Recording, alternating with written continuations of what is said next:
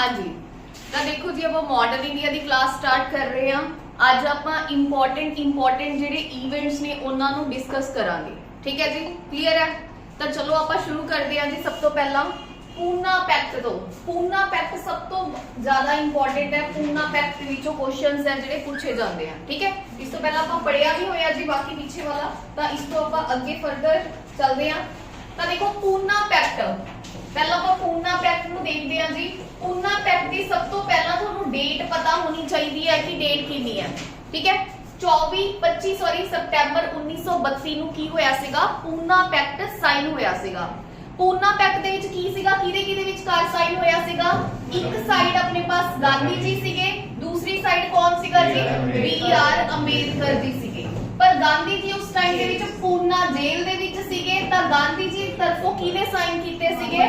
ਮਦਨ ਮੋਹਨ ਮਾਲਵੀਆ ਜੀ ਨੇ ਕੀ ਕੀਤੇ ਸੀਗੇ? ਸਾਈਨ ਕੀਤੇ ਸੀਗੇ। ਠੀਕ ਹੈ, ਹੁਣ ਆਪਾਂ ਇਹ ਡਿਸਕਸ ਕਰਦੇ ਹਾਂ ਕਿ ਪੂਨਾ ਪੈਕਟ ਹੈਗਾ ਕੀ ਹੈ। ਤਾਂ ਦੇਖੋ ਪੂਨਾ ਪੈਕਟ ਕੀ ਸੀਗਾ? ਜਦੋਂ ਸੈਕੰਡ ਰਾਉਂਡ ਟੇਬਲ ਕਾਨਫਰੰਸ ਹੋਈ ਸੀ, ਸੈਕੰਡ RTC ਹੋਈ ਸੀਗੀ, ਉਹਦੇ ਵਿੱਚ ਕੀ ਹੋਇਆ ਸੀਗਾ?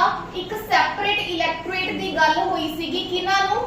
SC और ST, मतलब ਜਿਹੜੀ SC और ST ਕਮਿਊਨਿਟੀ ਹੈ ਉਹਨਾਂ ਨੂੰ ਸੈਪਰੇਟ ਇਲੈਕਟੋਰੇਟ ਦੇਣ ਦੀ ਗੱਲ ਹੋਈ ਸੀਗੀ, ਜਿਹਦੇ ਕਰਕੇ ਗਾਂਧੀ ਜੀ ਕਿਤੇ ਬੈਠ ਗਏ ਸੀਗੇ? ਫਾਸਟ ਟੂ ਜਾਂ ਹੰਗਰ ਸਟ੍ਰਾਈਕ ਤੇ ਬੈਠ ਗਏ ਸੀਗੇ। ਠੀਕ ਹੈ, ਤਾਂ BR ਅੰਬੇਦਕਰ ਜੀ ਇਸ ਦੇ ਫੇਵਰਟ ਸੀਗੇ, ਕਿਉਂਕਿ ਉਹ ਕੀ ਚਾਹੁੰਦੇ ਸੀਗੇ ਕਿ ਜਿਹੜੀ ਇਹ ਡਿਪਰੈਸਡ ਕਲਾਸ ਹੈ ਉਹਨਾਂ ਦਾ ਕੀ ਹੋਵੇ? ਉਹਨਾਂ ਦਾ ਰਾਈਜ਼ ਅਪ ਹੋਵੇ। ਠੀਕ ਹੈ, ਉਹਨਾਂ ਦਾ ਸਟੇਟਸ ਵਧੇ, ਤਾਂ ਕਰਕੇ। ਪਰ ਗਾਂਧੀ ਜੀ ਚਾਹੁੰਦੇ, ਗਾਂਧੀ ਜੀ ਕੀ ਕਹਿ ਰਹੇ ਸੀ ਕਿ ਆਪਣੀ ਜਿਹੜੀ ਸੁਸਾਇਟੀ ਆ ਅਲੱਗ-ਅਲੱਗ ਪਾਰਟਸ ਦੇ ਵਿੱਚ ਕੀ ਹੋਏਗੀ? ਡਿਵਾਈਡ ਹੋ ਜਾਏਗੀ। ਤਾਂ ਕਰਕੇ ਗਾਂਧੀ ਜੀ ਨੇ ਇਸ ਦਾ ਵਿਰੋਧ ਕੀਤਾ ਔਰ ਗਾਂਧੀ ਜੀ ਕੀ ਹੋ ਕਿੱਥੇ ਬੈਠ ਗਏ? ਪੂਨਾ ਜੇਲ੍ਹ ਦੇ ਵਿੱਚ ਹੰਗਰ ਸਟ੍ਰਾਈਕ ਤੇ ਬੈਠ ਗਏ। ਕਲੀਅਰ ਹੈ ਜੀ?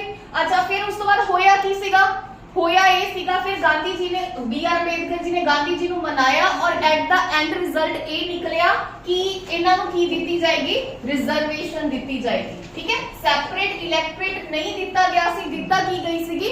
ਰਿਜ਼ਰਵੇਸ਼ਨ ਦਿੱਤੀ ਗਈ ਸੀਗੀ। ਤਾਂ ਉਸ ਟਾਈਮ ਦੇ ਵਿੱਚ ਇਸ ਪੈਕਟ ਨੂੰ ਬੋਲਿਆ ਜਾਂਦਾ ਪੂਨਾ ਪੈਕਟ। 25 ਸਤੰਬਰ 1932 ਨੂੰ ਪੂਨਾ ਪੈਕਟ ਹੈ ਜਿਹੜਾ ਸਾਈਨ ਹੋਇਆ ਸੀਗਾ। ਕਲੀਅਰ ਹੈ? ਸਮਝ ਆ ਗਿਆ? ਕੋਈ ਡਾਊਟ ਤਾਂ ਨਹੀਂ? ਚਲੋ, हाँ जी ऑनलाइन स्टूडेंट्स कोई डाउट तो नहीं? ओके, चलो हुण आपां नेक्स्ट चलदे हां जी। नेक्स्ट आ गया जी अगस्त ऑफर 1940। हुण आपां अगस्त ऑफर नु डिस्कस करदे हां। उस टाइम हाँ जी,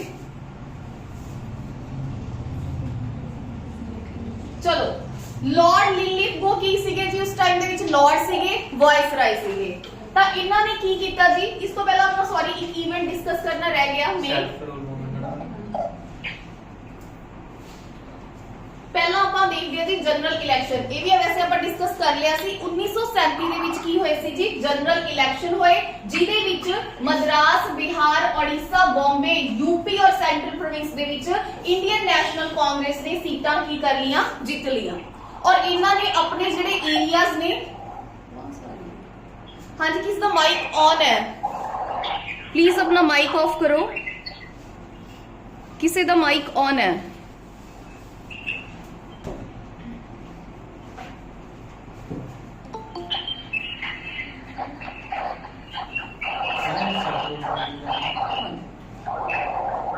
ਤਾਂ ਇਹਨਾਂ ਦੇ ਵਿੱਚ ਕੀ ਹੋਇਆ ਜੀ? ਇੱਥੇ ਇੰਡੀਅਨ ਨੈਸ਼ਨਲ ਕਾਂਗਰਸ ਦੀਆਂ ਜਿਹੜੀਆਂ ਸੀਟਸ ਨੇ ਉਹਨਾਂ ਨੇ ਇੱਥੇ ਸੀਟਸ ਜਿੱਤ ਲਈਆਂ ਔਰ ਉਹਨਾਂ ਨੇ ਆਪਣੇ ਏਰੀਆਜ਼ ਦੇ ਲਈ ਕੰਮ ਕਰਨਾ ਸ਼ੁਰੂ ਕਰਤਾ। ਠੀਕ ਹੈ, ਜਦੋਂ ਉਹਨਾਂ ਨੇ ਆਪਣੇ ਏਰੀਆਜ਼ ਦੇ ਲਈ ਕੰਮ ਕਰਨਾ ਸ਼ੁਰੂ ਕਰਤਾ, ਪਾਲਿਸੀਜ਼ ਬਣਾਉਣੀਆਂ ਸ਼ੁਰੂ ਕਰਤੀਆਂ, ਉਸ ਤੋਂ ਬਾਅਦ ਹੋਇਆ ਕਿ 1939 ਦੇ ਵਿੱਚ ਆਂਦੇ ਕੀ ਲੱਗੀ ਜੀ? ਵਰਲਡ ਵਾਰ 2 ਲੱਗੀ। ਜਦੋਂ ਵਰਲਡ ਵਾਰ 2 ਲੱਗੀ ਹੋਇਆ ਕਿ ਉਸ ਟਾਈਮ ਕੌਣ ਸੀ ਜੀ? ਲॉर्ड लिलिथगो ਸੀਗਾ। ਉਹਨਾਂ ਨੇ ਕੀ ਡਿਕਲੇਅਰ ਕਰਤਾ? ਇੰਡੀਆ ਦਾ ਨਾਮ ਹੈ ਜਿਹੜਾ ਡਿਕਲੇਅਰ ਕਰਤਾ ਕਿਹਦੇ ਵਿੱਚ? ਵਰਲਡ ਵਾਰ 2 ਦੇ ਵਿੱਚ, ਬਿਨਾਂ ਇੰਡੀਅਨਸ ਨੂੰ ਪੁੱਛੇ। ਇੰਡੀਅਨਸ ਨੂੰ ਬਿਨਾਂ ਪੁੱਛੇ ਉਹਨਾਂ ਨੇ ਵਰਲਡ ਵਾਰ 2 ਦੇ ਵਿੱਚ ਕੀ ਕੀਤਾ ਜੀ? ਇੰਡੀਆ ਦਾ ਨਾਮ ਡਿਕਲੇਅਰ ਕਰਤਾ, ਜਿਹਦੇ ਕਰਕੇ ਜਿਹੜੇ ਇੰਡੀਅਨ ਨੈਸ਼ਨਲ ਕਾਂਗਰਸ ਦੇ ਬੰਦੇ ਇੱਥੇ ਜਿੱਤੇ ਸੀਗੇ, ਇਹਨਾਂ ਏਰੀਆ ਦੇ ਵਿੱਚ ਜਿੱਤੇ ਸੀਗੇ, ਉਹਨਾਂ ਨੇ ਕੀ ਕਰਤਾ ਜੀ? ਰਿਜ਼ਾਈਨ ਕਰਤਾ। ਕਿਉਂਕਿ ਉਹਨਾਂ ਨੂੰ ਬੁਰਾ ਇਸ ਗੱਲ ਦਾ ਲੱਗਿਆ कि ਅਸੀਂ अपने 2 साल तो देखो 1937 1939 ਚ ਕੀ ਲੱਗੀ? World war 2।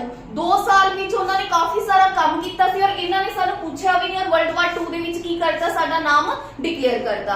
ਅਗਰ ਕੋਈ ਵੀ ਕੰਟਰੀ ਵਰਲਡ ਜਾਂ ਵਾਰ ਦੇ ਵਿੱਚ ਪਾਰਟਿਸਿਪੇਟ करता तो ਉਹਦੀ ਇਕਨੋਮੀ ਨੂੰ ਕੀ ਹੁੰਦਾ ਹਿਊਜ ਲਾਸ ਹੁੰਦਾ ਰਾਈਟ ਇਹ ਤਾਂ ਤੁਸੀਂ ਸਮਝਦੇ ਹੋ ਰਸ਼ੀਆ ਔਰ ਯੂਕਰੇਨ ਦਾ ਹਾਲ ਤੁਸੀਂ ਦੇਖ ਹੀ ਰਹੇ ਹੋ ਠੀਕ ਹੈ ਤਾਂ ਕੀ ਹੋਇਆ ਜੀ ਤਾਂ ਇਹਨਾਂ ਜਿੰਨੇ ਵੀ ਮਿਨਿਸਟਰਸ ਨੇ ਇੰਡੀਅਨ ਨੈਸ਼ਨਲ ਕਾਂਗਰਸ ਦੇ ਮਿਨਿਸਟਰਸ ਨੇ ਕੀ ਕਰਤਾ ਜੀ ਰਿਜ਼ਾਈਨ ਕਰਤਾ 27 ਅਕਤੂਬਰ 1939 ਨੂੰ ठीक है क्लियर है सब तो पहला अपने की डिस्कस किया जी सब तो पहला अपने डिस्कस किया पूना पैक्ट 25 सितंबर 1932 ਨੂੰ ਕੀ ਹੋਇਆ ਸੀਗਾ पूना पैक्ट साइन ਹੋਇਆ ਸੀ ਗਾਂਧੀ ਜੀ ਦੇ ਵਿਚਕਾਰ ਔਰ BR ਅੰਬੇਦਕਰ ਕਿਉਂਕਿ ਗਾਂਧੀ ਜੀ ਕਿੱਥੇ ਸੀਗੇ पूना ਜੇਲ੍ਹ ਦੇ ਵਿੱਚ ਸੀਗੇ ਔਰ ਉਹਨਾਂ ਦੀ ਤਰਫੋਂ ਸਾਈਨ ਕਿਹਨੇ ਕੀਤੇ ਸੀਗੇ ਮਦਨ ਮੋਹਨ ਮਾਲਵੀਆ ਜੀ ਨੇ ਸਾਈਨ ਕੀਤੇ ਸੀ ਰਾਈਟ पूना पैक्ट ਹੈ ਕੀ ਸੀਗਾ ਕਿ ਜਿਹੜੇ ਡਿਪਰੈਸਡ ਕਲਾਸ ਹੈ ਉਹਨਾਂ ਦਾ ਕੀ ਕਰਨਾ ਜੀ ਉਹਨਾਂ ਦਾ ਉਥਾਨ ਕਰਨਾ ਉਹਨਾਂ ਦਾ ਸਟੇਟਸ ਇਨਕਰੀਜ਼ ਕਰਨਾ ਪਰ ਇਹ ਸੈਪਰੇਟ ਇਲੈਕਟੋਰੇਟ ਦੇ ਰਹੇ ਸੀਗੇ ਪਰ ਗਾਂਧੀ ਜੀ ਹੰਗਰ ਸਟ੍ਰਾਈਕ ਤੇ ਬੈਠ ਗਏ ਸੀ ਔਰ ਉਹਨਾਂ ਨੇ ਡਿਪਰੈਸਡ ਕਲਾਸ ਲਈ ਕੀ ਸ਼ੁਰੂ ਕਰਵਾਤੀ ਰਿਜ਼ਰਵੇਸ਼ਨ ਸ਼ੁਰੂ ਕਰਵਾਤੀ ਠੀਕ ਹੈ ਐਕਚੁਅਲ ਸ਼ੁਰੂ ਕਰਨ ਨੂੰ ਕਹਿ ਰਹੇ ਸੀ ਕਿ ਉਹ ਸੈਪਰੇਟ ਇਲੈਕਟੋਰੇਟ ਪਰ ਸ਼ੁਰੂ ਕੀ ਹੋਇਆ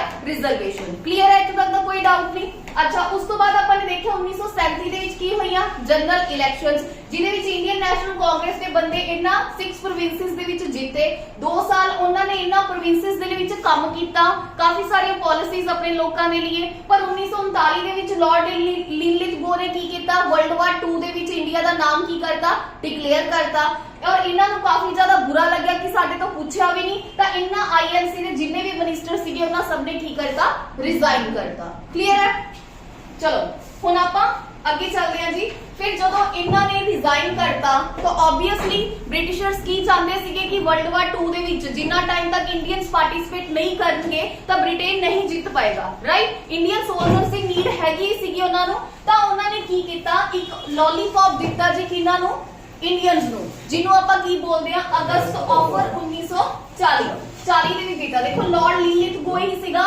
ਉਹਨੇ ਕੀ ਅਨਾਉਂਸਮੈਂਟ ਕੀਤੀ ਜਦੋਂ ਵਰਲਡ ਵਾਰ 2 ਖਤਮ ਹੋਣਾ ਯਾਦ ਹਾਂਜੀ ਜੋ ਉਹਨੇ ਕੀ ਕਿਹਾ ਕਿ ਜਦੋਂ ਵਰਲਡ ਵਾਰ 2 ਦਾ ਐਂਡ ਹੋਏਗਾ ਤਾਂ ਤੁਹਾਨੂੰ ਕਨਸਟੀਟਿਊਸ਼ਨ ਅਸੈਂਬਲੀ ਸੈਟਅਪ ਕਰਨ ਦਿੱਤੀ ਜਾਏਗੀ ਕਨਸਟੀਟਿਊਸ਼ਨ ਅਸੈਂਬਲੀ ਸਮਝ ਰਹੇ ਹੋ ਨਾ ਕਿ ਤੁਹਾਨੂੰ ਆਪਣੇ ਲਈ ਖੁਦ ਪਾਲਿਸੀਜ਼ ਬਣਾਉਣ ਦਾ ਅਧਿਕਾਰ ਦਿੱਤਾ ਜਾਏਗਾ ਤੁਸੀਂ ਉੱਥੇ ਬੈਠ ਕੇ ਕੀ ਕਰ ਸਕਦੇ ਹੋ ਆਪਣੀਆਂ ਪਾਲਿਸੀਜ਼ ਨੂੰ ਫਰੇਮ ਕਰ ਸਕਦੇ ਹੋ ਤਾਂ ਅਗਸਤ ਆਫਰ 1940 ਦੇ ਵਿੱਚ ਕੌਣ ਸੀਗਾ ਜੀ ਇਹ ਵੀ ਪੁੱਛਿਆ ਜਾਂਦਾ ਲਾਰਡ ਲਿਨਲਿਥਗੋ ਹੀ ਸੀਗਾ ਕੀ ਦਿੱਤਾ ਕਨਸਟੀਟਿਊਸ਼ਨ ਅਸੈਂਬਲੀ ਸੈਟਅਪ ਕਰਕੇ ਦਿੱਤੀ ਜਾਏਗੀ ਔਰ ਤੁਸੀਂ ਆਪਣਾ ਨਵਾਂ ਕਨਸਟੀਟਿਊਸ਼ਨ ਇੰਡੀਅਨਸ ਖੁਦ ਕੀ ਕਰ ਸਕਦੇ ਨੇ ਫਰੇਮ ਕਰ ਸਕਦੇ ਨੇ ਕਲੀਅਰ ਹੈ ਇਹ ਸਾਰੀ ਚੀਜ਼ ਕੀ ਆਫਰ ਸੀਗਾ ਜਿਹਨੂੰ ਆਪਾਂ ਬੋਲਦੇ ਆ ਅਗਸਤ ਆਫਰ 1940 ਪਰ ਇੰਡੀਅਨ ਦਾ ਕੀ ਰਿਸਪੌਂਸ ਸੀਗਾ ਕਿ ਹਜੇ ਵੀ ਸਾਨੂੰ ਕੀ ਦਿੱਤਾ ਜਾ ਰਿਹਾ ਡੋਮੀਨੀਅਨ ਸਟੇਟਸ ਹੀ ਦਿੱਤਾ ਜਾ ਰਿਹਾ ਪੂਰਨ ਆਜ਼ਾਦੀ ਆ ਪੂਰਨ ਕੰਪਲੀਟ ਇੰਡੀਪੈਂਡੈਂਸ ਤਾਂ ਨਹੀਂ ਦਿੱਤੀ ਜਾ ਰਹੀ ਤਾਂ ਕੀ ਹੋਇਆ ਜੀ ਜਿਹੜੇ ਆਪਣੇ ਨੈਸ਼ਨਲ ਲੀਡਰਸ ਨੇ ਉਹਨਾਂ ਦਾ ਕੀ ਕੀਤਾ ਜੀ ਉਹਨਾਂ ਨੇ ਇਹ ਮਤਲਬ ਸਟਰੋਂਗਲੀ ਇਸ ਨੂੰ ਅਪੋਜ਼ ਕੀਤਾ ਸਮਝ ਆ ਗਈ क्लियर है सारे इवेंट देखो अपन सीक्वेंस वाइज पढ़ रहे हैं पहला ਆਪਾਂ 1932 पढ़िया पूना पैक्ट फिर ਆਪਾਂ 1939 पढ़िया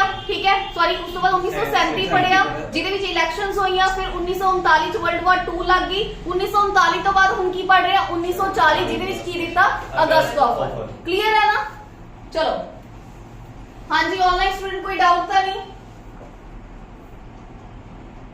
अगर ਤੁਸੀਂ नहीं रिस्पॉन्ड करोगे तो मैं समझ लांगी ਤੁਹਾਨੂੰ ਕੋਈ ਡਾਊਟ ਨਹੀਂ ਠੀਕ ਹੈ ਜੀ ਮੈਮ ਮਤਲਬ ਇਹ ਜਿਹੜਾ ਲਾਰਡ ਲਿਨਲਿਥਗੋ ਦੀ ਜਿਹੜੀ ਉਹ ਸੀਗੀ ਆਫਰ ਸੀਗਾ ਉਹ ਐਕਸੈਪਟ ਨਹੀਂ ਕੀਤਾ ਠੀਕ ਹੈ ਔਰ ਇਹਦੇ ਹੀ ਅਗੇਂਸਟ ਇਹਨਾਂ ਨੇ ਕੀ ਸ਼ੁਰੂ ਕੀਤਾ ਜੀ ਇੰਡੀਵਿਜੂਅਲ ਸੱਤਿਆਗ੍ਰਹਿ ਜਿਹਨੂੰ ਕਹਿੰਦੇ ਨੇ ਹੁਣ ਦੇਖੋ 1940 ਦੇ ਵਿੱਚ ਹੀ ਅਗਸਤ ਆਫਰ ਆਇਆ ਉਹ ਵਾਲਾ ਇਹਨਾਂ ਨੇ ਆਫਰ ਐਕਸੈਪਟ ਨਹੀਂ ਕੀਤਾ ਤਾਂ ਇਹਨਾਂ ਨੇ ਕੀ ਕੀਤਾ ਜੀ ਦਿੱਲੀ ਚਲੋ ਮੂਵਮੈਂਟ ਸ਼ੁਰੂ ਕਰਤੀ 1940 ਦੇ ਵਿੱਚ ਦਿੱਲੀ ਚਲੋ ਦਾ ਮਤਲਬ ਕੀ ਸੀਗਾ ਕਿ ਹਰ ਉਹ ਬੰਦਾ ਜਿਹਨੂੰ ਮਤਲਬ ਪ੍ਰੋਬਲਮ ਹੈ ਜੋ ਇਸ ਉਹਦੇ ਵਿੱਚ ਪਾਰਟਿਸਿਪੇਟ ਕਰੇਗਾ ਉਹ ਦਿੱਲੀ ਵਾਲੀ ਸਾਈਡ ਕੀ ਕਰੇਗਾ ਮੂਵ ਕਰੇਗਾ ਤਾਂ ਇਕੱਲਾ ਬੰਦਾ ਗਰੁੱਪ ਦੇ ਵਿੱਚ ਕਾਫੀ ਸਾਰੇ ਲੋਕ ਦਿੱਲੀ ਵਾਲੀ ਸਾਈਡ ਕੀ ਕਰਨ ਲੱਗੇ ਮੂਵ ਕਰਨ ਲੱਗੇ ਠੀਕ ਹੈ ਤਾਂ ਇਹਦੇ ਵਿੱਚ ਕੀ ਸੀਗੇ ਜੀ ਫਸਟ ਜਿਹੜੇ ਸੱਤਿਆਗ੍ਰਹੀ ਸੀ ਉਹ ਕਿਹੜੇ ਸੀਗੇ ਜੀ ਵਿਨੋਬਾ ਭਾਵੇ ਜਿਹੜੇ ਪਹਿਲੇ ਉਸ ਤੋਂ ਬਾਅਦ ਸੈਕਿੰਡ ਕਿਹੜੇ ਸੀਗੇ ਪੰਡਿਤ ਜਵਾਹਰ ਲਾਲ ਨਹਿਰੂ ਇਹ ਪੁੱਛਦਾ ਹੈ ਕੁਐਸਚਨ एक क्वेश्चन पूछता है कि जो इंडिविजुअल सत्याग्रह होया दिल्ली चलो मूवमेंट होई है तो ਉਹਦੇ ਵਿੱਚ ਜਿਹੜਾ ਪਹਿਲਾ ਬੰਦਾ ਸੀਗਾ ਸਤਿਆਗ੍ਰਹੀ ਸੀ ਉਹ ਕੌਣ ਸੀਗਾ ਤਾਂ ਵਿਨੋਬਾ ਭਾਵੇ ਬਹੁਤ ਵਾਰੀ क्वेश्चन ਪੁੱਛਿਆ ਹੋਇਆ दूसरा ਕਿਹੜੇ ਕੌਣ ਸੀ ਜੀ ਪੰਡਿਤ ਜਵਾਹਰ ਲਾਲ ਨਹਿਰੂ और तीसरे अपने पास ਕਿਹੜੇ ਸੀਗੇ ਜੀ ब्रह्मदत्त और हौली हौली करके जिद्दां ਇਹ ਦਿੱਲੀ ਵਾਲੀ ਸਾਈਡ मूव कर रहे ਸੀਗੇ ਤਾਂ ਇਹਨਾਂ ਨੂੰ ਕੀ ਕਰ ਲਿਆ ਗਿਆ ਅਰੈਸਟ ਕਰ ਲਿਆ ਗਿਆ और more than 5000 ਲੋਕ ਸੀਗੇ ਜਿਹੜੇ ਜੇਲ੍ਹ ਦੇ ਵਿੱਚ ਕੀ ਕਰ ਦਿੱਤੇ ਗਏ ਬੰਦ ਕਰ ਦਿੱਤੇ ਗਏ ਠੀਕ ਹੈ ਇਹਨਾਂ ਨੂੰ ਕਿਹਾ ਸੀ ਕਿ ਦਿੱਲੀ ਇੱਕ ਸੈਂਟਰ ਪੁਆਇੰਟ ਹੈ ਦਿੱਲੀ ਦੇ ਉੱਪਰ ਜਾ ਕੇ ਤੁਸੀਂ ਇਕੱਠੇ ਹੋਣਾ ਉੱਥੋਂ ਆਪਾਂ ਕੀ ਕਰਾਂਗੇ ਫਰਦਰ ਪ੍ਰੋਸੀਡ ਕਰਾਂਗੇ ਦਿੱਲੀ ਚਲੋ ਮੂਵਮੈਂਟ ਕੀ ਸਾਰੇ ਦਿੱਲੀ ਜਾ ਕੇ ਕੀ ਹੋ ਇਕੱਠੇ ਹੋਵੋ ਠੀਕ ਹੈ ਇੱਕ ਜਣਾ ਨੇ ਲੀਡ ਕਰਦਾ ਐਵੇਂ ਸੀ ਵੀ ਦਿੱਲੀ ਚਲੋ, ਦਿੱਲੀ ਜਾ ਕੇ ਆਪਾਂ ਫਾਈਨਲ ਡਿਸਾਈਡ ਕਰਾਂਗੇ, ਠੀਕ ਹੈ। ਇਹਦਾ ਕੋਈ ਲੀਡਰ ਨਹੀਂ ਸੀਗਾ ਪਾਰਟਿਕੂਲਰ, ਪਹਿਲੇ ਸੈਕਿੰਡ ਐਂਡ ਥਰਡ, ਠੀਕ ਹੈ। ਇਹੀ ਮੇਨ ਜਿਹੜੇ ਲੀਡਰ ਸੀਗੇ ਉਹੀ ਸੀਗੇ, ਠੀਕ ਹੈ। ਅੱਛਾ, ਉਸ ਤੋਂ ਬਾਅਦ ਜਦੋਂ ਇਹ ਚੀਜ਼ ਹੋ ਗਈ ਤਾਂ 1942 ਦੇ ਵਿੱਚ ਦੇਖੋ ਇੰਡੀਆ ਦੇ ਵਿੱਚ ਡੇ ਟੂ ਡੇ ਕੀ ਹੋ ਰਹੀ ਸੀ, ਸਿਚੁਏਸ਼ਨ ਵਰਸ ਹੋਈ ਜਾ ਰਹੀ ਸੀਗੀ, ਠੀਕ ਹੈ। ਦਿਖ ਹੀ ਰਿਹਾ ਆਪਾਂ ਨੂੰ ਸਿਨੈਰੀਓ ਕਿ ਪਹਿਲਾਂ ਇਹਨਾਂ ਨੇ ਕੀ ਕਰਤਾ, ਇੰਡੀਅਨਸ ਕੀ ਕਿਸ ਚੀਜ਼ ਦੇ ਉੱਪਰ ਆ ਗਏ ਕਿ ਉਸ ਇਕੱਲਾ ਬੰਦਾ ਦਿੱਲੀ ਵਾਲੀ ਸਾਈਡ ਮੂਵ ਕਰਨਾ ਸ਼ੁਰੂ ਕਰਤਾ। ਤਾਂ ਫਿਰ ਉਹਨਾਂ ਨੇ ਕੀ ਭੇਜਿਆ, ਇੱਕ ਕ੍ਰਿਪਸ ਮਿਸ਼ਨ ਭੇਜਿਆ 1942। ਉਹ ਕੀ ਲੈ ਕੇ ਆਇਆ, ਪ੍ਰਪੋਜ਼ਲ ਲੈ ਕੇ ਆਇਆ ਕਿ ਦੇਖੋ ਜੀ ਤੁਸੀਂ ਸਾਡੇ ਨਾਲ ਕਿੱਥੇ ਕਰੋ, ਵਰਲਡ ਵਾਰ 2 ਦੇ ਵਿੱਚ ਪਾਰਟਿਸਿਪੇਟ ਕਰੋ, ਅਸੀਂ ਤੁਹਾਨੂੰ ਡੋਮੀਨੀਅਨ ਸਟੇਟਸ ਦਵਾਂਗੇ। ਹੁਣ ਦੇਖੋ ਅਗਸਤ ਆਫਰ ਚ ਵੀ ਇਹੀ ਚੀਜ਼ ਕਹਿ ਰਹੇ ਸੀ। ਫਿਰ ਇੱਕ ਸਪੈਸ਼ਲ ਜਿਹੜਾ ਕਮਿਸ਼ਨ ਸੀਗਾ ਇੰਗਲੈਂਡ ਤੋਂ ਭੇਜਿਆ ਗਿਆ ਕਿ ਅਸੀਂ ਤੁਹਾਨੂੰ ਡੋਮੀਨੀਅਨ ਸਟੇਟਸ ਦਵਾਂਗੇ, ਤੁਸੀਂ ਸਾਡਾ ਸਾਥ ਦਿਓ, ਵਰਲਡ ਵਾਰ 2 ਦੇ ਵਿੱਚ ਸਾਡਾ ਪਾਰਟਿਸਿਪੇਟ ਕਰੋ, ਕਿਉਂਕਿ ਬ੍ਰਿਟੇਨ ਦੇ ਚਾਰੋਂ ਤਰਫ ਤੋਂ ਕੀ ਹੋ ਰਿਹਾ ਸੀਗਾ, ਪ੍ਰੈਸ਼ਰ ਕ੍ਰੀਏਟ ਹੋ ਰਿਹਾ ਸੀਗਾ, ਠੀਕ ਹੈ, ਕਲੀਅਰ ਹੈ। ਤਾਂ ਫਿਰ ਕੀ ਹੋਇਆ, ਜਦੋਂ ਇਹ ਆਇਆ ਮਿਸ਼ਨ ਆਇਆ ਤਾਂ ਗਾਂਧੀ ਜੀ ਨੇ ਇਹਨੂੰ ਕੀ ਕਿਹਾ, ਕੁਐਸਚਨ ਵੀ ਪੁੱਛਦਾ, post dated cheque with failure bank. Jawahar Lal Nehru ji ਨੇ ਇਹਦੇ ਨਾਲ ਕੀ ਐਡ ਕੀਤਾ, ਵਿਦ ਫੇਲਿਅਰ ਬੈਂਕ, ਠੀਕ ਹੈ। ਤਾਂ ਇਹ ਵੀ ਕੁਐਸਚਨ ਪੁੱਛਦਾ ਹੈ ਕਿ post dated cheque with failure bank, ਇਹ ਜਿਹੜਾ ਕੋਟੇਸ਼ਨ ਹੈ ਕਿਹਨੇ ਦਿੱਤੀ ਸੀ, ਤਾਂ ਇਹ ਦਿੱਤੀ ਸੀ ਮਹਾਤਮਾ ਗਾਂਧੀ ਜੀ ਨੇ। ਇਹ ਵੀ ਚੀਜ਼ ਧਿਆਨ ਚ ਰੱਖਣੀ ਹੈ, ਇਹ ਵੀ ਪੇਪਰ ਦੇ ਵਿੱਚ ਪੁੱਛਿਆ ਗਿਆ, post dated cheque with failure bank. Gandhi ji ਦਾ ਨਾਮ ਆਂਦਾ, ਉਹਨਾਂ ਨੇ ਕੀ ਕਿਹਾ, ਦੇਖੋ ਕਿ ਜਿਹੜਾ ਤੁਸੀਂ ਸਾਨੂੰ ਆਫਰ ਦੇ ਰਹੇ ਹੋ ਨਾ ਕਿ ਅਸੀਂ ਤੁਹਾਨੂੰ ਕੀ ਕਰਾਂਗੇ, ਡੋਮੀਨੀਅਨ ਸਟੇਟਸ ਦਵਾਂਗੇ, ਇੱਕ ਪੋਸਟ ਡੇਟਡ ਚੈੱਕ ਹੋ ਚੁੱਕਿਆ with failure bank. Post dated check ਕਿਹੜਾ ਹੁੰਦਾ, ਜਿਹਦੀ ਡੇਟ ਨਿਕਲ ਚੁੱਕੀ ਹੁੰਦੀ ਆ, ਉਹਨੂੰ ਆਪਾਂ ਕੈਸ਼ ਨਹੀਂ ਕਰਵਾ ਸਕਦੇ, ਠੀਕ ਹੈ। ਇਹ ਜਿਹੜਾ ਤੁਸੀਂ ਸਾਨੂੰ ਲੋਲੀਪੌਪ ਦੇ ਰਹੇ ਹੋ ਕੀ ਹੈ, ਇੱਕ ਪੋਸਟ ਡੇਟਡ ਚੈੱਕ ਹੈ। ਚਲਿਏ ਜੀ ਅੱਗੇ ਚਲੋ, ਇਹ ਆਪਾਂ ਨੇ ਦੇਖ ਲਿਆ post dated cheque with failing bank. ਚਾਹੇ ਫੇਲਿੰਗ ਬੈਂਕ ਨਹਿਰੂ ਜੀ ਨੇ ਐਡ ਕੀਤਾ, ਪਰ ਪੂਰੀ ਕੋਟੇਸ਼ਨ ਗਾਂਧੀ ਜੀ ਦੇ ਨਾਮ ਤੇ ਹੀ ਆਂਦੀ ਹੈ, ਪੇਪਰ 'ਚ ਗਾਂਧੀ ਜੀ ਹੀ ਆਨਸਰ ਆਏਗਾ, ਠੀਕ ਹੈ। ਕਿ failure bank with post dated cheque with failure bank ਕਿਹਨੇ ਕਿਹਾ, ਗਾਂਧੀ ਜੀ ਨੇ। ਹੁਣ ਉਸ ਤੋਂ ਬਾਅਦ ਨੈਕਸਟ ਇਹਨਾਂ ਦਾ ਸਟੈਪ ਕੀ ਸੀਗਾ ਜੀ, quit India movement. 1942 Gandhi ji ਨੇ ਕੀ ਕੀਤਾ ਜੀ, ਡੂ ਔਰ ਡਾਈ ਦਾ ਕੀ ਦਿੱਤਾ, ਇੱਥੇ ਸਲੋਗਨ ਦਿੱਤਾ ਕਿ ਜਾਂ ਤਾਂ ਹੁਣ ਕਰੋ ਜਾਂ ਫਿਰ ਮਰੋ, ਹੁਣ ਕੋਈ ਆਪਸ਼ਨ ਨਹੀਂ ਹੈਗੀ, ਜਿੱਦਾਂ ਆਪਣੇ ਕੋਲੇ ਹੈ, ਰਾਈਟ, ਕਿ ਆਪਾਂ ਨੂੰ ਹੁਣ ਕਰਨਾ ਹੀ ਕਰਨਾ ਪਏਗਾ, ਡੂ ਔਰ ਡਾਈ 1942 ਦੇ ਵਿੱਚ। ਤਾਂ ਪਹਿਲਾ ਕੁਐਸਚਨ ਕਿ ਜਿਹੜੀ ਕੁਇਟ ਇੰਡੀਆ ਮੂਵਮੈਂਟ ਆ ਕਿਹੜੇ ਸਾਲ ਦੇ ਵਿੱਚ ਸ਼ੁਰੂ ਹੋਈ ਆ, 1942। ਡੂ ਔਰ ਡਾਈ ਦਾ ਜਿਹੜਾ ਸਲੋਗਨ ਆ ਕਿਹਨੇ ਦਿੱਤਾ, ਮਹਾਤਮਾ ਗਾਂਧੀ ਜੀ ਨੇ ਦਿੱਤਾ। ਇਹ ਵੀ ਆਪਾਂ ਨੂੰ ਪਤਾ ਹੋਣਾ ਚਾਹੀਦਾ। ਅੱਛਾ, ਐਗਜ਼ੈਕਟ ਇਹਦੀ ਡੇਟ ਪਤਾ ਹੋਣੀ ਚਾਹੀਦੀ ਆ, 8 ਅਗਸਤ 1942। ਔਰ ਜਗ੍ਹਾ ਵੀ ਪਤਾ ਹੋਣੀ ਚਾਹੀਦੀ ਹੈ, ਕਿੱਥੋਂ ਤੋਂ ਸ਼ੁਰੂ ਕੀਤੀ ਸੀਗੀ ਜੀ, ਬੰਬੇ ਤੋਂ ਇਹ ਸਟਾਰਟ ਕੀਤੀ ਸੀ, ਕਲੀਅਰ ਹੈ। अच्छा, ਇਹਦੇ ਵਿੱਚ ਕੀ ਹੋਇਆ, ਕੁਇਟ ਇੰਡੀਆ ਮੂਵਮੈਂਟ की भारत छोड़ो ਅੰਦੋਲਨ ਹੈ ਜਿਹੜਾ ਸ਼ੁਰੂ ਕਰਤਾ। ਔਰ ਇਹਦੇ ਵਿੱਚ ਕੀ ਹੋਇਆ, ਬਹੁਤ ਸਾਰੇ ਮੇਨ ਜਿੰਨੇ ਵੀ ਲੀਡਰ ਸੀਗੇ ਉਹਨਾਂ ਨੂੰ ਕੀ ਕਰ ਲਿਆ ਗਿਆ, ਅਰੈਸਟ ਕਰ ਲਿਆ ਗਿਆ। ਸਮਝ ਆ ਗਈ। ਔਰ ਇਹਦੇ ਵਿੱਚ ਇੱਕ ਕੁਐਸਚਨ ਆਂਦਾ ਜੀ, ਊਸ਼ਾ ਮਹਿਤਾ।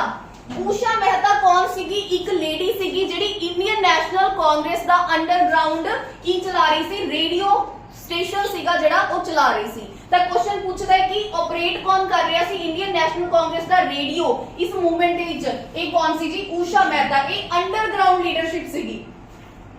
ਅੰਡਰਗਰਾਉਂਡ ਲੀਡਰਸ਼ਿਪ ਸਮਝਦੇ ਹੋ ਕੀ ਹੁੰਦੀ ਹੈ, ਕਿ ਜਿਹੜੀ ਬ੍ਰਿਟਿਸ਼ਰਸ ਦੇ ਸਾਹਮਣੇ ਨਹੀਂ ਹੈ, ਵੀ ਜੋ ਛੁਪ ਕੇ ਕਰ ਰਿਹਾ, ਉਹਨੂੰ ਬੋਲਦੇ ਆ ਅੰਡਰਗਰਾਉਂਡ ਲੀਡਰਸ਼ਿਪ। ਇਹ ਕੁਐਸਚਨ ਪੁੱਛਿਆ ਜਾਂਦਾ ਜੀ, ਊਸ਼ਾ ਮਹਿਤਾ ਦਾ ਨਾਮ ਆਂਦਾ ਹੈ, ਤੇ ਯਾਦ ਰੱਖਣਾ ਜੀ ਕੀ ਆਪਰੇਟ ਕਰ ਰਹੀ ਸੀ, ਇੰਡੀਅਨ ਨੈਸ਼ਨਲ ਕਾਂਗਰਸ ਦਾ ਜਿਹੜਾ ਰੇਡੀਓ ਸਟੇਸ਼ਨ ਸੀਗਾ ਉਹਨੂੰ ਕੀ ਕਰ ਰਹੀ ਸੀ, ਆਪਰੇਟ ਕਰ ਰਹੀ ਸੀਗੀ ਅੰਡਰਗਰਾਉਂਡ ਦੇ ਵਿੱਚ।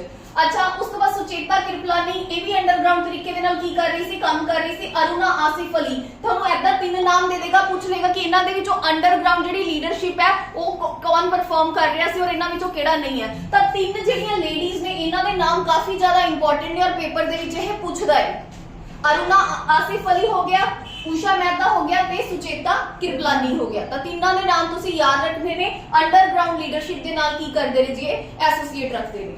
ਠੀਕ ਹੈ ਜੀ। ਚਲੋ ਹੁਣ ਦੇਖੋ ਕੀ ਹੋਇਆ, ਹੁਣ ਜਦੋਂ ਮੇਨ ਲੀਡਰ ਤਾਂ ਅਰੈਸਟ ਕਰ ਲਏ ਸਾਰੇ, ਤਾਂ ਅੰਡਰਗਰਾਉਂਡ ਕੌਣ ਲੀਡ ਕਰ ਰਿਹਾ ਸੀਗਾ, ਇਹ ਲੋਕ ਕੀ ਕਰ ਰਹੇ ਸੀ, ਅੰਡਰਗਰਾਉਂਡ ਤਰੀਕੇ ਦੇ ਨਾਲ ਲੋਕਾਂ ਨੂੰ ਆਪਰੇਟ ਕਰ ਰਹੇ ਸੀ, ਅੱਗੇ ਉਹਨਾਂ ਨੂੰ ਡਾਇਰੈਕਸ਼ਨਸ ਦੇ ਰਹੇ ਸੀਗੇ। ਠੀਕ ਹੈ ਜੀ। ਤਾਂ ਹੁਣ ਦੇਖੋ ਅੱਗੇ ਆਪਾਂ ਨੇ ਕੀ ਦੇਖਣਾ ਹੈ। ਚਲੋ ਜਦੋਂ ਕੁਇਟ ਇੰਡੀਆ ਮੂਵਮੈਂਟ ਹੋ ਗਈ, ਉਸ ਤੋਂ ਬਾਅਦ ਕਾਫੀ ਟਾਈਮ ਬਾਅਦ ਉਹਨਾਂ ਨੂੰ ਰਿਲੀਜ਼ ਕਰ ਦਿੱਤਾ ਗਿਆ। ਤਾਂ ਹੁਣ ਉਹਨਾਂ ਨੇ ਇਹ ਦੇਖਿਆ, देखो इंडियंस ने देखा कि ਆਪਾਂ ਇਕੱਲੇ ਭਾਰਤ ਨੂੰ ਆਜ਼ਾਦ ਨਹੀਂ ਕਰਵਾ ਸਕਦੇ। ਮੁਸਲਿਮ ਲੀਗ ਇੱਕ ਕਾਫੀ ਵੱਡਾ ਆਪਣਾ ਕੀ ਹੈ ਪਾਰਟ ਹੈ ਜਾਂ ਇੰਪੋਰਟੈਂਟ ਰੋਲ ਪਲੇ ਕਰਦੀ ਹੈ ਜੀ ਆਪਣੀ ਇੰਡੀਆ ਦੀ ਫਰੀडम ਦੇ ਵਿੱਚ, ਕਿ ਉਹਨਾਂ ਨੂੰ ਵੀ ਆਪਾਂ ਨੂੰ ਨਾਲ ਲੈਣਾ ਪਏਗਾ, ਤਾਂ ਹੀ ਆਪਾਂ ਕੀ ਕਰ ਸਕਦੇ ਹਾਂ, ਦੇਸ਼ ਨੂੰ ਆਜ਼ਾਦ ਕਰਵਾ ਸਕਦੇ ਹਾਂ। ਤਾਂ ਇਹਨਾਂ ਨੇ ਕੀ ਕੀਤਾ ਜੀ, ਇੱਕ CR formula. CR formula basically ਹੈਗਾ ਕੀ ਸੀਗਾ, ਇਹਨਾਂ ਨੇ ਇੱਕ ਫਾਰਮੂਲਾ ਬਣਾਇਆ ਕਿ ਆਪਾਂ ਕਿੱਦਾਂ ਮੁਸਲਿਮ ਲੀਗ ਨੂੰ ਕੀ ਕਰ ਸਕਦੇ ਆ, ਆਪਣੇ ਨਾਲ ਜੋੜ ਸਕਦੇ ਆ। ਫਿਰ ਉਸ ਤੋਂ ਬਾਅਦ ਆਪਾਂ ਦੇਖ ਲਾਂਗੇ ਕਿ ਕੀ ਕਰਨਾ। ਤਾਂ CR ਫਾਰਮੂਲਾ ਕੀ ਸੀਗਾ, ਸੀ ਰਾਜਾ ਗੋਪਾਲਚਾਰੀ ਨੇ ਇੱਕ ਪਲਾਨ ਸੀਗਾ ਜਿਹੜਾ ਬਣਾਇਆ, ਠੀਕ ਹੈ ਜੀ। ਤਾਂ ਤੁਹਾਨੂੰ ਐਦਾਂ ਡਾਇਰੈਕਟ ਪੁੱਛ ਸਕਦੇ ਨੇ CR ਫਾਰਮੂਲਾ, ਠੀਕ ਹੈ। ਸੀ ਰਾਜਾ ਗੋਪਾਲਚਾਰੀ ਨੇ ਇੱਕ ਪਲਾਨ ਪ੍ਰਿਪੇਅਰ ਕੀਤਾ ਜਿਹਦੇ ਵਿੱਚ ਮੁਸਲਿਮ ਲੀਗ ਤੇ ਇੰਡੀਅਨ ਨੈਸ਼ਨਲ ਕਾਂਗਰਸ ਨੂੰ ਕਿੱਦਾਂ ਇਕੱਠੇ ਲੈ ਕੇ ਆਣਾ, ਮੇਨ ਕਾਰਨ ਇਹੀ ਸੀਗਾ CR ਫਾਰਮੂਲੇ ਦਾ, ਠੀਕ ਹੈ। ਇਹਨਾਂ ਦੋਨਾਂ ਨੂੰ ਆਪਾਂ ਨੇ ਇਕੱਠੇ ਲੈ ਕੇ ਆਣਾ ਔਰ ਇੱਕ ਡਰਾਫਟ ਇਹਨਾਂ ਨੇ ਤਿਆਰ ਕੀਤਾ ਔਰ ਡਿਸਕਲੋਜ਼ ਕੀਤਾ ਜੂਨ 1944 ਬੰਬੇ ਦੇ ਵਿੱਚ। ਇਹ ਆਪਾਂ ਨੂੰ ਯਾਦ ਰੱਖਣ ਦੀ ਜ਼ਰੂਰਤ ਨਹੀਂ, ਪਰ ਆਪਾਂ ਨੂੰ ਇਹ ਪਤਾ ਹੋਣਾ ਚਾਹੀਦਾ ਇਹਦਾ ਜਿਹੜਾ ਮੇਨ ਪਰਪਸ ਕੀ ਸੀਗਾ, ਉਹ ਮੁਸਲਿਮ ਤੇ ਕਾਂਗਰਸ ਨੂੰ ਇਕੱਠੇ ਲੈ ਕੇ ਆਣਾ, ਠੀਕ ਹੈ। ਅੱਛਾ, ਫਿਰ ਇਹਨਾਂ ਨੇ ਇਸ ਪਲਾਨ ਦੇ ਵਿੱਚ ਕੀ ਰਿਜ਼ਲਟ ਕੱਢਿਆ, ਇਹਨਾਂ ਨੇ ਰਿਜ਼ਲਟ ਕੱਢਿਆ ਦਿਸਾਈ ਲਿਆਕਤ ਟੌਪ। ਹੁਣ ਕੀ ਸੀਗੇ ਦਿਸਾਈ ਲਿਆਕਤ, ਕੀ ਸੀ ਲਿਆਕਤ ਅਲੀ, ਕੀ ਸੀਗੇ ਜੀ, ਇੱਕ ਮੁਸਲਿਮ ਸੀਗੇ। ਭੂਲਾਬਾਈ ਦੇਸਾਈ ਕੀ ਸੀਗੇ, ਇੱਕ ਹਿੰਦੂ ਸੀਗੇ। ਤਾਂ ਇਹਨਾਂ ਨੇ ਕੀ ਸੋਚਿਆ ਕਿ ਇਹ ਕਾਫੀ ਅੱਛੇ ਦੋਸਤ ਸੀਗੇ, ਕਿਉਂ ਨਾ ਇਹਨਾਂ ਦੀ ਜਿਹੜੀ ਫਰੈਂਡਸ਼ਿਪ ਹੈ ਉਹਦਾ ਫਾਇਦਾ ਚੱਕਿਆ ਜਾਵੇ ਕਿ ਆਪਾਂ ਇਹਨਾਂ ਦੇ ਨਾਲ ਬਿਠਾ ਕੇ ਗੱਲ ਕਰੀਏ ਤਾਂ ਕਿ ਮੁਸਲਿਮ ਲੀਗ ਵੀ ਕੀ ਹੋਵੇ ਆਪਣੇ ਨਾਲ ਸ਼ਾਮਿਲ ਹੋਵੇ। ਤਾਂ ਹੋਇਆ ਇਹੀ, ਠੀਕ ਹੈ। ਭੂਲਾਬਾਈ ਦੇਸਾਈ और लियाकत अली खान दोनों जाने की हो गए, एग्री हो गए कि कांग्रेस और मुस्लिम लीग है मिलके की करेगी, काम करेगी और कॉन्स्टिट्यूशन असेंबली बनन तो बाद मुस्लिम लीग ਨੂੰ ਵੀ ਕੀ ਦਿੱਤੀ ਜਾਏਗੀ, इक्वल रिप्रेजेंटेशन ਦਿੱਤੀ जाएगी। क्लियर है, समझ आ गई।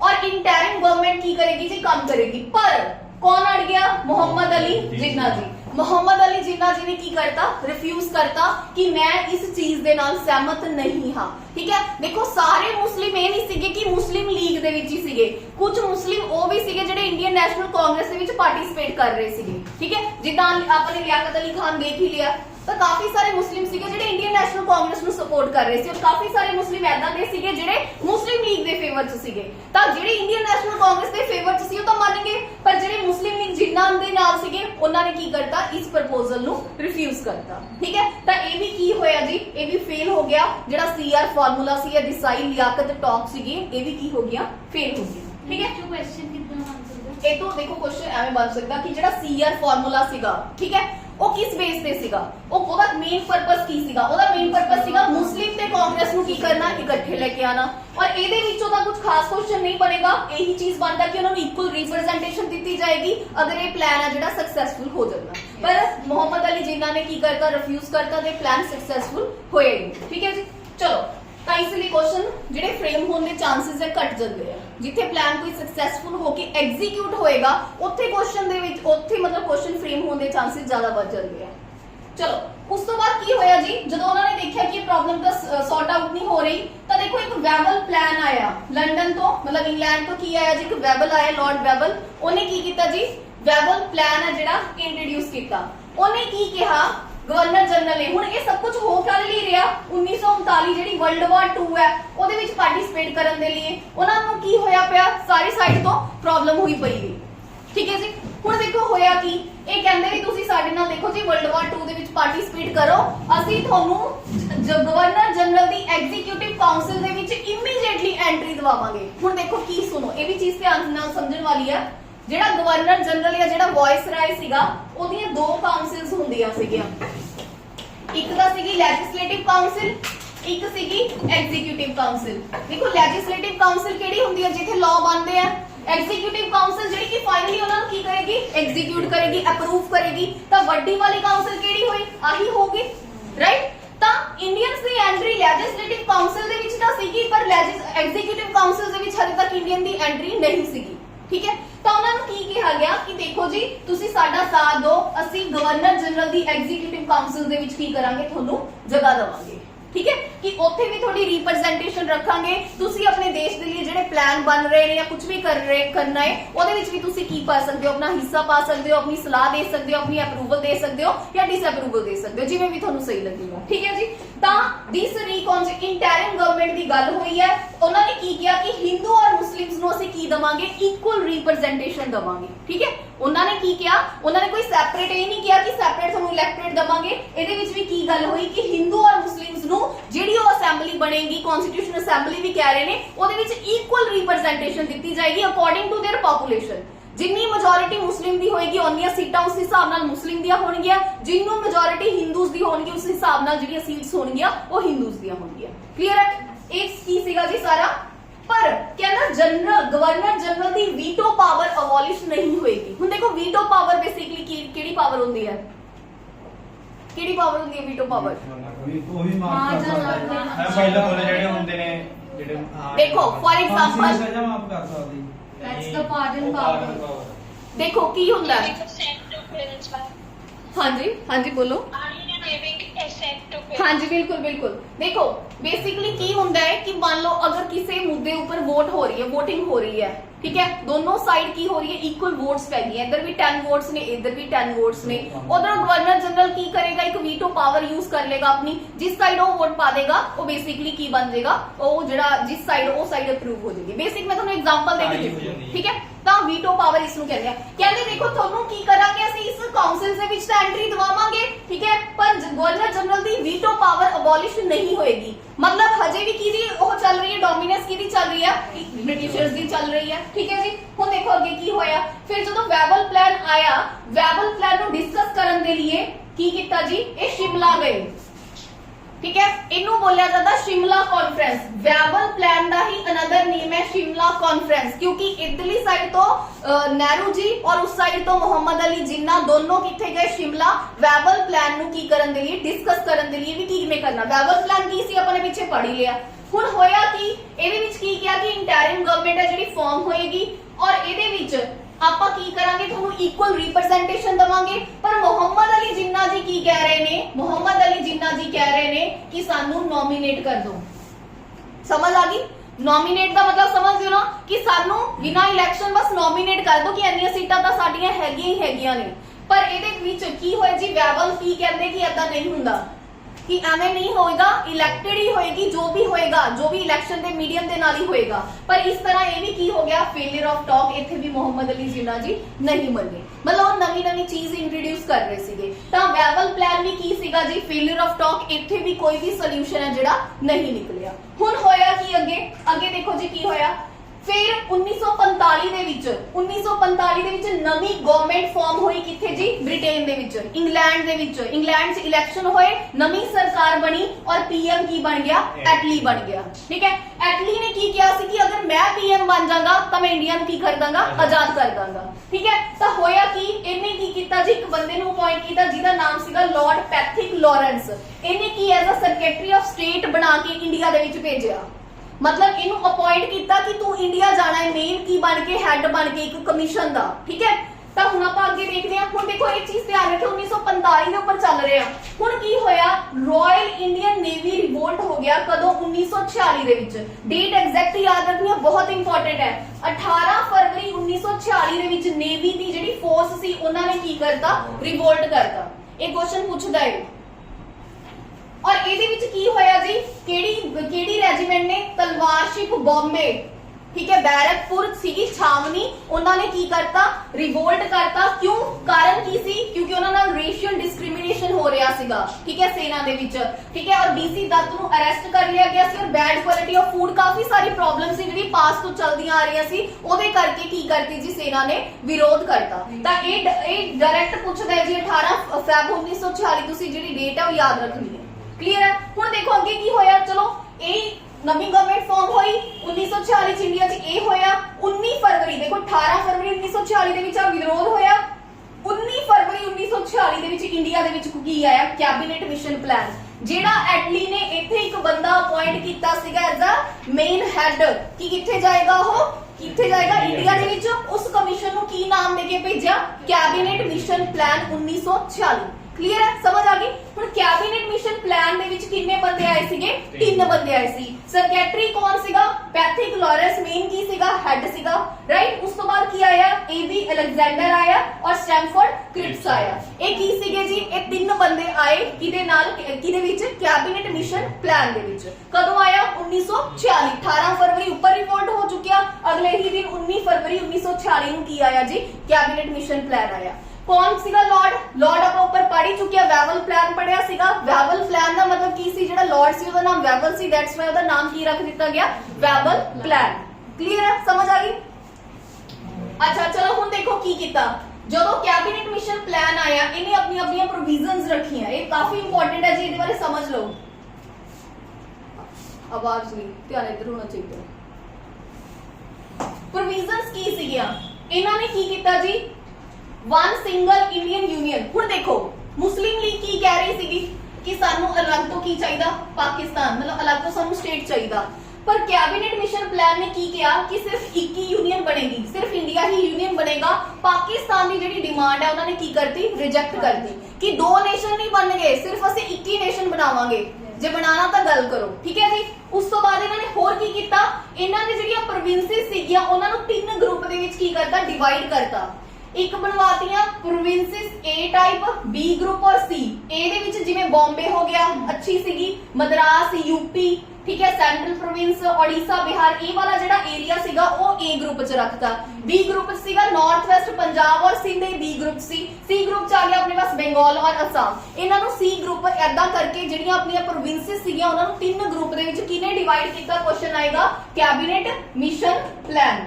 ठीक है क्लियर है अच्छा ते ਉਹ ਪੁੱਛੇਗਾ ਕਿ ਇਹਨਾਂ ਨੇ ਅਲੱਗ ਤੋਂ ਜਿਹੜਾ ਦੋ ਨੇਸ਼ਨ ਥਿਊਰੀ ਨੂੰ ਐਕਸੈਪਟ ਕੀਤਾ ਜਾਂ ਇੱਕ ਨੇਸ਼ਨ ਥਿਊਰੀ ਨੂੰ ਆਬਵੀਅਸਲੀ ਵਨ ਨੇਸ਼ਨ ਥਿਊਰੀ ਨੂੰ ਇਹਨਾਂ ਨੇ ਕੀ ਕੀਤਾ ਜੀ ਸਪੋਰਟ ਕੀਤਾ ਹੁਣ ਇਹਨਾਂ ਨੇ ਹੋਰ ਕੀ ਕਿਹਾ ਉਹ ਵੀ ਆਪਾਂ ਸਮਝਦੇ ਆ ਹੁਣ ਦੇਖੋ ਕੀ ਹੋਇਆ ਇਹਨਾਂ ਨੇ ਕੀ ਕਿਹਾ ਕਿ ਬਾਕੀ ਅਸੀਂ ਸਾਰੀਆਂ ਪਾਵਰਸ ਦੇ ਸਾਰਾ ਕੁਝ ਇੰਡੀਅਨ ਦੇ ਹੱਥ ਵਿੱਚ ਦੇ ਦਿੰਦੇ ਆ ਪਰ ਡਿਫੈਂਸ ਫੋਰਨ ਅਫੇਅਰ ਤੇ central government all other residuary power vested to province basically जेड़ा डिफेंस है और जेड़ा फॉरेन अफेयर है मेन यही पूछदा कम्युनिकेशन पूछदा ठीक है डिफेंस फॉरेन अफेयर और कम्युनिकेशन ਅਸੀਂ ਕਿਹਦੇ ਅੰਡਰ ਰੱਖਾਂਗੇ ਆਪਣੇ ਅੰਡਰ ਰੱਖਾਂਗੇ ਬਾਕੀ ਸਾਰੀਆਂ ਪਾਵਰ ਅਸੀਂ ਕੀ ਕਰ ਦਾਂਗੇ ਤੁਹਾਨੂੰ ਟ੍ਰਾਂਸਫਰ ਕਰ ਦਾਂਗੇ ਠੀਕ ਹੈ ਕੈਬਨਿਟ ਮਿਸ਼ਨ ਪਲਾਨ ਦੇ ਆਪਾਂ ਕੀ ਪੜ ਰਹੇ ਆ ਆਪਾਂ ਉਹਦੀਆਂ ਪ੍ਰੋਵੀਜ਼ਨਸ ਨੂੰ ਡਿਸਕਸ ਕਰ ਰਹੇ ਆ ठीक है जे पीपीएससी हमें प्रोविजंस दे विचों ही क्वेश्चन पूछेगा ये नहीं पूछेगा कि 19 फरवरी 1946 ਨੂੰ ਆਇਆ ਉਹ ਐਵੇਂ ਕੁਐਸਚਨ ਸਟੇਟਮੈਂਟ ਦੇ ਕੇ ਪੁੱਛੇਗਾ ਕਿ ਉਹਨਾਂ ਨੇ ਕੀ ਪ੍ਰੋਵੀਜ਼ਨ ਸੀਗੇ ਉਹਨਾਂ ਨੇ ਕੀ ਕਿਹਾ ਕਿਵੇਂ ਨਹੀਂ ਕਿਹਾ ਤਾਂ ਇਹਨਾਂ ਪ੍ਰੋਵੀਜ਼ਨਸ ਨੂੰ ਧਿਆਨ ਦੇ ਨਾਲ ਸੁਣੋ ਠੀਕ ਹੈ ਜੀ ਤਾਂ ਉਹਨਾਂ ਨੇ ਕੀ ਕਿਹਾ ਡਿਫੈਂਸ ਫੋਰਨ ਅਫੇਅਰ ਕਮਿਊਨੀਕੇਸ਼ਨ ਇਹ ਸਾਰੀਆਂ ਚੀਜ਼ਾਂ ਅਸੀਂ ਆਪਣੇ ਹੱਥ ਵਿੱਚ ਰੱਖਾਂਗੇ ਔਰ ਬਾਕੀ ਸਾਰੀਆਂ ਪਾਵਰਸ ਅਸੀਂ ਕੀ ਕਰਾਂਗੇ ਤੁਹਾਨੂੰ ਟ੍ਰਾਂਸਫਰ ਕਰ ਦਾਂਗੇ ਠੀਕ ਹੈ ਜੀ ਹੁਣ ਹੋਇਆ ਕਿ ਹੁਣ response of cabinet mission plan Indians ਦਾ ਰਿਸਪੌਂਸ ਕੀ ਸੀਗਾ ਇੰਡੀਅਨਸ ਕਾਂਗਰਸ ਨੇ ਕੈਬਨਿਟ ਮਿਸ਼ਨ ਪਲਾਨ ਦੀ ਜਿੰਨੀਆਂ ਵੀ ਪ੍ਰੋਵੀਜ਼ਨ ਸੀਗੀਆਂ ਉਹਨਾਂ ਨੂੰ ਕੀ ਕਰ ਲਿਆ ਐਕਸੈਪਟ ਕਰ ਲਿਆ ਰਾਈਟ ਮੁਸਲਿਮ ਲੀਗ ਨੇ ਵੀ ਕੀ ਕਰ ਲਿਆ ਐਕਸੈਪਟ ਕਰ ਲਿਆ ਮਜ਼ੇ ਦੀ ਗੱਲ ਦੇਖੋ ਹਾਲਾਂਕਿ ਆਪਾਂ ਹੁਣ ਤੱਕ ਕੀ ਦੇਖਦੇ ਆ ਰਹੇ ਆ ਮੁਸਲਿਮ ਲੀਗ ਦੀ ਮੇਨ ਡਿਮਾਂਡ ਕੀ ਸੀਗੀ ਕਿ ਸਾਨੂੰ ਸੈਪਰੇਟ ਕੀ ਚਾਹੀਦਾ ਨੇਸ਼ਨ ਚਾਹੀਦਾ ਇੱਥੇ ਉਹਨਾਂ ਨੇ ਸੈਪਰੇਟ ਪਾਕਿਸਤਾਨ ਦੀ ਡਿਮਾਂਡ ਨੂੰ ਕੀ ਕਰਤਾ ਰਿਜੈਕਟ ਕਰਤਾ ਪਰ ਇੱਥੇ ਮੁਸਲਿਮ ਲੀਗ ਨੇ ਵੀ ਕੀ ਕੀਤਾ ਹੈ ਜੀ ਕੈਬਨਿਟ ਮਿਸ਼ਨ ਪਲਾਨ ਨੂੰ ਅਪਰੂਵ ਕੀਤਾ ਹੈ ਕਿ ਹਾਂਜੀ ਅਸੀਂ ਕੈਬਨਿਟ ਮਿਸ਼ਨ ਪਲਾਨ ਨੂੰ ਐਕਸੈਪਟ ਕਰ ਲਿਆ ਉਹਦੀਆਂ ਪ੍ਰੋਵੀਜ਼ਨਸ ਨੂੰ ਐਕਸੈਪਟ ਕਰ ਲਿਆ ਤਾਂ ਥੋੜਾ ਐਕਸੈਪਸ਼ਨਲ ਹੈ ਤਾਂ ਕੁਐਸਚਨ ਐਦਾਂ ਫਰੇਮ ਹੋਏਗਾ ਠੀਕ ਹੈ ਤਾਂ ਤੁਹਾਨੂੰ ਪਤਾ ਹੋਣਾ ਚਾਹੀਦਾ ਕਾਂਗਰਸ ਨੇ ਵੀ ਇਹਨੂੰ ਐਕਸੈਪਟ ਕੀਤਾ ਮੁਸਲਿਮ ਲੀਗ ਨੇ ਵੀ ਇਹਨੂੰ ਐਕਸੈਪਟ ਕੀਤਾ ਪਰ ਜੋ ਸਿੱਖ ਸੀਗੇ ਉਹ ਕਾਫੀ ਜ਼ਿਆਦਾ ਮਾਈਨਰ ਸੀ ਘੱਟ ਪੋਪੂਲੇਸ਼ਨ ਸੀ ਉਹਨਾਂ ਨੇ ਐਕਸੈਪਟ ਨਹੀਂ ਕੀਤਾ ਉਹਨਾਂ ਨੂੰ ਕਿਸੇ ਨੇ ਪੁੱਛਿਆ ਵੀ ਨਹੀਂ ਹੁਣ ਦੇਖੋ ਹੋਇਆ ਕਿ ਇਹਦੇ ਅਕੋਰਡਿੰਗ ਕੀ ਹੋਣੇ ਸੀ ਇਲੈਕਸ਼ਨ ਹੋਣੇ ਸੀ ਇਲੈਕਸ਼ਨ ਹੋ ਕੇ ਕੀ ਬਣਨੀ ਸੀ ਕਨਸਟੀਟਿਊਸ਼ਨ ਅਸੈਂਬਲੀ ਬਣਨੀ ਸੀ ਇਹੀ ਕਰਨ ਆਇਆ ਸੀ ਰਾਈਟ ਹੁਣ ਹੋਇਆ ਕਿ ਇਲੈਕਸ਼ਨ ਹੋਏ ਜਦੋਂ ਇਲੈਕਸ਼ਨ ਹੋਏ ਤਾਂ ਇਹਦੇ ਵਿੱਚ ਕੀ ਹੋਇਆ ਕਾਂਗਰਸ 205 ਸੀਟਾਂ ਜਿੱਤ ਗਈ ठीक है और मुस्लिम लीग कितनी सीटां जीती 73 ओनली मोहम्मद अली जिन्ना जी तो बुखला गए कि ये तो वही चीज हो गया कि मैनू ऐसा लग रहा सी हिंदुस्तान मतलब हिंदू इन्हां दी सीटां तां इन्नियां ने साडीआं सीटां इन्हां तों 50% भी नहीं हैगियां तां हिंदू सानू की करनगे डोमिनेट करनगे पहला इमोशन च आके इन्हां ने की कर लिया एक्सेप्ट तां कर लिया इत्थे मोहम्मद अली जिन्ना जी मुकर गए कहने मैनू नहीं मंजूर हैगा इत्थे उन्होंने कैबिनेट मिशन प्लान चो की कर लिया विड्रॉ कर लिया मतलब पहला कैबिनेट मिशन प्लान नु उन्होंने एक्सेप्ट किया उस तो बाद इन्होंने की कर लिया उन्होंने विड्रॉ कर लिया क्लियर है हुण देखो फिर होया कि ਜਿਹੜੀਆਂ ਟੋਟਲ ਸਟਰੈਂਥ ਸੀਗੀਆਂ ਉਹ ਕਿੰਨੀ ਸੀਗੀ ਪਹਿਲਾਂ ਟੋਟਲ ਸੀਟਸ ਸੀਗੀਆਂ 389 ਸੀਗੀਆਂ ਉਹ ਤੋਂ ਰਿਡਿਊਸ ਹੋ ਕੇ ਕਿਉਂਕਿ ਇਹਨਾਂ ਨੇ ਵਿਡਰਾ ਕਰ ਲਿਆ ਤਾਂ ਜਿਹੜੀਆਂ ਸੀਟਸ ਦਾ ਨੰਬਰ ਹੈ ਉਹ 299 ਰਹਿ ਗਿਆ ਇਹ ਵੀ ਕੁਐਸਚਨ 1 ਲਾਈਨ ਦੇ ਕੇ ਪੁੱਛਦਾ ਹੈ ठीक है ये भी तुसी जिहड़ी फिगर है दोनों याद रखनी 299 याद रखना कि 299 सीटां रह गईयां सीगियां ठीक है जी चलो हुण आपां अगे चलदे हां होया की काफी इंपॉर्टेंट चीज आपां बिल्कुल एंड तक आ रही है 1947 देश आजाद हो जाएगा तो देखो होया की जदों जिन्ना जी ने विड्रॉ कर लिया जिन्ना जी ने की किया जी डिक्लेयर करता कि हुण एवें गल नहीं बनेगी, साडा कोई नहीं सुन रहा, साडी मतलब कोई भी किते भी पेश नहीं चल रही, उन्होंने देखा तो उन्होंने एक डायरैक्ट एक्शन की करता जी डिक्लेयर करता कि हुण असीं कोई गल्लां बातां नाल काम नहीं करांगे, असीं सीधा की करांगे डायरैक्ट एक्शन ही लवांगे, राइट। तो उन्होंने डायरैक्ट एक्शन नूं की कहा जांदा, डी डे भी कहा जांदा। उन्होंने 16 अगस्त 1946 नूं किहड़ा दिन डिक्लेयर करता, डी डे डिक्लेयर करता कि इस दिन असीं की करांगे, हुण डायरैक्ट एक्शन लवांगे। एक क्वेश्चन PSSB दे प्रीवियस ईयर पेपर्स दे विच आया होया कि जिहड़ा डी डे सीगा ओदी डेट की सीगी, ठीक है, तो तुहानूं पता होना चाहिए 1946 सीगी जी, 16 अगस्त 1946। मतलब डी डे मतलब असी इस दिन कोई ना कोई की करांगे, एक्शन लवांगे। ते होया कि इस दिन डी डे वाले दिन मैसिव राइट्स होए, बहुत ज्यादा दंगे फसाद होए, किथे बंगाल, बॉम्बे, मद्रास, बिहार, ठीक है। तो उस साइड ये चीज होई। हुण दूसरी साइड की होया, वायसराय ने जवाहरलाल नेहरू जी नूं, हुण दूसरी साइड देखो की हो रहा, एक साइड दो सिनेरियो समझो, एक साइड ते इलेक्शन हो चुके हैं, कांग्रेस जीत चुकी है, कॉन्स्टिट्यूशन असेंबली बनन दी तैयारियां हो रही ने, एक साइड ये सिनेरियो चल रहा, दूसरी साइड बहुत ज्यादा दंगे हो रहे ने। हुण की होया, वायसराय जी ने जवाहरलाल नेहरू जी नूं की कहा कि आओ जी तुसीं अपना हुण ऑफिस संभालो, अपनी कॉन्स्टिट्यूशन असेंबली संभालो, तुसीं जीत चुके हो, ठीक है जी। तो interim government Jawaharlal Nehru ji tie वगैरह लाके किथे चले गए जी, अपनी कॉन्स्टिट्यूशन असेंबली गए। मुस्लिम हाँ जी, हाँ जी सुनो, हुण होया कि मुस्लिम लीग दी हम सीट्स की हो गया, खाली हो गया, तो उन्हां दी जगह कुछ मैंबर की कर दिते गए, नॉमिनेट कर दिते गए, क्योंकि मुस्लिम्स दा भी तो कोटा रखना सीगा ना, मुस्लिम लीग ने तो विड्रॉ कर लिया, तो उन्हां दी सीट्स दे विच कुछ मैंबर की कर दिते गए, नॉमिनेट कर दिते गए, लाइक लियाकत अली खान हो गए, आ कुछ मैंबर ने जिन्हां नूं की कीता गया जी, मुस्लिम लीग दी सीट्स दे ऊपर नॉमिनेट कर दिता गया। हाँ, ये सारे मुस्लिम सीगे, ठीक है, समझ आ गई इत्थे तक। हुण देखो अगे की होया, जदों ये सारा कुछ हो गया तो पहली मीटिंग कॉन्स्टिट्यूशन असेंबली हुण बनन जा रही है, तो पहली मीटिंग कॉन्स्टिट्यूशन असेंबली दी किदन होई, 9 दिसंबर 1946 नूं होई, तुसीं पढ़िया होगा। और ਇਹਦੇ ਜਿਹੜੇ ਹੈਡ ਕੀਸ ਕੌਣ ਸੀਗੇ, सचदेव सिन्हा ਸੀਗੇ, ਟੈਂਪਰੇਰੀ ਕੀ ਸੀਗੇ ਇਹ ਹੈਡ ਸੀਗੇ। ਫਿਰ 2 ਦਿਨਾਂ ਬਾਅਦ ਅਗਲੀ ਮੀਟਿੰਗ ਫੇਰ ਹੋਈ 11 ਦਸੰਬਰ 1946 ਨੂੰ, ਜਿਹਦੇ ਵਿੱਚ ਰਜਿੰਦਰ ਪ੍ਰਸਾਦ ਕੀ ਬਣ ਗਏ, ਪਰਮਾਨੈਂਟ ਪ੍ਰੈਜ਼ੀਡੈਂਟ ਬਣ ਗਏ, ਕਿਹਦੇ, ਕੌਨਸਟੀਟਿਊਸ਼ਨ ਅਸੈਂਬਲੀ ਦੇ। ਰਜਿੰਦਰ ਪ੍ਰਸਾਦ ਕੌਨਸਟੀਟਿਊਸ਼ਨ ਅਸੈਂਬਲੀ ਦੇ ਵੀ ਪ੍ਰੈਜ਼ੀਡੈਂਟ ਸੀਗੇ, ठीक है, पहले प्रेसिडेंट सीगे। रजिंदर प्रसाद इंडिया दे भी पहले प्रेसिडेंट सीगे, ठीक है, समझ आ गई, क्लियर है। अच्छा, उस तो बाद HC मुखर्जी और VT कृष्णमाचारी नूं की बना दिता गया जी, वाइस प्रेसिडेंट, ज्यादा इन्हां दा ही नाम आंदा SC, ठीक है, मुखर्जी, इन्हां नूं वाइस प्रेसिडेंट अपॉइंट कर दिता गया, किदा, कॉन्स्टिट्यूशन असेंबली दा। हुण देखो इस साइड कॉन्स्टिट्यूशन असेंबली बन रही है, दूसरी साइड पता ही है भी की सिनेरियो चल रहा। फिर होया की, ਹੁਣ ਐਟਲੀ ਕੀ ਸੀਗਾ, PM ਸੀਗਾ, ਆਪਾਂ ਨੇ ਪੜਿਆ ਸੀਗਾ ਕਿ ਬ੍ਰਿਟੇਨ ਦੇ ਵਿੱਚ ਮੇਨ ਰੂਲ ਕਿਹਦਾ ਸੀਗਾ, ਐਟਲੀ ਦਾ। ਉਹਨੇ ਕੀ ਕਿਹਾ ਸੀਗਾ ਕਿ ਅਗਰ ਮੈਂ ਇਲੈਕਸ਼ਨ ਜਿੱਤਾਂਗਾ ਤਾਂ ਮੈਂ ਇੰਡੀਆ ਨੂੰ ਕੀ ਕਰਾ ਦਾਂਗਾ, ਆਜ਼ਾਦ ਕਰਵਾ ਦਾਂਗਾ। ਦੇਖੋ ਇੱਥੇ ਇਹ ਚੀਜ਼ ਕਹੀ ਗਈ ਹੈ ਕਿ ਜਦੋਂ ਇਹ ਚੀਜ਼ ਉਹਨੇ ਅਨਾਉਂਸ ਕੀਤੀ ਨਾ, ਇੰਡੀਆ ਦੇ ਬਹੁਤ ਸਾਰੇ ਲੋਕ ਇੰਡੀਆ ਛੱਡ ਕੇ ਕਿੱਥੇ ਚਲੇ ਗਏ, ਬ੍ਰਿਟੇਨ ਚਲੇ ਗਏ, ਉੱਥੇ ਜਾ ਕੇ ਉਹਨਾਂ ਨੇ ਐਟਲੀ ਦਾ ਪ੍ਰਚਾਰ ਕੀਤਾ।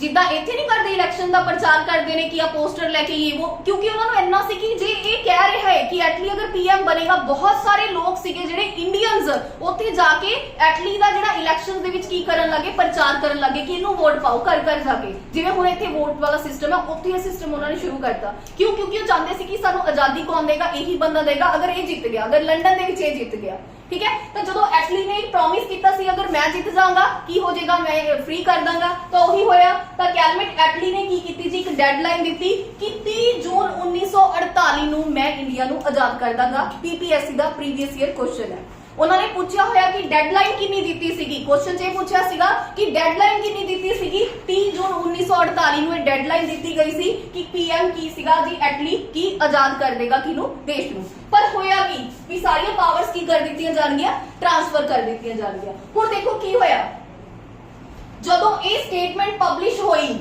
कि 30 जून 1948 नूं इंडिया नूं आजाद कर दिता जाएगा, ठीक है जी, बहुत ज्यादा टीयरिंग रेजिंग, ठीक है, कंपेन्स शुरू कर दित्तियां गईयां किदे वल्लों, मुस्लिम लीग।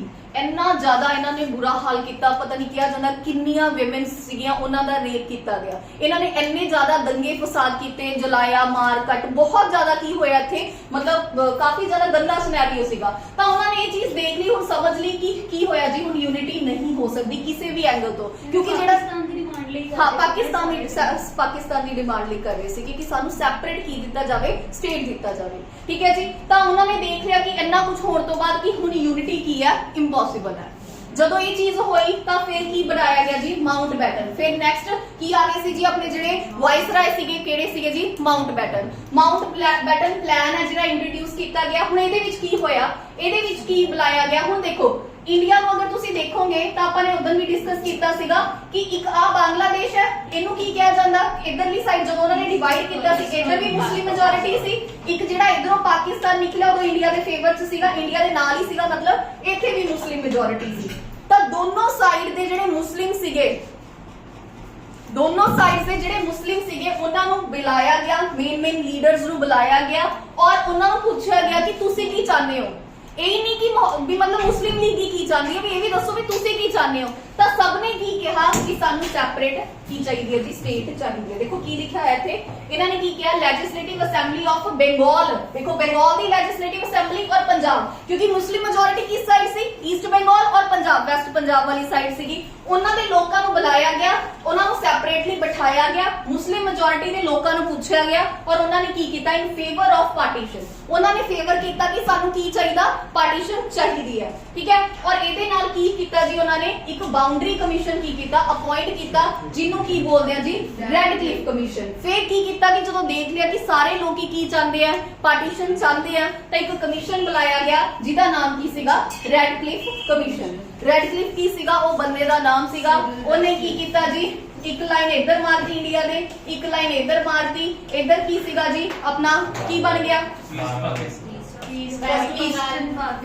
ईस्ट पाकिस्तान और इधर की बन गया वेस्ट पाकिस्तान। ठीक है, क्योंकि बांग्लादेश पहला पाकिस्तान ਦਾ ਹੀ ਪਾਰਟ ਸੀਗਾ। 1971 ਦੀ ਜਿਹੜੀ ਵਾਰ ਹੋਈ ਸੀ ਇੰਡੀਆ ਔਰ ਪਾਕਿਸਤਾਨ ਦੇ ਵਿੱਚ, ਇੰਡੀਆ ਕਿਹਦੇ ਲਈ ਲੜ ਰਿਹਾ ਸੀਗਾ, ਇਸ ਪਾਕਿਸਤਾਨ ਦੇ ਲਈ ਲੜ ਰਿਹਾ ਸੀਗਾ। ਠੀਕ ਹੈ, ਤਾਂ ਇਹਨਾਂ ਨੇ ਕੀ ਕੀਤਾ ਜੀ, ਇਹਨੂੰ ਆਜ਼ਾਦ ਕਰਵਾਇਆ ਈਸਟ ਪਾਕਿਸਤਾਨ ਨੂੰ। ਉਸ ਤੋਂ ਬਾਅਦ ਇਹਨੇ ਆਪਣਾ ਜਿਹੜਾ ਨਾਮ ਸੀਗਾ ਕੀ ਰੱਖ ਲਿਆ, ਬਾਂਗਲਾਦੇਸ਼ ਰੱਖ ਲਿਆ। ਠੀਕ ਹੈ, ਕਲੀਅਰ ਹੈ। ਤਾਂ ਕੀ ਹੋਇਆ ਜੀ, ਉਹਨੇ ਕੀ ਕਰਤੀ ਜੀ, ਦੋਨੋਂ ਸਾਈਡ ਲਾਈਨਸ ਲਗਾਤੀਆਂ, ਮਤਲਬ ਡਿਵਾਈਡ ਕਰਤਾ। ਮੁਸਲਿਮ ਮੈਜੋਰਿਟੀ ਵਾਲੇ ਏਰੀਆ ਨੂੰ ਕੀ ਕਰ ਦਿੱਤਾ ਗਿਆ, ਇੰਡੀਆ ਤੋਂ ਅਲੱਗ ਕਰ ਦਿੱਤਾ ਗਿਆ। ਔਰ ਕੀ ਪਾਸ ਕੀਤਾ ਜੀ, ਇੰਡੀਅਨ ਇੰਡੀਪੈਂਡੈਂਸ ਐਕਟ 1947 ਹੈ ਜਿਹੜਾ ਪਾਸ ਕਰ ਦਿੱਤਾ ਗਿਆ, ਜਿਹਦੇ ਵਿੱਚ ਕੀ ਸੀਗੀਆਂ ਜੀ, ਦੋ ਡੋਮੀਨੀਅਨ मतलब समझ ना, दो अलग की बना दिते गए, सैपरेट स्टेट्स बना दिते गए, एक इंडिया एक पाकिस्तान। 15 अगस्त 1947 ਨੂੰ ਡਿਕਲੇਅਰ ਕਰ ਦਿੱਤਾ ਗਿਆ। ਪੰਜਾਬ ਔਰ ਬੰਗਾਲ ਵਾਲਾ ਜਿਹੜਾ ਏਰੀਆ ਸੀ ਮੁਸਲਿਮ ਮੈਜੋਰਿਟੀ ਵਾਲਾ ਸੀ, ਉਹਨੂੰ ਡਿਵਾਈਡ ਕਰਕੇ ਪਾਕਿस्तान ਬਣਾ ਦਿੱਤਾ ਗਿਆ। और सेक्रेटरी स्टेट ऑफिस की कर दिता गया, खत्म कर दिता गया। ईच डोमिनियन है सॉवरेन लेजिस्लेटिव, मतलब दोनों नेशंस नु अपना कॉन्स्टिट्यूशन बनाने दा हुण पूरा की है अधिकार है। दो कॉन्स्टिट्यूशन मतलब सॉरी असेंबलीज बनाने दी पूरी की है आजादी है। ठीक है जी, क्लियर है, समझ आ गई। अच्छा, ਇਹਦੇ ਨਾਲ एक दो क्वेश्चन होर दसो, ਆਪਾਂ ਨੇ ਉਦੋਂ ਵੀ डिस्कस ਕੀਤੇ ਸੀਗੇ कि ਜਦੋਂ देश आजाद होया इंडियन नैशनल कांग्रेस ਦਾ ਜਿਹੜਾ ਸੈਸ਼ਨ ਹੋ ਰਿਹਾ ਸੀਗਾ, ਉਹਦੇ ਜਿਹੜੇ ਪ੍ਰੈਜ਼ੀਡੈਂਟ ਕੌਣ ਸੀਗੇ। ਹੁਣ ਦੇਖੋ ਐਦਾਂ ਕੁਐਸਚਨ ਪੁੱਛ ਸਕਦਾ ਨਾ, इंडियन नैशनल कांग्रेस, मैं देश ਦੇ ਨਹੀਂ ਪੁੱਛੇ। ਦੇਖੋ ਨਾ ਧਿਆਨ ਨਾਲ ਕੁਐਸਚਨ ਨੂੰ ਸਮਝੋ। ਮੈਂ ਪੁੱਛਿਆ ਕਿ ਇੰਡੀਅਨ ਨੈਸ਼ਨਲ ਕਾਂਗਰਸ ਦੇ ਸੈਸ਼ਨ ਹੁੰਦੇ ਸੀਗੇ, ਹਰ ਸਾਲ ਸੈਸ਼ਨ ਆਪਾਂ ਨੇ ਪੜ੍ਹੇ ਸੀਗੇ। ਤਾਂ ਜਦੋਂ ਇੰਡੀਅਨ ਨੈਸ਼ਨਲ ਕਾਂਗਰਸ ਦਾ ਉਦੋਂ ਸੈਸ਼ਨ ਹੋਇਆ 1947 ਦੇ ਵਿੱਚ, ਤਾਂ ਉਸ ਟਾਈਮ ਦੇ ਜਿਹੜੇ ਪ੍ਰੈਜ਼ੀਡੈਂਟ ਸੀਗੇ ਇੰਡੀਅਨ ਨੈਸ਼ਨਲ ਕਾਂਗਰਸ ਦੇ ਕੌਣ ਸੀਗੇ, ਦੱਸੋ। ऑनलाइन स्टूडेंट दसणगे जी,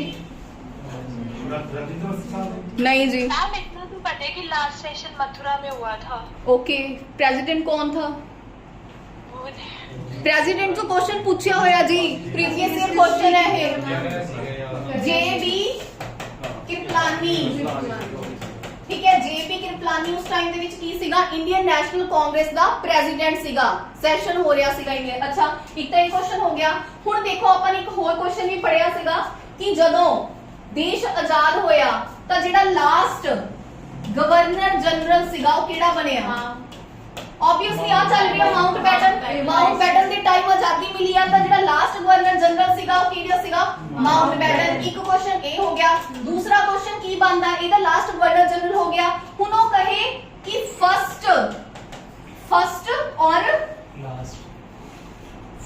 और लास्ट इंडियन गवर्नर जनरल कौन सीगा, सी राजा गोपालचारी। लास्ट में तक सी राजा गोपालचारी ने उत्ते किहड़ा तुसीं लिखे गए ਬ੍ਰਿਟੇਨ ਦਾ ਸੀ ਕਿਸੇ ਦੇ ਕਲਰ ਲਾਸਟ ਇੰਡੀਅਨ ਹੈ ਇਹ 'ਚ ਤਾਂ ਇੰਡੀਅਨ ਉਹ ਜਿਹੜਾ ਉੱਪਰ ਲਿਖਿਆ ਹੋਇਆ ਉੱਤੇ हाँ फिर गवर्नर जनरल वैसे तो लास्ट गवर्नर जनरल माउंटबेटन सीगा पर जो इंडियन पूछ लवे कि इंडियन केड़ा सीगा फिर सी राजा गोपालचारी आएगा ठीक है ना सिंपल तो वैसे तो माउंटबेटन सीगा लास्ट पर अगर इंडियन पूछना इंडियन पहला भी ये सीगा और लास्ट भी सी 1950 ਦੇ ਵਿੱਚ ਇਹ ਜਿਹੜਾ ਟਾਈਟਲ ਸੀਗਾ ਬਾਅਦ ਚ ਜਾ ਕੇ ਕੀ ਕਰ ਦਿੱਤਾ ਗਿਆ ਅਬੋਲਿਸ਼ ਕਰ ਦਿੱਤਾ ਗਿਆ ਔਰ ਜਦੋਂ ਆਪਣਾ ਜਿਹੜਾ ਕਨਸਟੀਟਿਊਸ਼ਨ ਆ ਫਾਈਨਲੀ ਕੀ ਕਰ ਦਿੱਤਾ ਗਿਆ ਐਨਫੋਰਸ ਕਰ ਦਿੱਤਾ ਗਿਆ समझ आ गई ਇਹ ਸੀਗਾ 1947 ਤੱਕ ਦਾ ਸਾਰਾ ਸਿਨੈਰੀਓ ਤੁਹਾਡੇ ਕੋਲ 2 ਜਾਂ 3 ਮਿੰਟ ਨੇ ਤੁਸੀਂ ਪੁੱਛ ਲਓ ਅਗਰ ਕਿਸੇ ਨੂੰ ਕੋਈ ਡਾਊਟ ਆ ਫਿਰ ਆਪਾਂ ਅੱਗੇ ਸਟਾਰਟ ਕਰੀਏ ਹਾਂਜੀ ਆਨਲਾਈਨ ਸਟੂਡੈਂਟਸ ਕੋਈ ਡਾਊਟ ਹੈ ਕਿਸੇ ਨੂੰ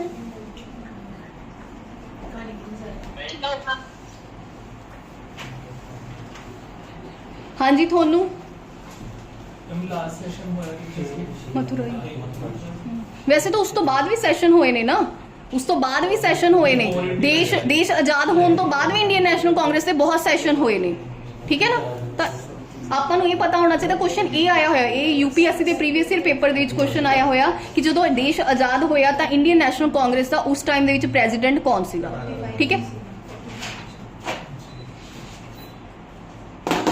ਗਵਰਨਮੈਂਟ ਪਲਾਨ 1945 ਦਾ ਸੀਗਾ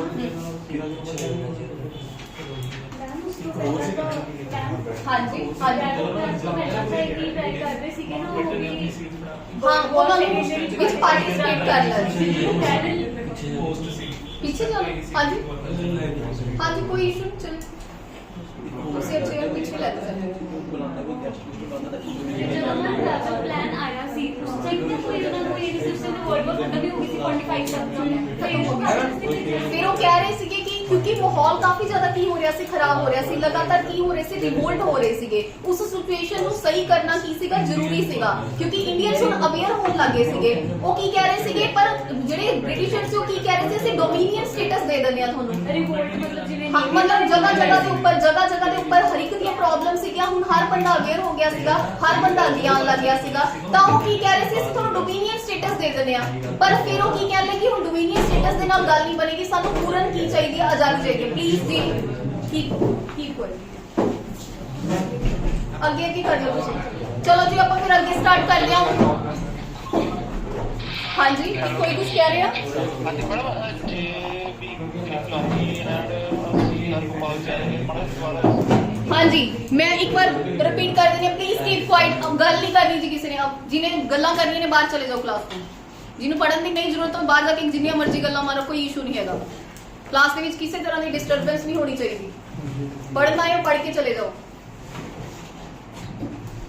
ਹਾਂਜੀ ਮੈਂ ਗੱਲ ਕਰ ਰਹੀ ਸੀਗੀ ਜੀ क्वेश्चन है कि जेबी कृपलानी बारे दोबारा दसियो और सी राजा गोपालचारी देखो जी गल ये है कि 1947 ਦੇ ਵਿੱਚ ਕੀ ਹੋਇਆ ਇੰਡੀਆ ਨੂੰ ਆਜ਼ਾਦੀ ਮਿਲੀ ਇੰਡੀਆ ਨੂੰ ਇੰਡੀਪੈਂਡੈਂਸ ਮਿਲੀ ਹੈ ਰਾਈਟ ਇਹ ਸਭ ਨੂੰ ਪਤਾ ਹੈ ਤਾਂ ਆਪਾਂ ਨੇ ਕੀ ਪੜਿਆ ਸੀਗਾ ਇੰਡੀਅਨ ਨੈਸ਼ਨਲ ਕਾਂਗਰਸ ਦੇ ਹਰ ਕੀ ਸੀਗੇ ਐਨੂਅਲ ਕੀ ਹੁੰਦੇ ਸੀਗੇ ਜੀ ਸੈਸ਼ਨ ਹੁੰਦੇ ਸੀ ਇਹਨਾਂ ਦੀਆਂ ਮੀਟਿੰਗਸ ਹੁੰਦੀਆਂ ਸੀ ਜਿੱਦਾਂ ਆਪਾਂ ਸੂਰਤ ਸੈਸ਼ਨ ਪੜਿਆ ਲਖਨਊ ਸੈਸ਼ਨ ਪੜਿਆ ਠੀਕ ਹੈ ਤਾਂ ਮੇਰਾ ਕੁਐਸਚਨ ਇਹ ਸੀਗਾ ਕਿ ਜਦੋਂ 1947 ਦੇ ਵਿੱਚ ਦੇਸ਼ ਆਜ਼ਾਦ ਹੋਇਆ ਤਾਂ ਇੰਡੀਅਨ ਨੈਸ਼ਨਲ ਕਾਂਗਰਸ ਦਾ ਜਿਹੜਾ ਸੈਸ਼ਨ ਹੋਇਆ ਸੀਗਾ 1947 ਦੇ ਵਿੱਚ ਤਾਂ ਉਹਦੇ ਪ੍ਰੈਜ਼ੀਡੈਂਟ ਕੌਣ ਸੀਗੇ ਇੰਡੀਅਨ ਨੈਸ਼ਨਲ ਕਾਂਗਰਸ ਦੇ ਜਿਹੜੇ ਸੈਸ਼ਨ ਹੋ ਰਹੇ ਸੀ ਉਹਨਾਂ ਦੇ ਪ੍ਰੈਜ਼ੀਡੈਂਟ ਕੌਣ ਸੀਗੇ ਉਹ ਸੀਗੇ ਜੇਬੀ ਕਿਰਪਲਾਨੀ ਠੀਕ ਹੈ ਇਹ ਸੀਗਾ ਤੇ ਦੂਸਰਾ ਕੁਐਸਚਨ ਇਹ ਸੀਗਾ ਕਿ ਜਦੋਂ ਦੇਸ਼ 1947 ਦੇ ਵਿੱਚ ਦੇਸ਼ ਆਜ਼ਾਦ ਹੋਇਆ ਤਾਂ ਉਸ ਟਾਈਮ ਦੇ ਵਿੱਚ ਕੀ ਸੀਗੇ ਜਿਹੜੇ ਲਾਸਟ ਗਵਰਨਰ ਜਨਰਲ ਸੀਗੇ ਆਬਵੀਅਸਲੀ ਆਪਾਂ ਨੇ ਕੀ ਪੜਿਆ ਮਾਊਂਟਬੈਟਨ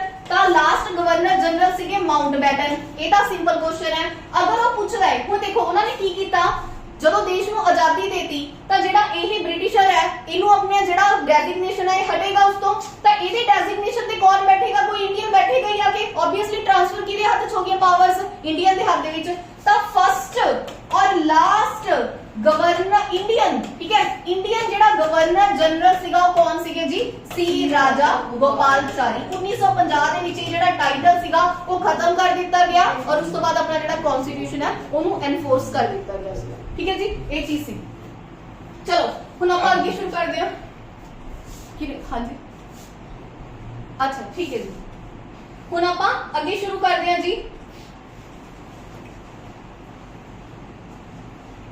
1947 तक अपन ने पढ़ लिया ਹੁਣ ਆਪਾਂ ਪੜ੍ਹਦੇ ਹਾਂ ਜੀ ਸੁਭਾਸ਼ ਚੰਦਰ ਬੋਸ ਦੇ ਬਾਰੇ ਔਰ ਇੰਡੀਅਨ ਨੈਸ਼ਨਲ ਆਰਮੀ ਬਾਰੇ। ਇਹਦੇ ਵਿੱਚ ਵੀ ਪੀਪੀਐਸਸੀ ਦੇ ਪ੍ਰੀਵੀਅਸ ਈਅਰ ਕੁਐਸਚਨਸ ਦੇ ਵਿੱਚ ਇਹਦੇ ਬਾਰੇ ਮਤਲਬ ਪੁੱਛਿਆ ਗਿਆ। ਚਲੋ ਹੁਣ ਆਪਾਂ ਸ਼ੁਰੂ ਕਰਦੇ ਹਾਂ ਜੀ।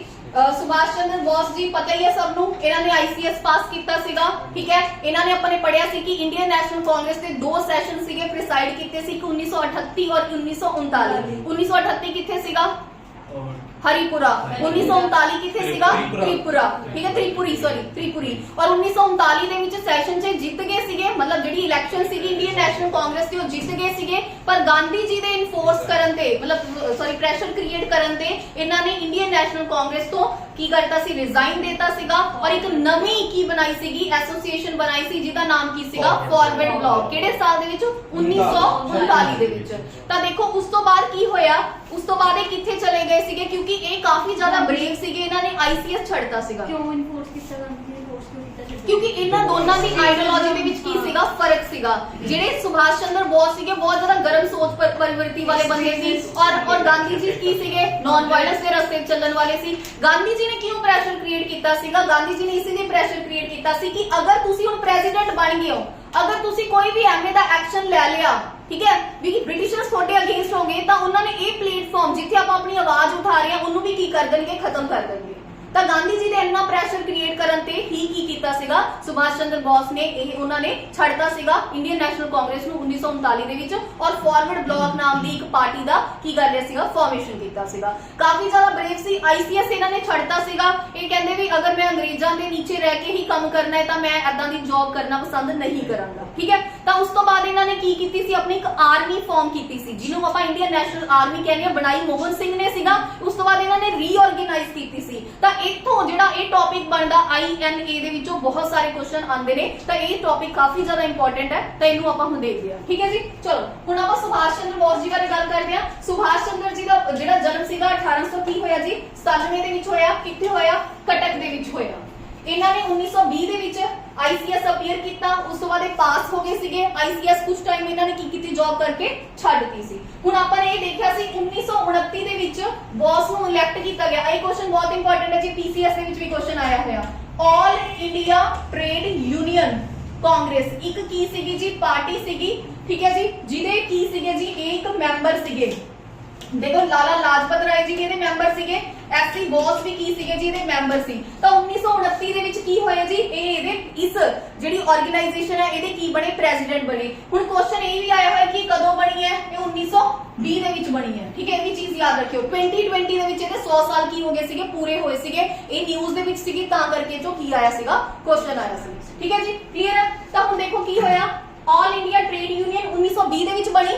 बॉम्बे पहले president all India trade union दे कौन सीगे? लाला लाजपत राय। हुण ऑल इंडिया ट्रेड यूनियन इत्थे क्यों लिखिया होया? क्योंकि 1929 दे विच ऑल इंडिया ट्रेड यूनियन दे जिहड़े प्रेसिडेंट बने सीगे वो कौन बने सी? एससी बोस बने सीगे। और इस तो बिना अपने होर की देखिया सीगा? हरिपुरा सैशन सीगा इंडियन नेशनल कांग्रेस दा 1928 दे विच ओनू प्रिसाइड किने कीता सीगा? सुभाष चंद्र बोस ने कीता सीगा। और उस तो बाद 1939 दे विच अपने देख ही लिया कि 1939 दे विच इन्हां ने नवी पार्टी बनाई सीगी केड़ी? Forward block Indian national Congress तो की हो गए सीगे? अलग हो गए सीगे। 1939 दा जिहड़ा सैशन सी ओहदा नाम की सी? त्रिपुरी सैशन। जीत गए सी इलेक्शन पर बाद विच इन्हां ने अपनी जिहड़ी प्रेसिडेंसी सी ओह छड्डती सी, ठीक है जी। क्लियर है? चलो ਹੁਣ ਦੇਖੋ ਕੀ ਸੀਗਾ।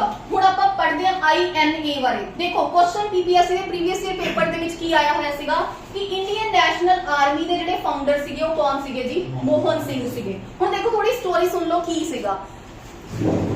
ਸੁਭਾਸ਼ ਚੰਦਰ ਬੋਸ ਜੀ ਗਏ ਕਿੱਥੇ? ਜਰਮਨੀ। ਸੁਣ ਲਓ, ਸੁਭਾਸ਼ ਚੰਦਰ ਬੋਸ ਜੀ ਗਏ ਜਰਮਨੀ। ਜਰਮਨੀ ਤੇ ਕੌਣ ਸੀਗਾ ਉਸ ਟਾਈਮ? ਹਿਟਲਰ, ਠੀਕ ਹੈ। ਹਿਟਲਰ ਰੂਲ ਕਰ ਰਿਹਾ ਸੀਗਾ। ਕਿਹਾ ਜਾਂਦਾ ਕਿ ਜਦੋਂ ਇਹ ਗਏ ਆ ਤਾਂ ਜਦੋਂ ਹਿਟਲਰ ਨੂੰ ਇਹ ਮਿਲਣ ਗਏ ਆ ਤੇ ਜਦੋਂ ਹਿਟਲਰ ਆਇਆ ਸਾਰੇ ਮਤਲਬ ਖੜੇ ਹੋ ਗਏ। ਆਬਵੀਅਸਲੀ ਉਹਦੇ ਜਿਹੜੇ ਸੋਲਜਰਸ ਹੋਣਗੇ ਬਟ ਇਹ ਖੜੇ ਨਹੀਂ ਹੋਏ। ਬਾਅਦ ਵਿੱਚ ਪਤਾ ਚੱਲਿਆ ਕਿ ਉਹ ਰੀਅਲ ਹਿਟਲਰ ਨਹੀਂ ਸੀਗਾ। ਦੂਸਰੀ ਵਾਰ ਵੀ ਹੋਇਆ, ਤੀਸਰੀ ਵਾਰ ਵੀ ਹੋਇਆ। ਜਦੋਂ ਫੋਰਥ ਟਾਈਮ ਹਿਟਲਰ ਐਕਚੁਅਲ ਦੇ ਵਿੱਚ ਆਇਆ ਫਿਰ ਇਹ ਖੜੇ ਹੋਏ, ਇਹਨਾਂ ਨੇ ਉਹਦੇ ਨਾਲ ਹੈਂਡਸ਼ੇਕ ਕੀਤਾ। ਤਾਂ ਹਿਟਲਰ ਇਹਨਾਂ ਤੋਂ ਕੀ ਹੋਇਆ? ਕਾਫੀ ਜ਼ਿਆਦਾ ਇੰਪ੍ਰੈਸ ਹੋਇਆ ਔਰ ਇਹਨਾਂ ਨੂੰ ਕਿਹਾ ਜਾਂਦਾ ਵੀ ਜਿਹੜੀ ਨੇਤਾ ਜੀ ਦਾ ਜਿਹੜਾ ਟਾਈਟਲ ਦਿੱਤਾ ਸੀ ਨਾ ਉਹ ਉੱਥੇ ਦਿੱਤਾ ਗਿਆ ਸੀਗਾ, ਨੇਤਾ ਜੀ ਸੁਭਾਸ਼ ਚੰਦਰ ਬੋਸ। ਤਾਂ ਇਹਨਾਂ ਨੇ ਕੀ ਕੀਤਾ? ਹਿਟਲਰ ਦੇ ਨਾਲ ਗੱਲ ਕੀਤੀ। ਜਦੋਂ ਬ੍ਰਿਟੇਨ ਨੇ ਇੰਡੀਅਨ ਸੋਲਜਰਸ ਨੂੰ ਲੈ ਕੇ ਜਰਮਨੀ ਦੇ ਉੱਪਰ ਅਟੈਕ ਕੀਤਾ ਸੀਗਾ ਤਾਂ ਜਰਮਨੀ ਨੇ ਬਹੁਤ ਸਾਰੇ ਇੰਡੀਅਨ ਸੋਲਜਰਸ ਨੂੰ ਕੀ ਕਰ ਲਿਆ ਸੀ? ਕੈਪਚਰ ਕਰ ਲਿਆ ਸੀਗਾ, ਕੈਦ ਕਰ ਲਿਆ ਸੀਗਾ। ਤਾਂ ਕੀ ਗਏ ਸੁਭਾਸ਼ ਚੰਦਰ ਬੋਸ ਜੀ ਨੂੰ ਪਤਾ ਸੀ ਕਿ ਜਰਮਨੀ ਦੇ ਵਿੱਚ ਇੰਡੀਅਨ ਕਾਫੀ ਜ਼ਿਆਦਾ ਸੈਨਾ ਹੈ, ਉਹਨੂੰ ਕੀ ਕਰਵਾਉਣ ਦੀ ਜ਼ਰੂਰਤ ਹੈ, ਉੱਥੋਂ ਲੈ ਕੇ ਆਉਣ ਦੀ ਜ਼ਰੂਰਤ ਹੈ। ਤਾਂ ਹਿਟਲਰ ਕੋਲ ਗਏ। ਹਿਟਲਰ ਵੈਸੇ ਤਾਂ ਪਹਿਲਾਂ ਹੀ ਇੰਪ੍ਰੈਸ ਹੋ ਗਿਆ। ਫਿਰ ਇਹਨਾਂ ਨੇ ਗੱਲ ਕੀਤੀ ਕਿ ਦੇਖੋ ਜੀ ਤੁਹਾਡੇ ਵੀ ਦੁਸ਼ਮਣ ਕੌਣ ਨੇ, ਬ੍ਰਿਟੇਨ ਵਾਲੇ, ਸਾਡੇ ਵੀ ਦੁਸ਼ਮਣ ਕੌਣ ਨੇ, ਬ੍ਰਿਟੇਨ ਵਾਲੇ, ਕਿਉਂ ਨਾ ਆਪਾਂ ਕੀ ਹੋ ਜਾਈਏ, ਇੱਕ ਹੋ ਜਾਈਏ। ਜਿਹੜੀ ਸੈਨਾ ਇੰਡੀਅਨ ਤੁਸੀਂ ਕੈਪਚਰ ਕੀਤੀ ਹੋ ਮੈਨੂੰ ਦੋ, ਮੈਂ ਕੀ ਕਰਾਂਗਾ, ਉਹਨਾਂ ਨੂੰ ਟ੍ਰੇਨ ਕਰਕੇ ਉਹਨਾਂ ਦੇ ਖਿਲਾਫ ਲੜਵਾਵਾਂਗਾ। ਹਿਟਲਰ ਕਹਿੰਦੇ ਐਵੇਂ ਕਿਵੇਂ ਪੋਸੀਬਲ ਹੈ, ਕਹਿੰਦੇ ਮੈਂ ਕਰਕੇ ਦਿਖਾਵਾਂਗਾ। ਤਾਂ ਇਹਨਾਂ ਨੇ ਕੀ ਕੀਤਾ, ਸਾਰੀ ਸੈਨਾ ਨੂੰ ਮੋਟੀਵੇਟ ਕੀਤਾ ਔਰ ਉਹਨਾਂ ਨੂੰ ਦੁਬਾਰਾ ਕੀ ਕੀਤਾ, ਰਾਜ਼ੀ ਕੀਤਾ ਕਿ ਤੁਹਾਨੇ ਕਿਹਦੇ ਅਗੇਂਸਟ ਲੜਨਾ ਹੈ, ਬ੍ਰਿਟੇਨ ਦੇ ਅਗੇਂਸਟ ਲੜਨਾ ਹੈ। ਕਿਉਂਕਿ ਸੈਨਾ ਹਾਰ ਥੱਕ ਚੁੱਕੀ ਸੀ ਕਿ ਅਸੀਂ ਹੁਣ ਲੜਾਈ ਨਹੀਂ ਕਰਨੀ, ਵੀ ਸਾਨੂੰ ਲੜਾਈ ਤੋਂ ਕੀ ਮਿਲ ਰਿਹਾ ਹੈ, ਸਾਡਾ ਦੇਸ਼ ਦੇ ਵਿੱਚ ਲੜਾਈ ਕਿਸੇ ਹੋਰ ਦੇਸ਼ ਦੀ ਸਾਨੂੰ ਵਿੱਚ ਐਵੇਂ ਲਿਆ ਜਾ ਰਿਹਾ। ਤਾਂ ਇਹਨਾਂ ਨੇ ਸੈਨਾ ਨੂੰ ਕੀ ਕੀਤਾ, ਕਾਫੀ ਜ਼ਿਆਦਾ ਮੋਟੀਵੇਟ ਕੀਤਾ। ਫਿਰ ਜਦੋਂ ਇਹਨਾਂ ਨੇ ਸੈਨਾ ਨੂੰ ਮੋਟੀਵੇਟ ਕੀਤਾ ਤਾਂ ਹਿਟਲਰ ਕਾਫੀ ਜ਼ਿਆਦਾ ਇੰਪ੍ਰੈਸ ਹੋਇਆ ਕਿ ਵਾਹ ਇਸ ਬੰਦੇ ਨੇ ਤਾਂ ਬਹੁਤ ਵਧੀਆ ਕੰਮ ਕੀਤਾ। ਫਿਰ ਹਿਟਲਰ ਨੇ ਕੀ ਕਿਹਾ ਕਿ ਦੇਖੋ ਜੀ ਇਸ ਸੈਨਾ ਨੂੰ, ਜਦੋਂ ਇਹਨਾਂ ਨੇ ਕਾਫੀ ਜ਼ਿਆਦਾ ਮੋਟੀਵੇਟ ਕੀਤਾ ਕਿ ਇਸ ਸੈਨਾ ਨੂੰ ਫਰਦਰ ਟ੍ਰੇਨਿੰਗ ਦੀ ਜ਼ਰੂਰਤ ਹੈ, ਇਹ ਸੈਨਾ ਐਵੇਂ ਨਹੀਂ ਲੜ ਪਾਏਗੀ, ਤਾਂ ਇਹਨਾਂ ਨੇ ਸੈਨਾ ਨੂੰ ਕਿੱਥੇ ਭੇਜਤਾ, ਜਾਪਾਨ ਭੇਜਿਆ। ਜਾਪਾਨ ਦੇ ਵਿੱਚ ਜਿਹੜੀਆਂ ਮਾਡਰਨ ਹਥਿਆਰ ਵਗੈਰਾ ਸੀ ਉਹਦੇ ਨਾਲ ਕੀ ਕੀਤਾ ਗਿਆ, ਉੱਥੇ ਇੰਡੀਅਨ ਸੋਲਜਰਸ ਨੂੰ ਟ੍ਰੇਨ ਕੀਤਾ ਗਿਆ। ਫਿਰ ਉੱਥੋਂ ਸੁਭਾਸ਼ ਚੰਦਰ ਜੀ ਬੋਸ ਸੀਗੇ ਜਿਹੜੇ, ਉਸ ਇੰਡੀਅਨ ਸੈਨਾ ਨੂੰ ਲੈ ਕੇ ਕਿੱਥੇ ਆ ਗਏ, ਸਿੰਗਾਪੁਰ ਆ ਗਏ। ਸਿੰਗਾਪੁਰ ਆ ਕੇ ਉਹਨਾਂ ਨੇ ਰੀਆਰਗੇਨਾਈਜ਼ ਕੀਤਾ, ਠੀਕ ਹੈ, ਸੈਨਾ ਨੂੰ ਰੀਆਰਗੇਨਾਈਜ਼ ਕੀਤਾ ਔਰ ਉੱਥੇ ਇੰਡੀਅਨ ਨੈਸ਼ਨਲ ਗਵਰਨਮੈਂਟ ਦੀ ਕੀ ਕਰਤੀ, ਡੈਕਲੇਰੇਸ਼ਨ ਕਰਤੀ ਔਰ ਕਿਹਾ ਕਿ ਆਜ਼ਾਦੀ ਹੋ ਚੁੱਕੀ ਹੈ, ਦੇਸ਼ ਆਜ਼ਾਦ ਹੋ ਚੁੱਕਿਆ ਹੈ ਔਰ ਸਿੰਗਾਪੁਰ ਤੋਂ ਆਪਾਂ ਸ਼ੁਰੂਆਤ ਕਰ ਰਹੇ ਹਾਂ। ਉੱਥੇ ਬੈਠ ਕੇ ਡਿਕਲੇਅਰ ਕੀਤਾ ਔਰ ਰੇਡੀਓ ਦੇ ਉੱਪਰ ਇਹਨਾਂ ਨੇ ਕੀ ਕਿਹਾ ਸੀਗਾ ਕਿ ਜਿਹੜੇ ਫਾਦਰ ਆਫ ਨੇਸ਼ਨ ਨੇ, ਪਹਿਲੀ ਵਾਰ ਇਹ ਵੀ ਕੁਐਸਚਨ ਆਉਂਦਾ ਕਿ father of nation, Gandhi ji ਨੂੰ father of nation the title ਕਿਹਨੇ ਦਿੱਤਾ ਸੀਗਾ, ਸੁਭਾਸ਼ ਚੰਦਰ ਬੋਸ ਨੇ ਦਿੱਤਾ ਸੀਗਾ ਕਿ ਮੈਨੂੰ ਇਸ ਕੰਮ ਦੇ ਲਈ ਦੇਸ਼ ਦੇ ਜਿਹੜੇ ਫਾਦਰ ਨੇ, ਫਾਦਰ ਆਫ ਨੇਸ਼ਨ ਨੇ, ਉਹਨਾਂ ਦਾ ਕੀ ਚਾਹੀਦਾ ਹੈ, ਆਸ਼ੀਰਵਾਦ ਚਾਹੀਦਾ ਹੈ। ਤਾਂ ਦੇਖੋ ਇੱਥੋਂ ਕੀ ਨਿਕਲਿਆ, ਹੁਣ ਦੇਖੋ ਕੁਐਸਚਨਸ ਦਾ ਭੰਡਾਰਾ ਨਿਕਲਿਆ ਆ ਜਿਹੜਾ ਵੀ ਮੈਂ ਤੁਹਾਨੂੰ ਦੱਸਿਆ, ਠੀਕ ਹੈ। ਪਹਿਲਾਂ ਇਹ ਜਰਮਨੀ ਗਏ, ਹਿਟਲਰ ਤੋਂ ਸੈਨਾ ਨੂੰ ਮੋਟੀਵੇਟ ਕੀਤਾ, ਉੱਥੋਂ ਸੈਨਾ ਨੂੰ ਲੈ ਕੇ ਕਿੱਥੇ ਗਏ, ਜਾਪਾਨ ਗਏ। ਹਿਟਲਰ ਨੇ ਕੀ ਕਿਹਾ ਕਿ ਸੈਨਾ ਐਵੇਂ ਨਹੀਂ ਲੜ ਪਾਏਗੀ, ਇਹਨਾਂ ਨੂੰ ਟ੍ਰੇਨਿੰਗ ਦੀ ਜ਼ਰੂਰਤ ਹੈ, ਜਾਪਾਨ ਗਏ। ਜਾਪਾਨ ਤੋਂ ਟ੍ਰੇਨ ਕਰਕੇ ਹਥਿਆਰ ਵਗੈਰਾ ਲੈ ਕੇ ਕਿੱਥੇ ਆ ਗਏ, ਸਿੰਗਾਪੁਰ। ਸਿੰਗਾਪੁਰ ਦੇ ਵਿੱਚ ਆ ਕੇ ਇੰਡੀਅਨ ਨੈਸ਼ਨਲ ਜਿਹੜੀ ਗਵਰਨਮੈਂਟ ਹੈ ਉਹਦੀ ਡੈਕਲੇਰੇਸ਼ਨ ਕਰਤੀ ਔਰ ਆਜ਼ਾਦੀ ਦੀ ਡੈਕਲੇਰੇਸ਼ਨ ਕਰਤੀ ਕਿ ਦੇਸ਼ ਆਜ਼ਾਦ ਹੋ ਜਾਏਗਾ, ਹੋ ਗਿਆ, ਠੀਕ ਹੈ, ਕਿ ਅਸੀਂ ਸ਼ੁਰੂਆਤ ਕਰਾਂਗੇ। ਹੁਣ ਇੱਥੇ ਕੀ ਸੀਗਾ, ਇੱਕ ਚੀਜ਼ ਧਿਆਨ ਰੱਖਿਓ ਕਿ ਜਿਹੜੇ ਆਪਣੇ ਦੇਖੋ ਜੀ ਆਪਣਾ ਇੰਡੀਆ ਹੈ, ਇੱਥੇ ਆਪਣਾ ਕੀ ਹੈ, ਅੰਡੇਮਾਨ ਐਂਡ ਨਿਕੋਬਾਰ ਹੈ। ਜਦੋਂ ਬ੍ਰਿਟੇਨ ਦੀ ਲੜਾਈ ਹੋਈ ਸੀਗੀ ਜਾਪਾਨ ਦੇ ਨਾਲ, ਬ੍ਰਿਟੇਨ ਨੇ ਸਾਰਿਆਂ ਨਾਲ ਹੀ ਲੜਿਆ ਨਾ ਵਰਲਡ ਵਾਰ 2 ਦੇ ਵਿੱਚ, ਤਾਂ ਜਾਪਾਨ ਨੇ ਕੀ ਕੀਤਾ, ਅੰਡੇਮਾਨ ਐਂਡ ਨਿਕੋਬਾਰ ਨੂੰ ਕੀ ਕਰ ਲਿਆ ਸੀ, ਕੈਪਚਰ ਕਰ ਲਿਆ ਸੀਗਾ। ਕਿਉਂਕਿ ਹੁਣ ਸੁਭਾਸ਼ ਚੰਦਰ ਬੋਸ ਜੀ ਕਿੱਥੇ ਗਏ ਸੀਗੇ, ਜਾਪਾਨ, ਉੱਥੋਂ ਦੀ ਗਵਰਨਮੈਂਟ ਦੇ ਨਾਲ ਉਹਨਾਂ ਦੀ ਕਾਫੀ ਜ਼ਿਆਦਾ ਕੋਲੈਬੋਰੇਸ਼ਨ ਹੋ ਗਈ। ਤਾਂ ਜਾਪਾਨ ਦੀ ਗਵਰਨਮੈਂਟ ਨੇ ਅੰਡੇਮਾਨ ਐਂਡ ਨਿਕੋਬਾਰ ਜਿਹੜਾ ਇਹ ਸੀਗਾ ਆਈਲੈਂਡ, ਇਹ ਕਿਹਨੂੰ ਦੇਤਾ ਸੀਗਾ, ਐਸਸੀ ਬੋਸ ਨੂੰ, ਸੁਭਾਸ਼ ਚੰਦਰ ਬੋਸ ਨੂੰ ਇਹ ਦੇਤਾ ਸੀਗਾ ਕਿ ਇਹਨੂੰ ਹੁਣ ਤੁਸੀਂ ਸੰਭਾਲੋ। ओरिजिनली है कि दसी अंडमान निकोबार, ਇਹ ਪਹਿਲਾਂ ਇੰਡੀਆ ਦਾ ਹੀ ਸੀਗਾ। ਵਰਲਡ ਵਾਰ 2 ਦੇ ਵਿੱਚ ਜਾਪਾਨ ਨੇ ਕੀ ਕਰ ਲਿਆ ਸੀ, ਐਕਵਾਇਰ ਕਰ ਲਿਆ। ਫਿਰ ਵਾਪਸ ਕੀ ਕੀਤਾ, ਐਸਸੀ ਬੋਸ ਦੀ ਉਹਨਾਂ ਦੀ ਗਵਰਨਮੈਂਟ ਦੇ ਨਾਲ ਕੀ ਬਣ ਰਿਹਾ ਸੀ, ਕੋਲੈਬੋਰੇਸ਼ਨ ਕਰਨ ਤੋਂ ਬਾਅਦ ਉਹਨਾਂ ਨੇ ਕੀ ਕੀਤਾ, ਇਹ ਅੰਡੇਮਾਨ ਐਂਡ ਨਿਕੋਬਾਰ ਕਿਹਨੂੰ ਦੇਤਾ, ਆਪਣੇ ਬਸ ਸੁਭਾਸ਼ ਚੰਦਰ ਬੋਸ ਨੂੰ ਦੇਤਾ, ਠੀਕ ਹੈ। ਫਿਰ ਇਥੋਂ 1943 ਦੇ ਵਿੱਚ ਇਹ ਕੀਤਾ ਇਹਨਾਂ ਨੇ, ਆਈਐਨਏ ਬਣਾ ਲਈ। ਉਸ ਤੋਂ ਬਾਅਦ ਇਹਨਾਂ ਨੇ ਕੀ ਕਿਹਾ ਕਿ ਆਪਾਂ ਕੀ ਕਰਾਂਗੇ, ਹੁਣ ਇੰਡੀਆ ਦੇ ਵਿੱਚ ਇੱਥੋਂ ਦੀ ਅਟੈਕ ਕਰਾਂਗੇ। ਪਰ ਕਿਹਾ ਜਾਂਦਾ ਕਿ ਇਹਨਾਂ ਦੀ ਆਰਮੀ ਕੀ ਹੋ ਗਈ ਜੀ, ਫੇਲ ਹੋ ਗਈ, ਮਤਲਬ ਨਹੀਂ ਲੜ ਪਾਈ। ਤਾਂ ਇਹ ਕੀ ਹੋਇਆ, ਕਾਫੀ ਸਾਰੇ ਬੰਦੇ ਇਹਨਾਂ ਨੇ ਕੀ ਹੋਏ, ਕੈਪਚਰ ਹੋ ਗਏ। ਤਾਂ ਹੋਇਆ ਕੀ, ਜਦੋਂ ਇਹਨਾਂ ਨੇ ਦੇਖਿਆ ਕਿ ਕਾਫੀ ਸਾਰੀ ਵੀ ਹਾਲਤ ਖਰਾਬ ਹੋ ਰਹੀ ਹੈ, ਠੀਕ ਹੈ, ਤਾਂ ਇਹ ਕਿੱਥੇ ਗਏ, ਦੁਬਾਰਾ ਜਰਮਨੀ ਗਏ, ਠੀਕ ਹੈ। ਜਰਮਨੀ ਚੋਂ ਕੀ ਹੋਇਆ, ਹੁਣ ਕੀ ਹੋ ਰਿਹਾ ਸੀਗਾ ਕਿ ਕਾਫੀ ਜ਼ਿਆਦਾ ਮਤਲਬ ਜਿਹੜਾ ਬ੍ਰਿਟੇਨ ਦਾ ਜਿਹੜਾ ਪਲੜਾ ਸੀਗਾ ਉਹ ਕਾਫੀ ਜ਼ਿਆਦਾ ਭਾਰੀ ਹੋ ਰਿਹਾ ਸੀਗਾ, ਮਤਲਬ ਆਈ ਮੀਨ ਇੰਪਰੂਵ ਹੋ ਰਿਹਾ ਸੀਗਾ। ਤਾਂ ਦੇਖੋ ਜਰਮਨੀ ਗਏ, ਜਰਮਨੀ ਤੋਂ ਵੀ ਇਹਨਾਂ ਨੂੰ ਕੋਈ ਹੈਲਪ ਨਹੀਂ ਮਿਲੀ। ਜਦੋਂ ਇਹ ਜਾਪਾਨ ਗਏ, ਜਾਪਾਨ ਵਾਲਿਆਂ ਨੂੰ ਕਿਹਾ ਵੀ ਦੇਖੋ ਜੀ ਸਾਨੂੰ ਹਥਿਆਰ ਵਗੈਰਾ ਸਪਲਾਈ ਕਰੋ, ਸਾਨੂੰ ਸੈਨਾ ਦੀ ਹੋਰ ਜ਼ਰੂਰਤ ਹੈ, ਉੱਥੇ ਤਾਂ ਕੁਝ ਹੋ ਰਿਹਾ। ਤਾਂ ਜਾਪਾਨ ਦੇ ਉੱਪਰ ਉਸ ਟਾਈਮ ਦੇ ਵਿੱਚ ਕੌਣ ਅਟੈਕ ਕਰ ਰਿਹਾ ਸੀ, USA। ਕੌਣ ਸੀਗਾ, ਹੀਰੋਸਾਕੀ ਔਰ ਆਪਣੇ ਪੜਿਆ ਨਾ कि ਜਿਹੜੇ 2 ਬੰਬ ਸੀਗੇ, ਹੀਰੋਸਾਕੀ ਔਰ ਨਾਗਾਸਾਕੀ, 2 ਬੰਬ ਸੀਗੇ ਕਿ ਇੱਕ ਦਾ ਸੁੱਟ ਚੁੱਕੇ ਸੀਗੇ। ਲਿਟਲ ਬॉय ਤੇ ਫੈਟਮੈਨ ਸੀ, ਮੈਂ ਬੰਦਾ ਹਾਂ, ਠੀਕ ਹੈ, ਮਤਲਬ ਅਟੈਕ ਕੀਤੇ ਸੀਗੇ, USA ਨੇ 2 ਅਟੈਕ ਕੀਤੇ ਸੀਗੇ, ਠੀਕ ਹੈ। ਤਾਂ ਉਹਨਾਂ ਨੇ ਕੀ ਕਿਹਾ ਕਿ ਇੱਕ ਅਟੈਕ ਤਾਂ ਹੋ ਚੁੱਕਿਆ ਹੈ, ਕਿ ਸਾਡੀ ਤਾਂ ਹਾਲਤ ਖੁਦ ਜ਼ਿਆਦਾ ਇੰਨੀ ਖਰਾਬ ਹੈ, ਅਸੀਂ ਤੁਹਾਡੀ ਕੀ ਹੈਲਪ ਕਰਾਂਗੇ। ਤਾਂ ਦੇਖੋ ਜੀ ਜਰਮਨੀ ਨੇ ਵੀ ਜਵਾਬ ਦਿੱਤਾ ਔਰ ਕੀ ਕਰਤਾ ਜੀ, ਜਾਪਾਨ ਨੇ ਵੀ ਜਵਾਬ ਦਿੱਤਾ। ਤਾਂ ਹੋਇਆ ਕਿ ਜਦੋਂ ਇੱਥੋਂ ਹੀ ਵਾਪਸ ਆ ਰਹੇ ਸੀ, ਕਿਹਾ ਜਾਂਦਾ ਹੈ ਕਿ 에ਅਰ ਕ੍ਰੈਸ਼ ਦੇ ਵਿੱਚ ਕੀ ਹੋ ਗਈ ਜੀ, ਇਹਨਾਂ ਦੀ ਡੈਥ ਹੋ ਗਈ। ਸਮਝ ਆ ਗਈ, किन्ना दी ਸੁਭਾਸ਼ ਚੰਦਰ ਬੋਸ। ਕਈ ਜਗ੍ਹਾ ਤੇ ਥਿਊਰੀ ਇਹ ਦਿੱਤੀਆਂ ਗਈਆਂ ਨੇ ਕਿ ਇਹ ਬੰਦਾ ਕੀ ਸੀਗਾ ਜਿਹੜਾ ਭੱਜ ਗਿਆ, ਛਿਪ ਗਿਆ, ਪਰ ਇਹ ਬਹੁਤ ਜ਼ਿਆਦਾ ਬਰੇਵ ਸੀਗੇ। ਇਹ ਬੰਦਾ ਇੰਨਾ ਜ਼ਿਆਦਾ ਬਰੇਵ ਸੀਗਾ ਕਿ ਇਹ ਭੱਜਣ ਵਾਲਾ ਨਹੀਂ ਸੀਗਾ। ठीक है। तो बेसिकली की होया जी, उस तो बाद एक्सीडेंट हो गया सीगा, इन्हां दा एयर क्रैश हो गया सीगा और जापान ने उस तो बाद ਇਹਦੀ ਪੁਸ਼ਟੀ ਵੀ ਕੀਤੀ ਸੀਗੀ ਕਿ ਹਾਂਜੀ ਐਕਚੁਅਲ ਦੇ ਵਿੱਚ ਇਹਨਾਂ ਦਾ ਕੀ ਹੋਇਆ ਸੀ, ਪਲੇਨ ਕ੍ਰੈਸ਼ ਹੋਇਆ। ਠੀਕ ਹੈ।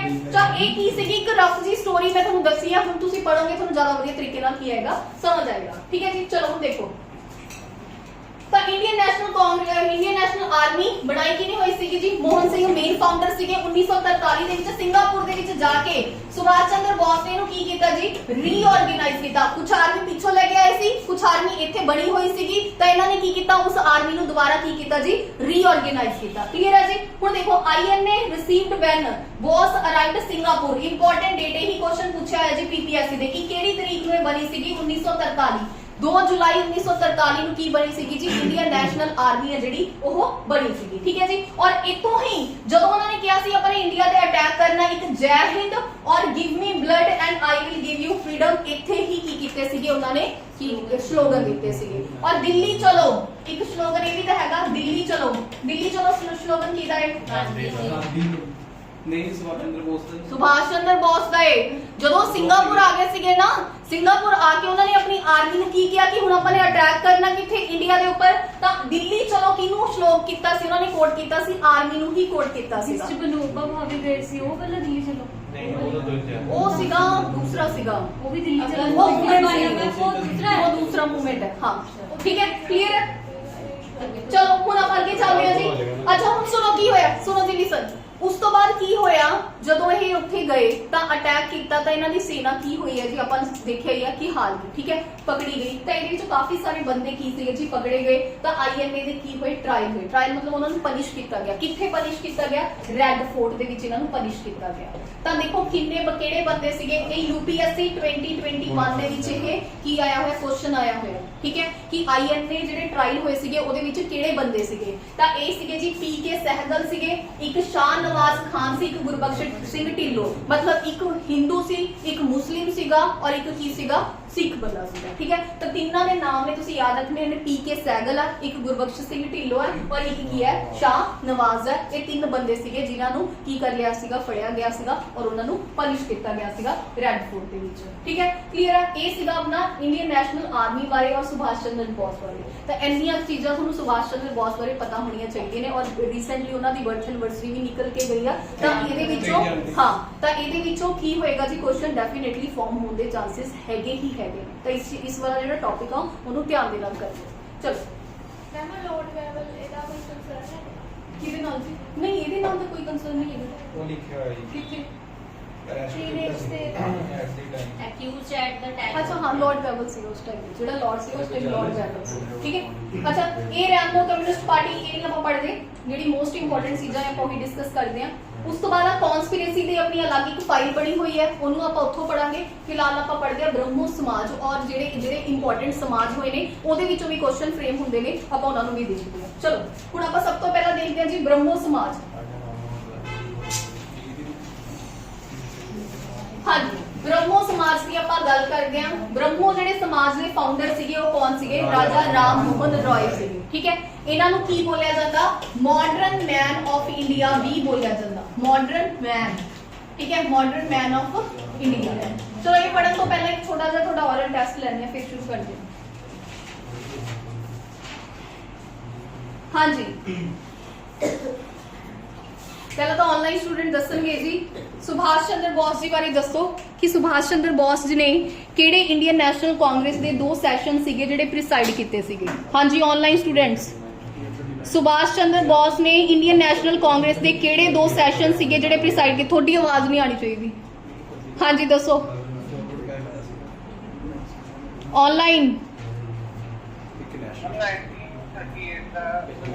ਓਕੇ 1938 ਦਾ, ਹਾਂਜੀ ਕਿਹੜਾ ਸੈਸ਼ਨ ਸੀਗਾ। ਓਕੇ ਤ੍ਰਿਪੁਰਾ ਦਾ ਸੀਗਾ। ਹਾਂਜੀ ਦੂਸਰੇ ਕਨਫਰਮ ਕਰੋਗੀ, ਤ੍ਰਿਪੁਰਾ ਸੀਗਾ, ਹਰੀਪੁਰਾ। ਓਕੇ ਹੋਰ ਕੋਈ, ਤ੍ਰਿਪੁਰੀ ਸੀਗਾ। ਹਾਂਜੀ ਕਦੋਂ ਸੀਗਾ ਤ੍ਰਿਪੁਰੀ, ਕਿਹੜੇ ਸਾਲ ਦੇ ਵਿੱਚ ਸੀਗਾ। 1939 ਚ ਹਰੀਪੁਰਾ ਸੀਗਾ, 1939 ਚ ਤ੍ਰਿਪੁਰੀ ਸੀਗਾ। ਕੀ ਇਹਨਾਂ ਦੀ ਜਿਹੜੀ ਪ੍ਰੈਸੀਡੈਂਸੀ ਜਿੱਤ ਲਈ ਸੀਗੀ ਸੁਭਾਸ਼ ਚੰਦਰ ਬੋਸ ਨੇ। ਮਾਈਕ ਔਨ ਕਰ ਲਓ ਹੁਣ ਤਾਂ। ਸਾਰੇ ਮਾਈਕ ਔਨ ਕਰ ਲਓ। ਹਾਂਜੀ, ਕੀ ਇਹਨਾਂ ਨੇ ਪ੍ਰੈਸੀਡੈਂਸੀ ਜਿੱਤ ਲਈ ਸੀਗੀ? ਹਾਂਜੀ ਜਿੱਤ ਲਈ ਸੀ। ਓਕੇ, ਉਸ ਤੋਂ ਬਾਅਦ ਕੀ ਕੀਤਾ ਫਿਰ ਇਹਨਾਂ ਨੇ? ਰਿਜ਼ਾਈਨ ਕਰਤਾ, ਰਾਈਟ। ਉਸ ਤੋਂ ਬਾਅਦ ਰਿਜ਼ਾਈਨ ਕਰਕੇ ਇਹਨਾਂ ਨੇ ਇੱਕ ਨਵੀਂ ਪਾਰਟੀ ਬਣਾਈ ਸੀ, ਕੀ ਨਾਮ ਸੀਗਾ ਉਸ ਪਾਰਟੀ ਦਾ? ਹਾਂਜੀ ਬਿਲਕੁਲ, ਫਾਰਵਰਡ ਬਲੌਕ ਉਸ ਪਾਰਟੀ ਦਾ ਕੀ ਸੀਗਾ ਜੀ? ਨਾਮ ਸੀਗਾ। ਓਕੇ ਠੀਕ ਹੈ। ਅੱਛਾ, ਉਸ ਤੋਂ ਬਾਅਦ ਆਪਾਂ ਗੱਲ ਕਰਦੇ ਹਾਂ ਇੰਡੀਅਨ ਨੈਸ਼ਨਲ ਆਰਮੀ ਦੀ। ਇੰਡੀਅਨ ਨੈਸ਼ਨਲ ਆਰਮੀ ਕਿਹੜੇ ਸਾਲ ਦੇ ਵਿੱਚ ਬਣੀ ਹੈ? ਈਅਰ ਕਿਹੜਾ ਜੀ? 1943। ਪੀਪੀਐਸਸੀ ਦੇ ਪ੍ਰੀਵੀਅਸ ਈਅਰ ਕੁਐਸਚਨਸ ਨੇ ਜੀ ਇਹ, ਪੀਪੀਐਸਸੀ ਦੇ ਪ੍ਰੀਵੀਅਸ ਈਅਰ ਉਹਦੇ ਵਿੱਚ ਆਇਆ ਹੋਇਆ। 1943 ਦੇ ਵਿੱਚ ਕੀ ਬਣਿਆ? Indian national army. ਗੱਲਾਂ ਨਹੀਂ ਕਰਨੀਆਂ, ਚਾਹੇ ਪੇਪਰ ਹੈਗਾ ਚਾਹੇ ਨਹੀਂ ਹੈਗਾ, ਗੱਲਾਂ ਨਹੀਂ ਕਰਨੀਆਂ। 1943 ਠੀਕ ਹੈ। 1943 ਦੇ ਵਿੱਚ ਕੀ ਬਣਿਆ? ਇੰਡੀਅਨ ਨੈਸ਼ਨਲ ਆਰਮੀ ਬਣੀ। ਅੱਛਾ, ਕਿੱਥੋਂ ਇਹਨਾਂ ਨੇ ਡਿਕਲੇਅਰ ਕੀਤਾ ਸੀਗਾ ਕਿ ਜਿਹੜੀ ਇੰਡੀਅਨ ਨੈਸ਼ਨਲ ਗਵਰਨਮੈਂਟ ਹੈ ਜਿਹੜੀ ਬਣ ਜਾਏਗੀ? ਸਿੰਗਾਪੁਰ ਤੋਂ। ਠੀਕ ਹੈ, ਸਿੰਗਾਪੁਰ ਤੋਂ ਇਹਨਾਂ ਨੇ ਡਿਕਲੇਅਰ ਕੀਤਾ। ਉਸ ਤੋਂ ਬਾਅਦ ਜਿਹੜੇ ਟ੍ਰਾਇਲ ਹੋਏ ਸੀਗੇ ਉਹ ਕਿੱਥੇ ਹੋਏ ਸੀ ਜਦੋਂ ਇਹਨਾਂ ਦੀ ਫੌਜ ਫੜੀ ਗਈ ਸੀਗੀ? ਰੈੱਡ ਫੋਰਟ ਦੇ ਵਿੱਚ। ਕਿਹੜੇ 3 ਬੰਦੇ ਸੀਗੇ ਜਿਨ੍ਹਾਂ ਨੂੰ ਟ੍ਰਾਇਲ ਦੇ ਵਿੱਚ ਐਕਿਊਜ਼ ਕੀਤਾ ਗਿਆ ਸੀ? ਇੱਕ ਗੁਰਬਖਸ਼ ਸਿੰਘ ਢਿੱਲੋਂ, ਸ਼ਾਹਨਵਾਜ਼ ਔਰ ਇੱਕ ਤੀਸਰਾ ਕੌਣ ਸੀ? ਪੀਕੇ ਸਹਿਗਲ। ਇਹ ਕੁਐਸਚਨ ਆਇਆ ਹੋਇਆ ਜੀ, ਠੀਕ ਹੈ, ਪ੍ਰੀਵੀਅਸ ਈਅਰ ਪੇਪਰ ਦੇ ਵਿੱਚ ਕੁਐਸਚਨ ਆਇਆ ਹੋਇਆ यूपीएससी ਦੇ। ਹਾਂਜੀ, ਗੁਰਬਖਸ਼ ਸਿੰਘ ਢਿੱਲੋਂ, ਹਾਂਜੀ ਉਹ ਵੀ ਸੀਗਾ। ਤਾਂ 3 ਬੰਦੇ ਸੀਗੇ ਜੀ ਜਿਹੜੇ ਕਿਹਦੇ ਵਿੱਚ ਆਪਣੇ ਜਿਹੜੇ ਟ੍ਰਾਇਲ ਹੋਏ ਸੀਗੇ ਉਹਦੇ ਵਿੱਚ ਇਹਨਾਂ ਨੂੰ ਫੜਿਆ ਗਿਆ ਸੀਗਾ। ਠੀਕ ਹੈ ਜੀ। ਅੱਛਾ, ਹੋਰ ਦੱਸੋ ਕਿ ਜਿਹੜਾ ਡੀ ਡੇ ਸੀਗਾ ਕਿਹੜੇ ਉਹਦੇ ਵਿੱਚ ਡਿਕਲੇਅਰ ਹੋਇਆ ਸੀਗਾ ਉਹਦਾ? ਹਾਂਜੀ, 1947 ਚ ਦੇਖੋ ਆਜ਼ਾਦੀ ਮਿਲੀ ਹੈ। 1946 ਦੇ ਵਿੱਚ 16 ਅਗਸਤ 1946 ਨੂੰ ਕੀ ਹੋਇਆ ਜੀ? ਡੀ ਡੇ ਕੀ ਹੋਇਆ? ਡਿਕਲੇਅਰ ਹੋਇਆ। ਡੀ ਡੇ ਦੇ ਵਿੱਚ ਕੀ ਸੀਗਾ? ਮੈਸਿਵ ਰਾਇਟਸ ਹੋਏ ਸੀ, ਦੰਗੇ ਫਸਾਦ ਹੋਏ ਸੀ। ਠੀਕ ਹੈ, ਆਪਾਂ ਨੇ ਪੜ੍ਹ ਲਿਆ। ਅੱਛਾ, ਮਾਊਂਟ ਬੈਟਨ ਪਲਾਨ ਦੇ ਵਿੱਚ ਕੀ ਹੋਇਆ ਸੀਗਾ? ਮਾਊਂਟ ਬੈਟਨ ਪਲਾਨ ਕੀ ਸੀਗਾ? ਆਨਲਾਈਨ ਹਾਂਜੀ ਦੱਸੋ, ਮਾਊਂਟ ਬੈਟਨ ਪਲਾਨ ਕੀ ਸੀਗਾ? सेपरेट इलेक्टोरेट जून 1997 तक कंप्लीटली हो जाएगा। ਓਕੇ ਹਾਂਜੀ, ਦੋਨੋਂ ਸਾਈਡ ਤੋਂ ਬੰਦਿਆਂ ਨੂੰ ਬਿਠਾਇਆ ਗਿਆ ਸੀਗਾ, ਬੰਗਾਲ ਵਾਲੀ ਲੈਜਿਸਲੇਟਿਵ ਦੇ ਵਿੱਚੋਂ ਔਰ ਦੂਸਰੀ ਸਾਈਡ ਕਿੱਧਰ ਵਾਲੀ? ਪੰਜਾਬ ਵਾਲੀ। ਠੀਕ ਹੈ, ਕਿ ਉਹਨਾਂ ਨੂੰ ਪੁੱਛਿਆ ਗਿਆ ਤੁਸੀਂ ਕੀ ਚਾਹੁੰਦੇ ਹੋ, ਤਾਂ ਉਹਨਾਂ ਨੇ ਕੀ ਕੀਤਾ? ਸੈਪਰੇਟ ਨੇਸ਼ਨ ਦੇ ਵਿੱਚ ਫੇਵਰ ਕੀਤਾ। ਔਰ ਉਸ ਤੋਂ ਬਾਅਦ ਕੀ ਹੋਇਆ? ਕਿਹੜਾ ਕਮਿਸ਼ਨ ਬੁਲਾਇਆ ਗਿਆ? Red cliff. ਇੰਡੀਆ ਔਰ ਪਾਕਿਸਤਾਨ ਦੇ ਵਿਚਕਾਰ ਜਿਹੜੀ ਬਾਉਂਡਰੀ ਲਾਈਨ ਆ ਉਹਨੂੰ ਕੀ ਕਿਹਾ ਜਾਂਦਾ? Red cliff line. ਇਸੇ ਵਜ੍ਹਾ ਕਰਕੇ ਕਿਹਾ ਜਾਂਦਾ ਕਿਉਂਕਿ ਜਿਹੜਾ ਕਮਿਸ਼ਨ ਸੀਗਾ ਉਹਨੇ ਕੀ ਕੀਤੀ ਸੀਗੀ? ਸੈਪਰੇਸ਼ਨ ਕੀਤੀ ਸੀ। ਠੀਕ ਹੈ, ਪਾਰਟੀਸ਼ਨ ਕੀਤੀ ਸੀ। ਠੀਕ ਹੈ। ਅੱਛਾ, ਹੋਰ ਦੱਸੋ ਇਸ ਤੋਂ ਬਿਨਾ ਕਿਹੜਾ ਪੀਐਮ ਸੀਗਾ ਬ੍ਰਿਟੇਨ ਦਾ ਜਿਹਨੇ ਕਿਹਾ ਸੀਗਾ ਕਿ ਅਗਰ ਮੈਂ ਜਿੱਤ ਗਿਆ ਤਾਂ ਮੈਂ ਦੇਸ਼ ਨੂੰ ਆਜ਼ਾਦ? ਪੀਐਮ ਐਟਲੀ ਨੇ ਕੀ ਕੀਤਾ ਜੀ? ਉੱਥੋਂ ਬ੍ਰਿਟੇਨ ਤੋਂ ਕਿਹਾ ਕਿ ਅਗਰ ਮੈਂ ਜਿੱਤ ਜਾਵਾਂਗਾ ਤਾਂ ਕੀ ਕਰਾਂਗਾ? ਇੰਡੀਆ ਨੂੰ ਆਜ਼ਾਦ ਕਰ ਦਾਂਗਾ। ਅੱਛਾ, ਤੇ ਕਿਹੜੀ ਉਹ ਡੇਟ ਸੀ? ਡੇਟ ਦਾ ਮਤਲਬ ਐਗਜ਼ੈਕਟ ਡੇਟ ਉਹਨੇ ਕਿਹੜੀ ਦਿੱਤੀ ਸੀ ਕਿ ਜਦੋਂ ਦੇਸ਼ 30 ਜੂਨ 1948 ਪੀਪੀਐਸਸੀ ਦਾ ਪ੍ਰੀਵੀਅਸ ਈਅਰ ਕੁਐਸਚਨ ਹੈ। ਠੀਕ ਹੈ, 30 ਜੂਨ 1948 ਨੂੰ ਉਹਨੇ ਫਾਈਨਲ ਕੀ ਦਿੱਤੀ ਸੀ? ਡੈਡਲਾਈਨ ਦਿੱਤੀ ਸੀਗੀ ਕਿ ਅਸੀਂ ਕੀ ਕਰਾਂਗੇ? ਦੇਸ਼ ਨੂੰ ਆਜ਼ਾਦ ਕਰ ਦਾਂਗੇ। ਪਰ ਕੀਤਾ ਕਦੋਂ? 15 ਅਗਸਤ 1947 ਪਹਿਲਾਂ ਹੀ ਆਜ਼ਾਦ ਕਰ ਦਿੱਤਾ ਗਿਆ। ਤਾਂ ਬਾਕੀ ਆਪਾਂ ਨੇ ਸਾਰੀ ਚੀਜ਼ਾਂ ਡਿਸਕਸ ਕਰ ਹੀ ਲਿਆ। ਰਜਿੰਦਰ ਪ੍ਰਸਾਦ ਇੰਡੀਆ ਦੇ ਵੀ ਪਹਿਲੇ ਪ੍ਰੈਜ਼ੀਡੈਂਟ, ਰਜਿੰਦਰ ਪ੍ਰਸਾਦ ਕਨਸਟੀਟਿਊਸ਼ਨ ਅਸੈਂਬਲੀ ਦੇ ਵੀ ਪਹਿਲੇ ਪ੍ਰੈਜ਼ੀਡੈਂਟ ਸੀਗੇ। ਠੀਕ ਹੈ, ਕਲੀਅਰ? ਹਾਂਜੀ, ਵਾਈਸ ਪ੍ਰੈਜ਼ੀਡੈਂਟ ਸੀਗੇ ਐਕਸੀ ਮੁਖਰਜੀ। ਜਿਹੜੀ ਇੰਡੀਅਨ ਨੈਸ਼ਨਲ ਆਰਮੀ ਸੀ 1942 ਚ ਬਣੀ ਸੀ 1943 ਜਿਹੜਾ ਰੀਆਰਗੇਨਾਈਜ਼ ਕੀਤਾ ਸੀਗਾ ਨਾ, ਉਹ ਤਾਂ ਬਣੀ 1943 ਹਾਂ, ਬਣੀ 1942 ਦੇ ਵਿੱਚ ਸੀ। ਠੀਕ ਹੈ, ਚਲੋ ਹਾਂਜੀ, ਤਾਂ ਹੁਣ ਆਪਾਂ ਅੱਗੇ ਸ਼ੁਰੂ ਕਰਦੇ ਹਾਂ ਜੀ। ਚਲੋ, मोहन सिंह ने बनाई सी। ਹਾਂਜੀ, ਮੋਹਨ ਸਿੰਘ ਆਂਦਾ ਮੇਨ ਫਾਊਂਡਰ ਕੌਣ ਹੈ? ਉਹ ਮੋਹਨ ਸਿੰਘ ਹੈ। ਉਹ 1 ਸਾਲ ਪਹਿਲਾਂ ਹੀ ਹਾਂਜੀ, ਔਰ ਇਹਨੂੰ ਰੀਆਰਗੇਨਾਈਜ਼ ਕੀਤਾ ਸੀਗਾ। ਰੀਆਰਗੇਨਾਈਜ਼ ਸਮਝਦੇ ਹੋ ਨਾ ਕਿ ਕਿਸੇ ਚੀਜ਼ 'ਚ ਦੁਬਾਰਾ ਜਾਨ ਪਾਣੀ। ਠੀਕ ਹੈ, ਉਹਨੂੰ ਮੇਨ ਕੀ ਕੀਤਾ ਸੀ? ਲੀਡ ਕੀਤਾ ਸੀਗਾ ਸੁਭਾਸ਼ ਚੰਦਰ ਬੋਸ ਨੇ, ਰੀਆਰਗੇਨਾਈਜ਼ ਕੀਤਾ ਸੀ। ਚਲੋ ਅੱਛਾ, ਹੁਣ ਆਪਾਂ ਗੱਲ ਕਰਦੇ ਹਾਂ ਜੀ ਬ੍ਰਹਮੋ ਸਮਾਜ ਦੀ। ਤਾਂ ਬ੍ਰਹਮੋ ਸਮਾਜ ਦੇ ਜਿਹੜੇ ਮੇਨ ਫਾਊਂਡਰ ਨੇ ਉਹ ਕੌਣ ਨੇ ਜੀ? ਰਾਜਾ ਰਾਮ ਮੋਹਨ ਰਾਏ ਕੀ ਨੇ? ਬ੍ਰਹਮੋ ਸਮਾਜ ਦੇ ਫਾਊਂਡਰ ਨੇ। ਹੁਣ ਕੁਐਸਚਨ ਆ, ਇੱਕ ਆਪਾਂ ਨੇ ਹੋਰ ਕੀ ਡਿਸਕਸ ਕੀਤਾ ਸੀ? ਰਾਜਾ ਰਾਮ ਮੋਹਨ ਰਾਏ ਨੂੰ ਕੀ ਬੋਲਿਆ ਜਾਂਦਾ? Modern man of India. ਠੀਕ ਹੈ, ਕਿਉਂ ਬੋਲਿਆ ਜਾਂਦਾ modern man of India? Modern practical सोच ਤੇ ਵੈਸਟਰਨ ਕਲਚਰ ਦਾ ਫੋਲੋ ਕਰਦੇ ਸੀ।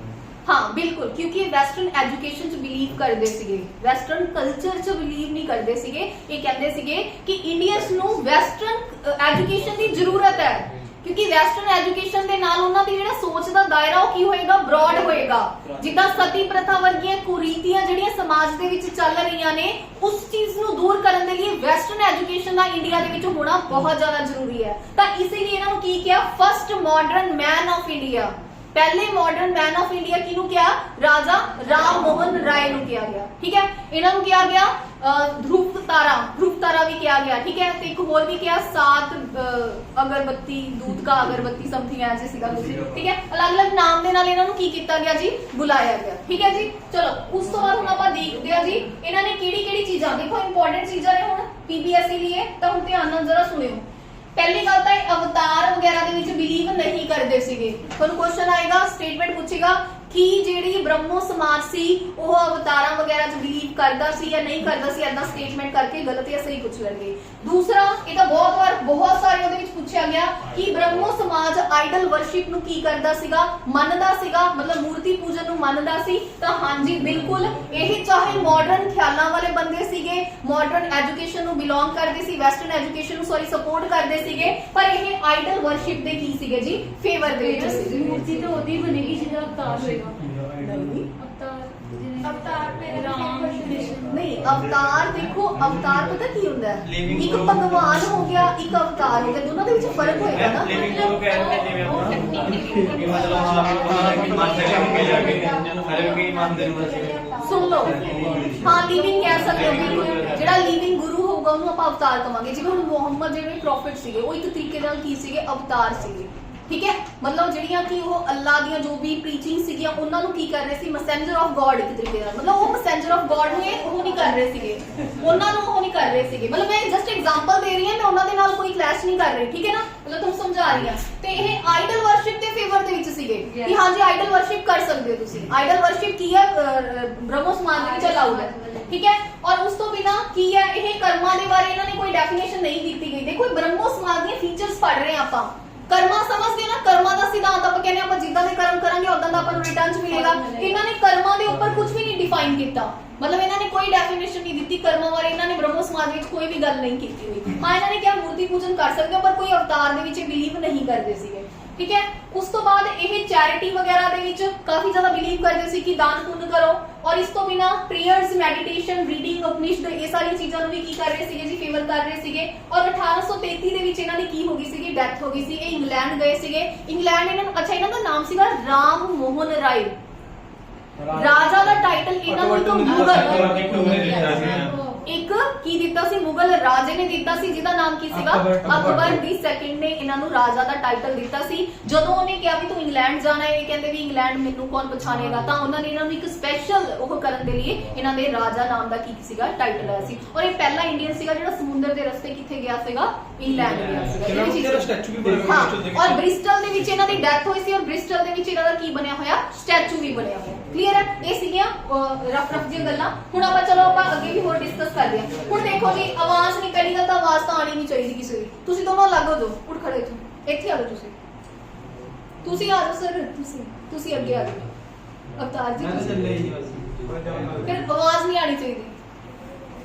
ठीक है, तो देखो ये बाल विवाद की सीगे जी? एंटी सीगे। ये पहले पर्सन सीगे जिन्हां ने सी रूट के थ्रू की कीता सीगा जी? समुद्र पार करके किथे गए सीगे? इंग्लैंड। समझ आ गई? क्लियर है? अच्छा, ਹੁਣ ਆਪਾਂ ਇੱਕ ਹੋਰ ਚੀਜ਼ਾਂ ਵੀ ਡਿਸਕਸ ਕਰਦੇ ਆ ਇਹਦੇ ਵਿੱਚ। ਇਹਨਾਂ ਨੇ ਹੁਣ ਕੁਝ ਸਭਾਵਾਂ ਵੀ ਬਣਵਾਈਆਂ ਸੀਗੀਆਂ। ਇੱਕ ਇਹਨਾਂ ਨੇ ਹਿੰਦੂ ਕਾਲਜ ਕਲਕੱਤਾ ਬਣਵਾਇਆ ਸੀਗਾ 1817 ਦੇ ਵਿੱਚ। ਇੱਕ वेदांत कॉलेज बनाया सी 1828 ਇਹਦਾ ਸੱਚ ਆਪਾਂ ਈਅਰ ਦਾ ਡਿਸਕਸ ਕਰਨਾ ਰਹਿ ਗਿਆ। 1828 ਦੇ ਵਿੱਚ ਕੀ ਬਣਿਆ ਸੀਗਾ? ਬ੍ਰਹਮੋ ਸਮਾਜ ਬਣਿਆ ਸੀਗਾ। ਠੀਕ ਹੈ, ਫਾਊਂਡਰ ਕੌਣ ਸੀਗੇ? ਰਾਜਾ ਰਾਮ ਮੋਹਨ ਰਾਏ। ਇੰਨੀਆਂ ਚੀਜ਼ਾਂ ਤੁਸੀਂ ਇਹਨਾਂ ਇਹਦੇ ਬਾਰੇ ਤੁਹਾਨੂੰ ਕੀ ਹੋਣੀਆਂ ਚਾਹੀਦੀਆਂ ਨੇ? ਪਤਾ ਹੋਣੀਆਂ ਚਾਹੀਦੀਆਂ ਨੇ। ਅੱਛਾ, ਇਹਦੇ ਵਿੱਚੋਂ ਇੱਕ ਹੋਰ ਚੀਜ਼ ਪੁੱਛਦਾ ਹੈ ਜੀ, ਸਤੀ। ਸਤੀ, ਹਾਂਜੀ ਮੈਮ, ਸਤੀ ਮੋਸਟ ਇੰਪੋਰਟੈਂਟ। ਹਾਂਜੀ, ਤਾਂ ਦੇਖੋ ਜੀ, ਜਿਹੜੀ ਸਤੀ ਪ੍ਰਥਾ ਨੂੰ खत्म करन दे विच राजा राम मोहन राय जी का बहुत बड़ा कॉन्ट्रीब्यूशन है। उस तो बिना एक का ज्यादातर राजा राम मोहन राय आएगा, ते दूसरी साइड केड़ा लॉर्ड सीगा? विलियम बेंटिक सीगा, जिन्हें सती प्रथा का जेड़ा एक्ट सी या कानून सीगा उन्होंने पास किया सी। रूल नंबर पूछता हुंदा, रूल नंबर कितना है जी? 17। रूल नंबर 17 की सीगा? एसोसिएट सीगा सती प्रथा दे। ठीक है जी, क्लियर समझ आ गई? ਤਾਂ ਇਹ ਲਿਖਿਆ ਹੋਇਆ ਜੀ ਸਤੀ ਬਾਰੇ ਵਿਲੀਅਮ ਬੈਂਟਿਕ, ਔਰ ਇਹਨਾਂ ਦੀ ਇੱਕ ਕਿਤਾਬ ਹੈ ਤੂਫਤ ਉਲ ਮਵਹਿਦਨ। ਠੀਕ ਹੈ ਜੀ, ਇਹ ਇਹਨਾਂ ਦੀ ਕੀ ਹੈ ਜੀ? ਰਾਜਾ ਰਾਮ ਮੋਹਨ ਰਾਏ ਦੀ ਇੱਕ ਬੁੱਕ ਹੈ ਜਿਹੜੀ ਇਹਨਾਂ ਨੇ ਕੀ ਕੀਤੀ ਆ? ਪਬਲਿਸ਼ ਕੀਤੀ। 1833 ਚ ਇਹਨਾਂ ਦੀ ਡੈਥ ਹੋ ਗਈ ਸੀਗੀ, ਔਰ ਇੰਗਲੈਂਡ ਸੀਗੇ ਉਸ ਟਾਈਮ, ਔਰ ਇੰਗਲੈਂਡ ਦੇ ਬ੍ਰਿਸਟਲ ਦੇ ਵਿੱਚ ਇਹਨਾਂ ਦਾ ਕੀ ਬਣਿਆ ਹੋਇਆ? ਸਟੈਚੂ ਬਣਿਆ ਹੋਇਆ। ਬੁੱਕ ਦਾ ਨਾਮ ਨਹੀਂ ਦੱਸ ਸਕਦੇ? ਬੁੱਕ ਦਾ ਉਹਦਾ ਨਾਮ ਵੀ ਪੁੱਛ ਸਕਦੇ ਹਾਂ ਪੁੱਛ ਸਕਦੇ ਹੋ। ਪਰ ਉਹ ਵਿਲੀਅਮ ਵਾਲੀ ਗੱਲ ਕੀ ਕਰੀ? ਹਾਂ ਦੇਖੋ ਵਿਲੀਅਮ ਕੀ ਸੀਗਾ 1829 ਦੇ ਵਿੱਚ ਉਹਨਾਂ ਨੇ ਸਤੀ ਪ੍ਰਥਾ ਦਾ ਕੀ ਬਣਾਇਆ ਸੀ ਕਿ ਐਕਟ ਪਾਸ ਕਰਤਾ ਸੀਗਾ ਵੀ ਜਿਵੇਂ ਇਹਨਾਂ ਨੇ ਕਾਫੀ ਜ਼ਿਆਦਾ ਕੰਟਰੀਬਿਊਸ਼ਨ ਕੀਤਾ ਕਿ ਸਤੀ ਪ੍ਰਥਾ ਨਹੀਂ ਹੋਣੀ ਚਾਹੀਦੀ। ਸਤੀ ਪ੍ਰਥਾ ਕੀ ਸੀ ਸਮਝਦੇ ਹੋ ਨਾ ਕਿ ਜਿਹੜੀ ਲੇਡੀ ਦਾ ਹਸਬੈਂਡ ਦੀ ਡੈਥ ਹੋ ਜਾਂਦੀ ਸੀ ਉਹਨੂੰ ਜਿੰਦਾ ਉਹਦੇ ਹਸਬੈਂਡ ਦੀ ਅਗਨੀ ਦੇ ਉੱਪਰ ਹੀ ਨਾਲ ਹੀ ਜਲਾ ਦਿੱਤਾ ਜਾਂਦਾ ਸੀਗਾ। ਤਾਂ ਇਸ ਚੀਜ਼ ਦਾ ਇਹਨਾਂ ਨੇ ਵਿਰੋਧ ਕੀਤਾ ਔਰ ਵਿਲੀਅਮ ਬੈਂਟਿੰਗ ਨੇ ਵੀ ਇਸ ਚੀਜ਼ ਨੂੰ ਫੇਵਰ ਕੀਤਾ ਔਰ ਵਿਲੀਅਮ ਬੈਂਟਿੰਗ ਨੇ ਉਸ ਟਾਈਮ ਲਾਰਡ ਸੀਗਾ ਔਰ ਉਹਨੇ ਕੀ ਕੀਤਾ ਐਕਟ ਪਾਸ ਕੀਤਾ ਸੀਗਾ। ਇਹਨਾਂ ਦੇ ਐਫਰਟ ਸੀਗੇ ਦੋਨਾਂ ਚੋਂ ਇੱਕ ਨਾਮ ਹੀ ਆਏਗਾ ਆਪਸ਼ਨ ਦੇ ਵਿੱਚ ਕਿ ਸਤੀ ਪ੍ਰਥਾ ਦੇ ਨਾਲ ਕਿਹੜਾ ਵੀ ਬੰਦਾ ਐਸੋਸੀਏਟ ਹੈ। ਔਰ ਰੂਲ ਨੰਬਰ ਕੀ ਹੈ 17 ਔਰ ਡੇਟ ਕੀ ਹੈ 1829। ਇਹ ਵੀ ਤੁਸੀਂ ਕੀ ਰੱਖਣਾ ਯਾਦ ਰੱਖੋ। ਚਲੋ ਹੁਣ ਆਪਾਂ ਅੱਗੇ ਦੇਖਦੇ ਹਾਂ। ਹੁਣ ਦੇਖੋ ਕੀ ਹੋਇਆ ਜਦੋਂ 1833 ਦੇ ਵਿੱਚ ਇਹਨਾਂ ਦੀ ਡੈਥ ਹੋ ਗਈ ਤਾਂ ਆਬਵੀਅਸਲੀ ਬ੍ਰਹਮੋ ਸਮਾਜ ਨੂੰ ਕੋਈ ਤਾਂ ਬੰਦਾ ਸੰਭਾਲੇਗਾ ਹੀ, ਰਾਈਟ। ਬ੍ਰਹਮੋ ਸਮਾਜ ਨੂੰ ਫਿਰ ਕਿਹਨੇ ਉਸ ਟਾਈਮ ਦੇ ਵਿੱਚ ਕਿਹਨੇ ਸੰਭਾਲਿਆ? ਉਸ ਟਾਈਮ ਦੇ ਵਿੱਚ ਸੀਗੇ ਜੀ ਦਵਿੰਦਰਨਾਥ ਟੈਗੋਰ। ਇਹਨਾਂ ਦੀ ਡੈਥ ਤੋਂ ਬਾਅਦ ਬ੍ਰਹਮੋ ਸਮਾਜ ਦੀ ਜਿਹੜੀ ਕਮਾਂਡ ਸੀਗੀ ਕਿਹਦੇ ਹੱਥ ਦੇ ਵਿੱਚ ਆ ਗਈ? ਦਵਿੰਦਰਨਾਥ ਟੈਗੋਰ ਦੇ ਹੱਥ ਦੇ ਵਿੱਚ ਆ ਗਈ। ਫਿਰ ਹੋਇਆ ਕੀ ਕਿ ਡੈਥ ਕਿਵੇਂ ਹੋਈ ਸੀ ਜੀ? ਹੈ ਸਿੰਪਲੀ ਨੈਚੁਰਲ ਡੈਥ ਹੋਈ ਸੀ। 1829 का जो ये सती वाला ਹਾਂ ਸਤੀ ਵਾਲਾ सती abolish ਸਤੀ ਐਕਟ ਜਿਹੜਾ ਪਾਸ ਹੋਇਆ ਅਬੋਲਿਸ਼ ਐਕਟ। ਠੀਕ ਹੈ ਕੇਸ਼ਵ ਚੰਦਰ ਸੇਨ। ਦੇਖੋ ਪਹਿਲੀ ਗੱਲ ਤਾਂ ਦੇਖੋ ਜਿਹੜੀ ਵੀ ਚੀਜ਼ ਕੋਈ ਸਪੈਸੀਫਿਕ ਹੁੰਦੀ ਆ ਉਹ ਮੈਂ ਤੁਹਾਨੂੰ ਆਪ ਹੀ ਨਾਲ ਦੱਸ ਦਿੰਦੀ ਹਾਂ, ਠੀਕ ਹੈ ਨਾ। ਆਬਵੀਅਸਲੀ ਡੈਥ ਬਾਰੇ ਐਵੇਂ ਤਾਂ ਕੁਐਸਚਨ ਨਹੀਂ ਆਏਗਾ, ਅਗਰ ਕੁਝ ਸਪੈਸੀਫਿਕ ਹੁੰਦਾ ਉਹਨਾਂ ਦੀ ਡੈਥ ਬਾਰੇ ਮੈਂ ਤੁਹਾਨੂੰ ਨਾਲ ਹੀ ਦੱਸ ਦੂੰਗੀ। ਕਲੀਅਰ ਹੈ। ਚਲੋ ਉਸ ਤੋਂ ਬਾਅਦ ਆ ਗਿਆ ਜੀ ਕੇਸ਼ਵ ਚੰਦਰ ਸੇਨ। ਹੁਣ ਕੀ ਹੋਇਆ ਕੇਸ਼ਵ ਚੰਦਰ ਸੇਨ ਨੇ ਇਹਨਾਂ ਦੀ ਡੈਥ ਤੋਂ ਬਾਅਦ ਰਵਿੰਦਰਨਾਥ ਟੈਗੋਰ ਸੰਭਾਲ ਰਹੇ ਸੀ ਬ੍ਰਹਮੋ ਸਮਾਜ ਨੂੰ। ਕੇਸ਼ਵ ਚੰਦਰ ਸੇਨ ਨੇ ਕੀ ਕੀਤਾ ਜੀ ਬ੍ਰਹਮੋ ਸਮਾਜ ਨੂੰ ਕੀ ਕਰ ਲਿਆ ਜੁਆਇਨ ਕਰ ਲਿਆ। ਤਾਂ ਦਵਿੰਦਰਨਾਥ ਟੈਗੋਰ ਨੇ ਵੀ ਕੀ ਕੀਤਾ ਕਿ ਬ੍ਰਹਮੋ ਸਮਾਜ ਦੀ ਜਿਹੜੀ ਕਮਾਂਡ ਸੀਗੀ ਇਹਨਾਂ ਦੇ ਹੱਥ ਦੇ ਵਿੱਚ ਦੇ ਦਿੱਤੀ। ਠੀਕ ਹੈ ਇਹਨਾਂ ਨੂੰ ਕੀ ਦਿੱਤੀ? ਆਚਾਰਿਆ ਦੀ ਉਪਾਧੀ ਦਿੱਤੀ। ਜਦੋਂ ਇਹਨਾਂ ਨੇ ਕਮਾਂਡ ਸੰਭਾਲੀ ਔਰ ਨਾਲ ਹੀ ਇਹਨਾਂ ਨੂੰ ਕੀ ਦਿੱਤੀ? ਆਚਾਰਿਆ ਦੀ ਉਪਾਧੀ ਦਿੱਤੀ। ਪਰ ਕੀ ਹੋਇਆ ਜਿਹੜੇ ਕੇਸ਼ਵ ਸੀਗੇ ਬ੍ਰਹਮੋ ਸਮਾਜ ਦਾ ਕੀ ਹੋ ਗਿਆ ਜੀ ਇਹਨਾਂ ਨੇ ਫੇਵਰ ਤਾਂ ਕਰ ਲਿਆ ਪਰ ਇਹ ਕੀ ਕਰਨ ਲੱਗੇ ਬ੍ਰਹਮੋ ਸਮਾਜ ਦੇ ਵਿੱਚ ਇੱਧਰ ਉੱਧਰ ਦੀਆਂ ਗੱਲਾਂ ਕਰਨ ਲੱਗੇ ਆ ਵੀ ਧਰਮ ਉਹ ਵੀ ਧਰਮ। ਇਹਨਾਂ ਨੇ ਜਿਹੜੀਆਂ ਬ੍ਰਹਮੋ ਸਮਾਜ ਦਾ ਮੇਨ ਪ੍ਰਿੰਸੀਪਲ ਸੀ ਮੇਨ ਆਈਡੀਓਲੋਜੀ ਸੀ ਉਸ ਤੋਂ ਕੀ ਕਰਤਾ ਹਟਾਤਾ। ਤਾਂ ਦਵਿੰਦਰ ਜਿਹੜੇ ਨਾਥ ਟੈਗੋਰ ਸੀ ਉਹਨਾਂ ਨੂੰ ਕਾਫੀ ਜ਼ਿਆਦਾ ਗੁੱਸਾ ਆਇਆ। ਉਹਨਾਂ ਨੇ ਕੀ ਕੀਤਾ ਜੀ ਇਹਨਾਂ ਦੀ ਆਚਾਰਿਆ ਦੀ ਜਿਹੜੀ ਉਪਾਧੀ ਸੀਗੀ ਉਹਨੂੰ ਕੀ ਕਰਤਾ ਖਤਮ ਕਰਤਾ। ਜਦੋਂ ਹੁਣ ਇਹ ਅਲੱਗ ਹੋ ਗਏ ਆਬਵੀਅਸਲੀ ਇਹਨਾਂ ਨੇ ਕੀ ਬਣਾ ਲਿਆ ਇੱਕ ਨਵਾਂ ਸਮਾਜ ਕ੍ਰੀਏਟ ਕਰ ਲਿਆ ਜਿਹਦਾ ਨਾਮ ਸੀ ਬ੍ਰਹਮੋ ਸਮਾਜ ਆਫ ਇੰਡੀਆ। ਸਮਝ ਆ ਗਈ। ਤਾਂ ਆਪਾਂ ਨੇ ਕੀ ਦੇਖਿਆ ਬ੍ਰਹਮੋ ਸਮਾਜ ਦੁਬਾਰਾ ਜਦੋਂ ਕੇਸ਼ਵ ਚੰਦਰ ਸੇਨ ਦੇ ਹੱਥ ਵਿੱਚ ਆਇਆ ਤਾਂ ਇਹ ਫਰਦਰ ਟੁੱਟ ਗਿਆ ਔਰ ਇੱਕ ਬਣ ਗਿਆ ਜੀ ਬ੍ਰਹਮੋ ਸਮਾਜ ਆਫ ਇੰਡੀਆ ਔਰ ਦੂਸਰਾ ਕੀ ਬਣ ਗਿਆ ਜੀ ਆਦਿ ਬ੍ਰਹਮੋ ਸਮਾਜ ਆਫ ਇੰਡੀਆ। ਇਹ ਕਿਹਨੇ ਸੰਭਾਲਿਆ? ਦਵਿੰਦਰਨਾਥ ਜੀ। ਠੀਕ ਹੈ ਔਰ ਉਸ ਤੋਂ ਬਾਅਦ ਜਦੋਂ ਕੇਸ਼ਵ ਚੰਦਰ ਸੇਨ ਦੀ ਡੈਥ ਹੋਈ ਹੈ ਇਹ ਫਿਰ ਜਿਹੜਾ ਬ੍ਰਹਮੋ ਸਮਾਜ ਆਫ ਇੰਡੀਆ ਇਹ ਫਰਦਰ ਫੇਰ ਦੋ ਪਾਰਟਸ ਦੇ ਵਿੱਚ ਕੀ ਹੋ ਗਿਆ ਸਪਲਿਟ ਹੋ ਗਿਆ। ਇੰਨਾ ਡਿਟੇਲਸ ਆਪਾਂ ਨੂੰ ਯਾਦ ਰੱਖਣ ਦੀ ਜ਼ਰੂਰਤ ਨਹੀਂ ਪਰ ਤੁਹਾਨੂੰ ਇੰਨਾ ਯਾਦ ਰੱਖਣਾ ਕਿ ਉਸ ਤੋਂ ਬਾਅਦ ਦਵਿੰਦਰਨਾਥ ਟੈਗੋਰ ਨੇ ਇਹਨਾਂ ਦੀ ਕਮਾਂਡ ਸੰਭਾਲੀ। ਦਵਿੰਦਰਨਾਥ ਟੈਗੋਰ ਨੂੰ ਇੱਕ ਨਵਾਂ ਬੰਦਾ ਮਿਲਿਆ ਜਿਹਦਾ ਨਾਮ ਸੀ ਕੇਸ਼ਵ ਚੰਦਰ ਸੇਨ। ਉਹਨਾਂ ਨੂੰ ਇਹ ਪਸੰਦ ਆਇਆ ਉਹਨੇ ਕਿਹਾ ਮੈਂ ਕਮਾਂਡ ਸੰਭਾਲਾਂਗਾ ਤਾਂ ਉਹਨਾਂ ਨੇ ਆਚਾਰਿਆ ਦੀ ਉਪਾਧੀ ਦੇ ਕੇ ਬ੍ਰਹਮੋ ਸਮਾਜ ਦੀ ਜਿਹੜੀ ਵਾਗਡੋਰ ਸੀਗੀ ਜਾਂ ਕਮਾਂਡ ਸੀਗੀ ਕਿਹਦੇ ਹੱਥ 'ਚ ਦੇਤੀ? ਇਹਨਾਂ ਦੇ ਕੇਸ਼ਵ ਚੰਦਰ ਸੇਨ। ਫਿਰ ਜਦੋਂ ਇਹ ਉਹਨਾਂ ਦੇ ਜਿਹੜੇ ਪਾਥ ਸੀਗਾ ਜੋ ਰਸਤਾ ਸੀਗਾ ਉਹ ਤੋਂ ਅਲੱਗ ਹੀ ਚੱਲਣ ਲੱਗੇ ਤਾਂ ਕੀ ਕੀਤਾ ਜੀ ਉਹਨਾਂ ਨੇ ਇਹਨਾਂ ਨੂੰ ਬਾਹਰ ਕੱਢਤਾ ਆਚਾਰਿਆ ਦੀ ਉਪਾਧੀ ਵਾਪਿਸ ਲੈ ਲਈ ਤਾਂ ਬ੍ਰਹਮੋ ਆਦਿ ਕਿਤੇ ਇਹਨੇ ਕੇਸ਼ਵ ਚੰਦਰ ਸੇਨ ਜੀ ਨੇ ਕੀ ਹੋ ਗਿਆ ਅਲੱਗ ਹੋ ਕੇ ਕੀ ਬਣਾ ਲਿਆ ਜੀ ਇੱਕ ਬ੍ਰਹਮੋ ਸਮਾਜ ਆਫ ਇੰਡੀਆ ਬਣਾ ਲਿਆ। ਹੁਣ ਕਿਉਂਕਿ ਆਬਵੀਅਸਲੀ ਉਹਨਾਂ ਨੇ ਵੀ ਕੋਈ ਨਾਮ ਦੇਣਾ ਸੀ ਉਹਨਾਂ ਨੇ ਕੀ ਨਾਮ ਦਿੱਤਾ? ਆਦਿ ਬ੍ਰਹਮੋ ਸਮਾਜ। ਉਸ ਤੋਂ ਬਾਅਦ ਕੇਸ਼ਵ ਚੰਦਰ ਦੀ ਡੈਥ ਤੋਂ ਬਾਅਦ ਇਹਨਾਂ ਦੇ ਜਿਹੜੇ ਫਾਲੋਅਰ ਸੀਗੇ ਉਹਨਾਂ ਨੇ ਫਰਦਰ ਫੇਰ ਕੀ ਕਰ ਲਿਆ ਜੀ ਬ੍ਰਹਮੋ ਸਮਾਜ ਨੂੰ ਫੇਰ ਫਰਦਰ ਸਪਲਿਟ ਕਰ ਲਿਆ। ਤਾਂ ਐਡਾ ਬ੍ਰਹਮੋ ਸਮਾਜ ਸ਼ੁਰੂ ਹੋਇਆ ਉਹਦੇ ਮੇਨ ਪ੍ਰਿੰਸੀਪਲਸ ਦੇ ਉੱਪਰੋਂ ਹੀ ਕੁਐਸਚਨ ਆਏਗਾ ਹੋਰ ਕਿਤੋਂ ਕੁਐਸਚਨ ਨਹੀਂ ਆਏਗਾ। ਇਹ ਨਹੀਂ ਪੁੱਛੇਗਾ ਕਿ ਉਹਨਾਂ ਦੀ ਡੈਥ ਤੋਂ ਬਾਅਦ ਕਿਹਨੇ ਸੰਭਾਲਿਆ ਉਹਨਾਂ ਦਾ ਮੇਨ ਜੋ ਪ੍ਰਿੰਸੀਪਲ ਹੈ ਬੇਸਿਕ ਸਟੈਟਿਕ ਫੈਕਟਸ ਦੇ ਉੱਪਰ ਉੱਥੇ ਹੀ ਕੁਐਸਚਨ ਆਏਗਾ ਕਿ ਕੀ ਆਈਡਲ ਵਰਸ਼ਿਪ ਨੂੰ ਮੰਨਦੇ ਸੀਗੇ ਆ ਚੀਜ਼ ਪੀਪੀਐਸਸੀ ਦੀ ਗੱਲ ਕਰ ਰਹੀ ਹਾਂ ਮੈਂ। ਅਗਰ ਬਾਕੀ ਪੇਪਰ ਨੇ ਉੱਥੇ ਈਅਰ ਵਾਈਜ਼ ਪੁੱਛ ਸਕਦੇ ਹੈ। ਕਲੀਅਰ ਹੈ ਜੀ। ਚਲੋ ਹੁਣ ਦੇਖੋ ਜੀ ਅੱਗੇ ਚੱਲਦੇ ਆਪਾਂ। ਅੱਗੇ ਹੈਗਾ ਸੀ ਸੁਪਰ ਇੰਪੋਰਟੈਂਟ ਆਰੀਆ ਸਮਾਜ। ਆਰੀਆ ਸਮਾਜ ਦੇਖੋ ਆਰੀਆ ਸਮਾਜ ਦੇ ਜਿਹੜੇ ਫਾਊਂਡਰ ਸੀਗੇ ਉਹ ਕੌਣ ਸੀਗੇ ਜੀ? ਸਵਾਮੀ ਦਯਾਨੰਦ ਸਰਸਵਤੀ ਸੀਗੇ। ਠੀਕ ਹੈ ਇਹ ਕੁਐਸਚਨ ਡਾਇਰੈਕਟ ਪੁੱਛਦਾ ਹੈ ਕਿ ਆਰੀਆ ਸਮਾਜ ਦੇ ਜਿਹੜੇ ਫਾਊਂਡਰ ਸੀਗੇ ਉਹ ਕੌਣ ਸੀਗੇ? ਦਯਾਨੰਦ ਸਰਸਵਤੀ ਸੀਗੇ। ਇਹਨਾਂ ਦਾ ਮੇਨ ਦੇਖੋ ਫੋਕਸ ਕੀ ਸੀਗਾ? ਐਜੂਕੇਸ਼ਨ ਸੀਗਾ। ਤਾਂ ਇਹ ਵੀ ਚੀਜ਼ ਧਿਆਨ ਰੱਖਿਓ ਆਪਾਂ ਪੜ੍ਹਦੇ ਹਾਂ go back to Vedas India for Indians ਪਰ ਇਹਨਾਂ ਦਾ ਮੇਨ ਪਰਪਸ ਕੀ ਸੀਗਾ? ਐਜੂਕੇਸ਼ਨ ਦੇ ਉੱਪਰ ਇਹ ਫੋਕਸ ਕਰ ਰਹੇ ਸੀ ਇੰਡੀਆ ਨੂੰ ਐਜੂਕੇਟ ਕਰਨਾ। ਕਿਹਦੇ ਉੱਪਰ? ਵੇਦਸ ਦੇ ਰਿਗਾਰਡਿੰਗ। ਕਿਉਂਕਿ ਇਹ ਕੀ ਕਹਿ ਰਹੇ ਸੀਗੇ ਕਿ ਦੇਖੋ ਜਿੱਥੇ ਹੁਣ ਸਮਾਜ ਚਲਿਆ ਗਿਆ ਵੈਸਟਰਨ ਕਲਚਰ ਦਾ ਇਨਫਲੂਐਂਸ ਸਟਾਰਟ ਹੋ ਗਿਆ ਵੈਸਟਰਨ ਐਜੂਕੇਸ਼ਨ ਸਟਾਰਟ ਹੋ ਗਈ ਤਾਂ ਇਹ ਜਿਹੜੀ ਸੁਸਾਇਟੀ ਹੈ ਕਾਫੀ ਜ਼ਿਆਦਾ ਫਲॉज ਦੇ ਨਾਲ ਭਰ ਚੁੱਕੀ ਹੈ ਕਿ ਹੁਣ ਆਪਾਂ ਨੂੰ ਜਿਹੜਾ वेद किहड़ा वैदिक पीरियड पर समझदे हो ना, जदों वेद लिखे गए कि अपन उस समाज दे विच वापस जाण दी जरूरत है, तां वेदों की ओर चलो, ठीक है, या लौटो। वो किने किया सीगा? दयानंद सरस्वती जी ने। गो बैक टू वेद्स, किने ये भी कोट पूछदा है कि किने किया? दयानंद सरस्वती जी ने किया। अच्छा, और एक इन्हां ने होर भी दिता सीगा जी कोर्स कि इंडिया फॉर इंडियंस, ठीक है, इन्होंने ये भी किया इंडिया फॉर इंडियंस, कि इंडिया सिर्फ इंडियंस के लिए है, कोई बाहर वाले देशों के जिहड़े लोग आके रह रहे हैं उन्होंने लिए नहीं हैगा। तो India for Indians, go back to Vedas, ये दोनों कोटेशन किदे ने? दयानंद सरस्वती जी ने, ठीक है जी। चलो अच्छा, हुण आपां ये तां सिंपल चीज़ां पढ़ लियां। हुण देखो इन्होंने की किया, इन्होंने शुद्धि मूवमेंट के ऊपर फोकस किया। इन्होंने किया कि इंडियंस की शुद्धिकरण की जरूरत है। शुद्धि समझते हो ना कि वही वेद्स वाले समाज दे विच जे वापस जाना है, तो काफी सारे इंडियंस की हो चुके ने? अशुद्ध हो चुके ने, ठीक है, वेस्टर्न कल्चर तो इन्फ्लुएंस दे विच आ गए। तो आपां नूं की करन दी जरूरत है कि शुद्धि मूवमेंट तैयार करन दी जरूरत है, ठीक है जी। तो स्वामी दयानंद सरस्वती दा एक्चुअल नेम पूछदा है पेपर दे विच, की सीगा जी? मूल शंकर सीगा, ठीक है। मूल शंकर दयानंद सरस्वती दा एक्चुअल की सीगा? नेम सीगा। इन्हां दा बर्थ किथे होया सीगा? Gujarat. Go back to Vedas अपन ने पढ़ ही लिया, ठीक है। इन्हां दा की सीगा? पुलिस की आर्य समाज दे मूवमेंट लिखा होएगा, मेरे एग्जैक्ट ध्यान दे विच नहीं आएगा, देख लेंगे। उस तो बाद की है? स्वामी विरजानंद। स्वामी विरजानंद की सीगे? इन्हां दे गुरु सीगे। स्वामी विरजानंद जिहड़े गुरु सीगे, उन्हां ने ही की दिता जी? इन्हां नूं नाम दिता स्वामी दयानंद सरस्वती। 1875 लिखा है हाँ 1875। देखो ईयर नहीं पूछेगा, ईयर तो P+B या क्लैरिकल वगैरह ਜਿਹੜੇ पेपर ने उन्होंने भी ही पूछेगा, पर PPSC ਦੇ ਵਿੱਚ ईयर नहीं स्पेशल दे के नहीं पूछेगा ईयर, ठीक है। शुद्धि मूवमेंट ਇਹ ਹੈ कि ਜਿਹੜੇ इंडियंस ने उन्होंने ਦੀ शुद्धिकरण ਦੀ ਜ਼ਰੂਰਤ ਹੈ। मतलब वेद्स वाली साइड ਆਪਾਂ ने लेके आना, क्योंकि वेस्टर्न एजुकेशन तो इन्फ्लुएंस दे विच आ चुके ने, वेस्टर्न कल्चर दा उन्हां दे ऊपर, ठीक है, इन्फ्लुएंस है। दैट्स वाई ਆਪਾਂ ਨੂੰ शुद्धि करके वापस वैदिक पीरियड दे विच लेके जाने की जरूरत है। तो इसनूं की किया गया? शुद्धि मूवमेंट किया गया, ठीक है। हुण देखो इन्हां ने आइडल वर्शिप नूं की कीता जी? मना कीता, ठीक है। हुण देखो ਜਿਹੜਾ ਆਪਾਂ ने की पढ़िया, एक पढ़िया पहला ब्रह्मो समाज ते दूसरा ਆਪਾਂ ने हुण की पढ़िया? आर्य समाज। दोनों दे विच मेन फर्क यही है, जिहड़ी कोटेशन पूछदा है ना वो यही पूछदा है कि यह आइडल वर्शिप दे विच बिलीव करदे सीगे? हाँ जी, ये करदे सी। कि आर्य समाज वाले आइडल वर्शिप दे विच बिलीव करदे सीगे? यह नहीं करदे सीगे। अनेक एजुकेशन दा भी ए वेस्टर्न में, हाँ, ये वेस्टर्न एजुकेशन ਨੂੰ ਕੀ ਕਰ ਰਹੇ ਸੀ? सपोर्ट कर रहे सी। और ये की कर रहे ਸੀਗੇ? वैदिक एजुकेशन की वेद वाली साइड ਆਪਾਂ ਨੂੰ वापस जाने की जरूरत है, ठीक है। तो ये मेन की ने दो डिफरेंस ने, और ज्यादा ये पूछदा है पेपर दे विच, ठीक है, कि केड़ा आइडल वर्शिप ਨੂੰ सपोर्ट करता है, केड़ा आइडल वर्शिप ਨੂੰ नहीं सपोर्ट करता है। PPSC लिए ये चीज याद रखनी है तुसी।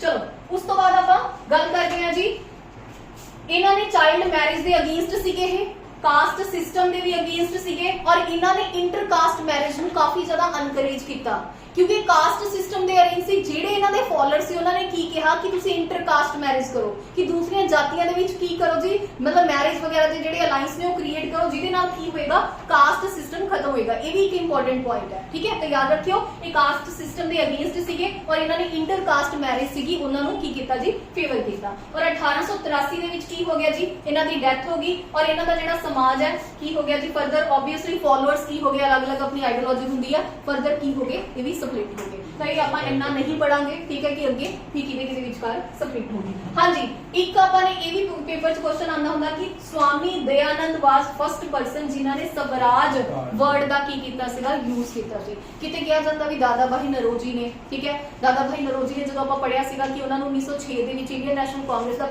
प्रेसिडेंट बना दिता गया सी। किहा जांदा कि ਉਹਦੇ ਵਿੱਚ स्वराज वर्ड ਦਾ ਉਹਨਾਂ ਨੇ ਪਹਿਲੀ ਵਾਰ यूज ਕੀਤਾ। कई जगह ਤੇ ਕਿਹਾ ਜਾਂਦਾ ਕਿ स्वामी दयानंद, पर ज्यादा एक्यूरेट यही है कि स्वामी दयानंद जी ने सब तो पहला स्वराज वर्ड ਦਾ ਜਿਹੜਾ यूज है वो कीता सी, ठीक है जी, क्लियर है। चलो उस तो बाद प्रार्थना समाज, ਇਹਦੇ ਵਿੱਚ ਆਪਾਂ ਨੂੰ ਸਿਰਫ ਇੰਨਾ ਹੀ ਪਤਾ ਹੋਣਾ ਚਾਹੀਦਾ, आत्मा राम पांडुरंग ने भी की कीती सी? फॉर्मेशन कीती सी, फाउंडर ਇਹ ਸੀਗਾ। ਇਹਦੇ ਵਿੱਚ ਆਪਾਂ ਨੂੰ ਜ਼ਿਆਦਾ ਨਹੀਂ ਪੜਾਂਗੇ। ਹੁਣ ਆਪਾਂ ਰਾਮਕ੍ਰਿਸ਼ਨ ਮਿਸ਼ਨ ਪੜਨਾ ਹੈ। ਰਾਮਕ੍ਰਿਸ਼ਨ ਮਿਸ਼ਨ ਕੀ ਹੈ ਜੀ? ਕਾਫੀ ਜ਼ਿਆਦਾ ਇੰਪੋਰਟੈਂਟ ਹੈ। ਚਲੋ ਹੁਣ ਦੇਖੋ ਜੀ, ਜਿਹੜਾ ਰਾਮਕ੍ਰਿਸ਼ਨ ਮਿਸ਼ਨ ਹੈ 1897 ਦੇ ਵਿੱਚ ਬਣਿਆ ਸੀਗਾ स्वामी विवेकानंद जी ने। मैं बाद ਵਿੱਚ क्वेश्चन पूछने ने, सारे क्वेश्चन पूछने ने मैं बाद ਵਿੱਚ। ਤਾਂ ਇਸ ਲਈ ਚੁੱਪਚਾਪ ਕਰਕੇ ਸੁਣ ਲਓ। स्वामी विवेकानंद जी ने की ਕੀਤਾ ਸੀਗਾ ਜੀ, ਇਹ ਰਾਮਕ੍ਰਿਸ਼ਨ ਮਿਸ਼ਨ ਸੀਗਾ ਜਿਹੜਾ ਸਮਾਜ ਸੀਗਾ ਉਹਦੀ ਕੀ ਕੀਤੀ ਸੀਗੀ, ਫਾਰਮੇਸ਼ਨ ਕੀਤੀ ਸੀ। ਇਹ स्वामी विवेकानंद जी ਜਿਹੜੇ ਗੁਰੂ ਸੀ ਉਹਨਾਂ ਦਾ ਨਾਮ ਕੀ ਸੀਗਾ, ਰਾਮਕ੍ਰਿਸ਼ਨ ਸੀਗਾ। ਆਪਣੇ ਗੁਰੂ ਦੇ ਨਾਮ ਤੇ ਹੀ ਇਹਨਾਂ ਨੇ ਕੀ ਕੀਤਾ ਸੀਗਾ ਜੀ, ਇਸ ਜਿਹੜਾ ਉਹ ਸੀਗਾ ਆਰਗੇਨਾਈਜੇਸ਼ਨ ਸੀਗੀ ਜਿਹੜੀ, ਉਹਦਾ ਕੀ ਕੀਤਾ ਸੀਗਾ, ਨਾਮ ਰੱਖਿਆ ਸੀਗਾ। ਹੁਣ ਇਹ ਬੇਸਿਕਲੀ ਇਹਨਾਂ ਦਾ ਮੇਨ ਆਬਜੈਕਟਿਵ ਕੀ ਸੀ, ਇਹ ਹਿਊਮਨਿਟੇਰੀਅਨ ਦੇ ਵਿੱਚ ਬਿਲੀਵ ਕਰਦੇ ਸੀ। ਇਹ ਕੀ ਕਹਿ ਰਹੇ ਸੀਗੇ ਕਿ ਅਗਰ ਤੁਸੀਂ ਮਾਨਵਤਾ ਦੀ ਭਲਾਈ ਕਰ ਰਹੇ ਹੋ, ਠੀਕ ਹੈ, ਅਗਰ ਪੂਅਰਸ ਨੂੰ ਸਰਵ ਕਰ ਰਹੇ ਹੋ ਤਾਂ ਤੁਸੀਂ ਇੱਕ ਤਰੀਕੇ ਨਾਲ ਗੋਡ ਨੂੰ ਸਰਵ ਕਰ ਰਹੇ ਹੋ। ਇਹਨਾਂ ਦਾ ਸਿੱਧਾ ਇਹ ਸੀਗਾ ਪ੍ਰਿੰਸੀਪਲ, ਠੀਕ ਹੈ, ਕਿ ਲੋਕਾਂ ਦੇ ਵਿੱਚ ਚੈਰਿਟੀ ਕਰੋ, ਲੋਕਾਂ ਦੀ ਹੈਲਪ ਕਰੋ। ਅਗਰ ਲੋਕਾਂ ਨੂੰ ਦੇ ਔਖੇ ਟਾਈਮ 'ਚ ਤੁਸੀਂ ਉਹਨਾਂ ਦੀ ਹੈਲਪ ਕਰ ਰਹੇ ਹੋ ਤਾਂ ਦੈਟ ਮੀਨਸ ਤੁਸੀਂ ਗੋਡ ਨੂੰ ਸਰਵ ਕਰ ਰਹੇ ਹੋ। ਇਹ ਕੀ ਸੀਗਾ, ਇਹਨਾਂ ਦਾ ਮੇਨ ਪ੍ਰਿੰਸੀਪਲ ਸੀਗਾ। ਬਸ ਇਹਦੇ ਵਿੱਚ ਹੋਰ ਆਪਾਂ ਨੇ ਕੁਝ ਨਹੀਂ ਯਾਦ ਰੱਖਣਾ। ਹੁਣ ਆਪਾਂ ਥੋੜਾ स्वामी विवेकानंद जी ਬਾਰੇ ਵੀ ਦੇਖ ਲੈਂਦੇ ਹਾਂ, ਇੰਪੋਰਟੈਂਟ ਹੈ ਜੀ। स्वामी विवेकानंद जी ਦਾ ਐਕਚੁਅਲ ਨਾਮ ਕੀ ਸੀਗਾ, ਨਰਿੰਦਰ ਨਾਥ ਦੱਤ। स्वामी दयानंद सरस्वती जी ਦਾ ਐਕਚੁਅਲ ਨਾਮ ਕੀ ਸੀਗਾ, ਮੂਲ ਸ਼ੰਕਰ। ठीक है जी, क्लियर है। अच्छा, उन्होंने गुरु कौन सीगे, हाँ जी ऑनलाइन दसोगे स्टूडेंट। स्वामी विवेकानंद जी दे जिहड़े गुरु सीगे वो कौन सीगे, ओ सॉरी स्वामी विवेकानंद नहीं जी, रामकृष्ण नहीं जी नहीं, स्वामी विवेकानंद नहीं, दयानंद सरस्वती, दयानंद सरस्वती, दयानंद सरस्वती जी दे गुरु कौन सीगे ऑनलाइन स्टूडेंट्स, ऑनलाइन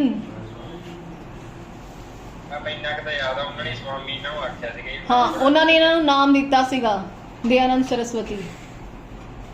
की सीगा जी, स्वामी विरजानंद। याद रखा करो जी, छोटी छोटी चीज़ां ने, उन्होंने ही इन्हों विरजानंद, और एक्चुअल नेम इन्हों का की सीगा, मूल शंकर। अच्छा, ते हुण आपां स्वामी विवेकानंद बारे पढ़ रहे हैं जी। स्वामी विवेकानंद जी का एक्चुअल नाम की सीगा, नरेंद्र नाथ दत्त सीगा। 1863 ਦੇ ਵਿੱਚ ਇਹਨਾਂ ਦੀ ਕੀ ਹੋਇਆ ਜੀ, ਬਰਥ ਹੈ, ਕਿੱਥੇ ਹੋਇਆ, ਕਲਕੱਤਾ ਦੇ ਵਿੱਚ। ਇਹਨਾਂ ਦਾ ਇਹੋ ਹੀ ਚੀਜ਼ ਹੈ, ਆਪਾਂ ਨੇ ਆਲਰੇਡੀ ਡਿਸਕਸ ਕਰ ਲਈ। Best way to serve God, ਕਹਿੰਦੇ ਗੋਡ ਨੂੰ ਸਰਵ ਕਰਨ ਦਾ ਸਭ ਤੋਂ ਬੈਸਟ ਤਰੀਕਾ ਕੀ ਹੈ ਕਿ ਤੁਸੀਂ ਸਰਵ ਦਾ ਪੂਅਰ, ਕੀ ਪੂਅਰਸ ਦੀ ਹੈਲਪ ਕਰੋ, ਗਰੀਬ ਲੋਕ ਨੇ ਉਹਨਾਂ ਦਾ ਕੀ ਕਰੋ ਜੀ, ਹੈਲਪ ਕਰੋ। ਅੱਛਾ, ਉਸ ਤੋਂ ਬਾਅਦ ਇਹਨਾਂ ਨੇ 2 ਵਰਲਡ ਪਾਰਲੀਮੈਂਟ ਆਫ ਰਿਲੀਜਨਸ 2 ਹੋਈਆਂ ਨੇ, ਦੋਨਾਂ ਦੇ ਵਿੱਚ ਕੀ ਕੀਤਾ, स्वामी विवेकानंद जी ने पार्टिसिपेट ਕੀਤਾ ਸੀ। और ਜਿਹੜੀ ਪਹਿਲੀ ਹੋਈ ਸੀ ਉਹਦੇ ਵਿੱਚ ਇਹ ਕਾਫੀ ਜ਼ਿਆਦਾ ਫੇਮਸ ਹੋਈ ਸੀ। ਪਹਿਲੀ ਵਰਲਡ ਪਾਰਲੀਮੈਂਟ ਆਫ ਜਿਹੜੀ ਰਿਲੀਜਨ ਬੇਸਡ, ਦੇਖੋ ਇਹਦਾ ਨਾਮ ਤੋਂ ਹੀ ਸਮਝੋ, ਵਰਲਡ ਦੇ ਵਿੱਚ ਪੂਰੇ ਵਰਲਡ 'ਚ ਇੱਕ ਪਾਰਲੀਮੈਂਟ ਸੀਗੀ, ਕਿਹਦੇ ਬੇਸ ਤੇ, ਰਿਲੀਜਨ, ਧਰਮ ਦੇ, ਕਿ ਅਲੱਗ-ਅਲੱਗ ਲੋਕ ਅਲੱਗ-ਅਲੱਗ ਜਗ੍ਹਾ ਤੋਂ ਲੋਕ ਆਪਣੇ ਧਰਮ ਦਾ ਕੀ ਕਰਨ ਆਏ ਸੀ, ਪ੍ਰਚਾਰ ਨਹੀਂ ਕਹਿ ਰਹੇ, ਕਿ ਆਪਣੇ ਧਰਮ ਦੀਆਂ ਕੁਝ ਫੀਚਰਸ ਦੱਸਣ ਆਏ ਸੀਗੇ। ਤਾਂ 1893 ਦੇ ਵਿੱਚ ਕਿੱਥੇ ਹੋਈ ਸੀ ਜੀ, ਸ਼ਿਕਾਗੋ USA, ਔਰ ਜਿੱਥੇ स्वामी विवेकानंद जी ਗਏ ਸੀਗੇ, ਔਰ ਇੱਥੇ ਜਿਹੜੀ ਉਹਨਾਂ ਨੇ ਸਪੀਚ ਦਿੱਤੀ ਸੀ, ਕੀ ਕਹਿ ਕੇ ਉਹਨਾਂ ਨੂੰ ਸੰਬੋਧਨ ਕੀਤਾ ਸੀ, brothers and sisters of America, ਠੀਕ ਹੈ, ਕਿ ਉਹ ਸਟਾਰਟਿੰਗ ਉਹਨਾਂ ਨੇ ਇੰਗਲਿਸ਼ 'ਚ ਸਪੀਚ ਦਿੱਤੀ ਸੀ, ਔਰ ਕਾਫੀ ਜ਼ਿਆਦਾ ਜਿਹੜੇ ਲੋਕ ਸੀਗੇ ਉਹ ਕੀ ਸੀਗੇ ਜੀ, ਇਹਨਾਂ ਤੋਂ ਇੰਪ੍ਰੈਸ ਹੋਏ ਸੀ ਉਹ ਸਪੀਚ ਦੇ ਵਿੱਚ। ਫਸਟ 1893 ਫਸਟ ਹੋਈ, 1900 ਦੇ ਵਿੱਚ ਸੈਕਿੰਡ ਹੋਈ, ਠੀਕ ਹੈ। ਤਾਂ ਸੈਕਿੰਡ ਜਿਹੜੀ ਕਿੱਥੇ ਹੋਈ ਸੀਗੀ ਜੀ, ਪਾਰਲੀਮੈਂਟ ਆਫ ਰਿਲੀਜਨ, ਇਹ 1900 ਚ ਹੋਈ। ਇਹ ਕਿੱਥੇ ਹੋਈ, ਪੈਰਿਸ। ਮਤਲਬ ਜ਼ਿਆਦਾ ਫੇਮਸ ਇਹੀ ਹੈ, ਗਏ ਇੱਥੇ ਵੀ ਸੀਗੇ ਇਹ, ਇੱਥੇ ਵੀ ਇਹਨਾਂ ਨੇ ਸਪੀਚ ਦਿੱਤੀ, ਪਰ ਜਿਹੜੀ ਪਹਿਲੀ ਹੈ ਉਹਦੇ ਵਿੱਚ ਕੀ ਸੀਗੇ ਜੀ, ਇਹ ਲੋਕ ਇਹਨਾਂ ਤੋਂ ਕਾਫੀ ਜ਼ਿਆਦਾ ਕੀ ਹੋਏ ਸੀਗੇ, ਇੰਪ੍ਰੈਸ ਹੋਏ। ਕਲੀਅਰ ਹੈ ਜੀ। ਚਲਿਏ ਹੁਣ ਆਪਾਂ ਅੱਗੇ ਚਲੋ, ਹੋਰ ਆਪਾਂ ਨੈਕਸਟ ਦੇਖਦੇ ਹਾਂ ਜੀ, ਥੀਓਸੈਫਿਕਲ ਸੁਸਾਇਟੀ। ਇਹ ਕਿੰਨੇ ਉਹ ਕੀਤੀ ਸੀ ਜੀ, ਨੌਲੇਜ ਆਫ ਗੋਡ। ਇਹ ਸੀਗਾ ਜੀ ਬਲਾਸਫੀ, ਔਰ ਦੂਸਰਾ ਸੀਗਾ ਕੋਲੋਨਲ FC ਆਲਕੁਟ USA। ਇਹ ਮਤਲਬ ਇਹਦੇ ਵਿੱਚੋਂ ਸਿਰਫ ਐਵੇਂ ਪੁੱਛ ਲੈਂਦਾ ਹੁੰਦਾ, ਜਿਹੜੀਆਂ ਸੁਸਾਇਟੀ ਜਾਂ ਫਾਰਮੇਸ਼ਨ ਹੋਈਆਂ ਨੇ, ਠੀਕ ਹੈ, ਆਰਗੇਨਾਈਜੇਸ਼ਨ ਬਣੀਆਂ ਨੇ, ਉਹਨਾਂ ਦੇ ਫਾਊਂਡਰ ਕਿਹੜੇ ਨੇ, ਤਾਂ ਫਾਊਂਡਰ ਤੁਹਾਨੂੰ ਪਤਾ ਹੋਣੇ ਚਾਹੀਦੇ ਨੇ, ਠੀਕ ਹੈ ਜੀ। ਮੈਂ ਵਿੱਚੋਂ ਪਹਿਲੇ ਵਾਲੇ ਦੇ ਨਾਮ ਜ਼ਿਆਦਾ ਹੁੰਦਾ, ਹਾਂ ਪਹਿਲੇ ਵਾਲੇ ਦਾ ਨਾਮ ਹੀ ਪੁੱਛਦਾ ਹੈ, ਨਹੀਂ ਵੈਸੇ ਦੋਨੋਂ ਇਹ ਵੀ ਪੁੱਛਦਾ ਹੈ, HS ਆਲਕੁਟ ਵੀ ਪੁੱਛਦਾ ਹੈ, ਠੀਕ ਹੈ ਜੀ। ਤਾਂ ਦੋਨੋਂ ਹੀ ਤੁਹਾਨੂੰ ਪਤਾ ਹੋਣਾ ਚਾਹੀਦਾ ਹੈ। ਇਹਨਾਂ ਨੇ ਕੀ ਕੀਤਾ ਸੀ, ਫਰਟੀਨਿਟੀ। ਇਹਨਾਂ ਦਾ ਮੇਨ ਜਿਹੜਾ ਪਰਪਸ ਸੀਗਾ, ਫਰਟੀਨਿਟੀ, ਬ੍ਰਦਰਹੁੱਡ ਨੂੰ ਕੀ ਕਰਨਾ, ਮਤਲਬ ਪ੍ਰਚਾਰ ਕਰਨਾ, ਬ੍ਰਦਰਹੁੱਡ ਦਾ ਬੜਾਵਾ ਦੇਣਾ, ਇਹਨਾਂ ਦਾ ਮੇਨ ਕੀ ਸੀਗਾ, ਪਰਪਸ ਸੀਗਾ, ਠੀਕ ਹੈ ਜੀ। ਕਲੀਅਰ ਹੈ ਇੱਥੋਂ ਤੱਕ ਤਾਂ ਕੋਈ ਡਾਊਟ ਨਹੀਂ। ਹੁਣ ਆਪਾਂ ਅੱਗੇ ਕੀ ਪੜ੍ਹਨੀ ਹੈ, ਹਾਂ US ਚ ਪੜ੍ਹਨੀ। ਹੁਣ ਆਪਾਂ ਨੇ ਪੜ੍ਹਨੀ ਹੈ, ਹਾਂ ਦੇਖੋ ਸੁਣੋ ਮੇਰੀ ਗੱਲ ਸੁਣੋ ਪਹਿਲਾਂ ਧਿਆਨ ਨਾਲ ਸੁਣੋ। ਹੁਣ ਜਿਹੜੀਆਂ ਮੂਵਮੈਂਟਸ ਪੜਨ ਜਾ ਰਹੇ ਆ ਨਾ, ਇਹਦੇ ਵਿੱਚੋਂ ਕੁਐਸਚਨ ਆਏ, ਪੁੱਛਦਾ ਫਾਊਂਡਰ ਹੀ ਹੈ, ਹੋਰ ਕੁਝ ਨਹੀਂ ਪੁੱਛਦਾ, ਠੀਕ ਹੈ, ਜਾਂ ਮੇਨ ਪਰਪਸ ਪੁੱਛ ਲੈਂਦਾ। ਇਸ ਤੋਂ ਬਿਨਾਂ ਹੋਰ ਕੁਝ ਵੀ ਫालतू ਪੜੋ ਨਾ, ਇਸ ਟਾਈਮ 'ਚ ਫालतू ਕੁਝ ਨਾ ਪੜੋ, ਜਿਹੜੀ ਮੇਨ ਚੀਜ਼ ਆ ਉਹ ਵੀ ਪੜੋ, ਠੀਕ ਹੈ। ਤਾਂ ਹੁਣ ਦੇਖੋ ਜੀ, ਆਪਾਂ ਕੁਝ ਇੰਪੋਰਟੈਂਟ ਜਿਹੜੀਆਂ ਮੂਵਮੈਂਟਸ ਹੋਈਆਂ ਨੇ ਉਹਨਾਂ ਨੂੰ ਆਪਾਂ ਡਿਸਕਸ ਕਰਦੇ ਹਾਂ। ਜਿਹੜੇ ਰਿਵੋਲਟ ਹੋਏ ਨੇ ਇਹਦੇ ਵਿੱਚੋਂ ਕੁਐਸਚਨ ਪੁੱਛਦਾ ਹੈ, ਲਾਈਕ ਮੁੰਡਾ ਰਿਵੋਲਟ, ਬਿਰਸਾ ਮੁੰਡਾ ਦਾ ਇਹਨਾਂ ਨੇ ਡੇ ਡਿਕਲੇਅਰ ਕੀਤਾ ਨਾ, ਕਿਹੜਾ ਦਿਨ ਹੈ ਦੱਸੋ, ਚਾਈਲਡਹੁੱਡ ਡੇ, ਹਾਂ ਕਿਹੜਾ ਹੈ, ਨੈਸ਼ਨਲ ਚਾਈਲਡ, ਦੱਸੋ ਕਿਹੜਾ ਹੈ। ਤਿੰਨ ਡੇ ਡਿਕਲੇਅਰ ਕੀਤੇ ਇਸ ਵਾਰ ਮੇਰੇ ਖਿਆਲ ਦੇ ਵਿੱਚ। ਇੱਕ ਤਾਂ 16 ਜਨਵਰੀ 16 जनवरी डिक्लेयर किया नेशनल स्टार्टअप डे। और केड़ा सीगा भाई गौरव जनजातीय दिवस। हाँ जी दसो ऑनलाइन गौरव जनजातीय दिवस कितना नहीं नहीं जी गौरव जनजातीय दिवस पूछ रही है मैं। दसो जी गौरव जनजातीय दिवस डिक्लेयर किया है जी बिरसा मुंडा दी बर्थ एनिवर्सरी ते ही डिक्लेयर किया है। अपने नोट्स अपने करंट अफेयर वाले नोट्स तुसी सुनिए तुसी कह रहे हो मैं सुनिए लेक्चर ਉਹਦੇ ਵਿੱਚ ਹੈਗਾ मैम दिमाग से स्लिप होगा 15 नवंबर। हाँ जी बिल्कुल 15 नवंबर ਨੂੰ ਇਹਨਾਂ ਨੇ ਗੌਰਵ ਜਨਜਾਤੀ ਦਿਵਸ ਕੀ ਕੀਤਾ ਡਿਕਲੇਅਰ ਕੀਤਾ। ਆਪਣੇ ਲੈਕਚਰ ਸੁਣ ਲਓ ਜਿਨ੍ਹਾਂ ਨੇ ਪੀਪੀਐਸਸੀ ਦੇਣਾ ਜਿਹੜੀ ਆਪਣੀ ਉਹ ਸੀਰੀਜ਼ ਹੈ जनवरी ਦੇ ਵਿੱਚ 3 ਪਤਾ ਨਹੀਂ 4 ਲੈਕਚਰ ਨੇ ਠੀਕ ਹੈ। ਉਸ ਤੋਂ ਪਿੱਛੇ ਸੈਪਟੈਂਬਰ ਦੇ ਵੀ ਨੇ ਅਕਤੂਬਰ ਦੇ ਵੀ ਨੇ ਨਵੰਬਰ ਦੇ ਵੀ ਨੇ ਉਹ ਸਾਰੇ ਚੰਗੀ ਤਰੀਕੇ ਨਾਲ ਸੁਣ ਲਓ ਡਿਟੇਲਡ ਕਰੰਟ ਅਫੇਅਰ ਨੇ ਉਹਦੇ ਵਿੱਚੋਂ ਆਏਗਾ ਉਹਦੇ ਵਿੱਚੋਂ ਡਾਟਾ ਆਏਗਾ। ਔਰ ਇਸ ਤੋਂ ਬਿਨਾ ਵਨ ਲਾਈਨਰ ਦੀ ਜਿਹੜੀ ਫਾਈਲ ਆ ਉਹ ਵੀ ਪੜੋ ਅਲੱਗ ਤੋਂ ਦੋਨੋਂ ਸਾਈਡ ਤੋਂ ਡਾਟਾ ਤਿਆਰ ਕਰਨਾ ਹੈ ਤੁਸੀਂ ਜਿਨ੍ਹਾਂ ਨੇ ਦੇਣਾ ਹੈ ਪੀਪੀਐਸਸੀ। ਚਲੋ ਜਿਨ੍ਹਾਂ ਨੇ ਨਹੀਂ ਦੇਣਾ ਉਹ ਤਾਂ ਵਨ ਲਾਈਨਰ ਪੜ੍ਹ ਲਓ ਕੋਈ ਇਸ਼ੂ ਨਹੀਂ ਉਹਨਾਂ ਨੂੰ ਡਿਟੇਲ 'ਚ ਇੰਨਾ ਪੜ੍ਹਨ ਦੀ ਜ਼ਰੂਰਤ ਨਹੀਂ। ਪਰ ਜਿਨ੍ਹਾਂ ਨੇ ਪੀਪੀਐਸਸੀ ਦੇਣਾ ਉਹ ਦੋਨੋਂ ਪੜੋ ਵਨ ਲਾਈਨਰ ਅਲੱਗ ਪੜੋ ਜਿਹੜੀ ਵਨ ਲਾਈਨਰ ਦੀ 1 ਈਅਰ ਵਾਲੀ ਫਾਈਲ ਹੈ। ਔਰ ਇਸ ਤੋਂ ਬਿਨਾ ਜਿਹੜੀ ਆਪਣੀ ਡਿਟੇਲ ਵਾਲੀ ਸਾਰੀ ਪਲੇਲਿਸਟ ਹੈ ਉਹਨੂੰ ਸੁਣ ਲਓ ਧਿਆਨ ਦੇ ਨਾਲ ਉਹ ਇੰਪੋਰਟੈਂਟ ਕਰੰਟ ਅਫੇਅਰ ਨੇ ਠੀਕ ਹੈ। ਉਹ ਉਦਾਂ ਦੇ ਕਰੰਟ ਅਫੇਅਰ ਉਦਾਂ ਦੇ ਕੁਐਸਚਨ ਆਉਣ ਦੇ ਵੀ ਚਾਂਸਸ ਨੇ। ਜੇ 50 ਕੁਐਸਚਨ ਜਾਂ 40 ਕੁਐਸਚਨ ਆਪਾਂ ਮੰਨਦੇ ਆ ਤਾਂ ਉਹਦੇ ਵਿੱਚੋਂ 50% ਕੁਐਸਚਨ ਐਵੇਂ ਦੇ ਆਣਗੇ ਵਨ ਲਾਈਨਰ ਵੀ ਆਣਗੇ ਮਿਕਸਡ ਆਏਗਾ।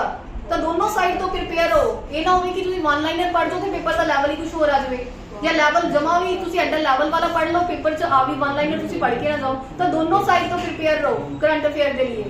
ਸਟੈਟਿਕ ਤਾਂ ਚਲੋ ਹੋ ਹੀ ਜਾਏਗਾ ਸਟੈਟਿਕ ਦਾ ਤਾਂ ਲੈਵਲ ਸੇਮ ਹੀ ਹੁੰਦਾ ਹੈ।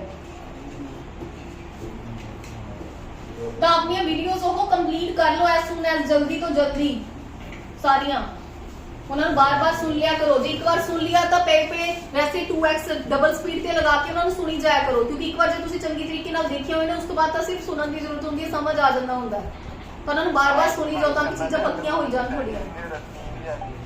ਹਾਂਜੀ ਕੀ ਕਹਿ ਰਹੇ ਹੋ? ਹਾਂ ਚਲੋ ਅੱਛੀ ਗੱਲ ਹੈ ਜੀ ਬਿਲਕੁਲ ਬਿਲਕੁਲ ਉਹਨਾਂ ਨੂੰ ਸੁਣੀ ਜਾਓ ਠੀਕ ਹੈ ਤਾਂ ਹੀ ਹੋਏਗਾ ਜੀ ਤਿਆਰ। ਤਾਂ ਹੁਣ ਦੇਖੋ ਜਿਹੜੇ ਲਾਸਟ ਹੁਣ ਕੁਝ ਕੀ ਦਿਨ ਬਚੇ ਨੇ ਤਾਂ ਇਹਦੇ ਵਿੱਚ ਆਪਣਾ ਐਫਰਟ ਡਬਲ ਟ੍ਰਿਪਲ ਲਾਣਾ ਸ਼ੁਰੂ ਕਰ ਦਿਓ। ਇਹ ਨਾ ਸੋਚੋ ਕਿ ਅਸੀਂ ਇੱਥੇ ਹੀ ਪੜ੍ਹ ਕੇ ਜਾ ਰਹੇ ਹਾਂ ਇੰਨੇ ਘੰਟੇ ਉਸ ਤੋਂ ਬਾਅਦ ਪੜ੍ਹਨ ਦੀ ਜ਼ਰੂਰਤ ਨਹੀਂ। ਆਪਣੀ ਨੀਂਦ ਕੱਟ ਕਰ ਦਿਓ। ਜੇ ਤੁਸੀਂ 20 ਦਿਨ 4 ਘੰਟੇ ਸੋ ਲਓਗੇ ਜਾਂ 3 ਘੰਟੇ ਸੋ ਲਓਗੇ ਕੋਈ ਜ਼ਿਆਦਾ ਫਰਕ ਨਹੀਂ ਪੈਣ ਲੱਗਿਆ। ਸਰ ਤਾਂ ਕਹਿੰਦੇ ਜੀ ਵੱਧ ਤੋਂ ਵੱਧ ਨਹੀਂ ਚਲੋ ਨੀਂਦ ਵੀ ਲੋਏ ਨਾ ਹੋਵੇ ਤੁਸੀਂ ਪਾਗਲਾਂ ਵਾਂਗੂ ਪੜ੍ਹੀ ਵੀ ਜਾਓ ਵੀ ਬਾਅਦ ਵਿੱਚ ਥੋੜੀ ਰੂਟੀਨ ਹੀ ਨਾ ਹੋ ਪਾਵੇ।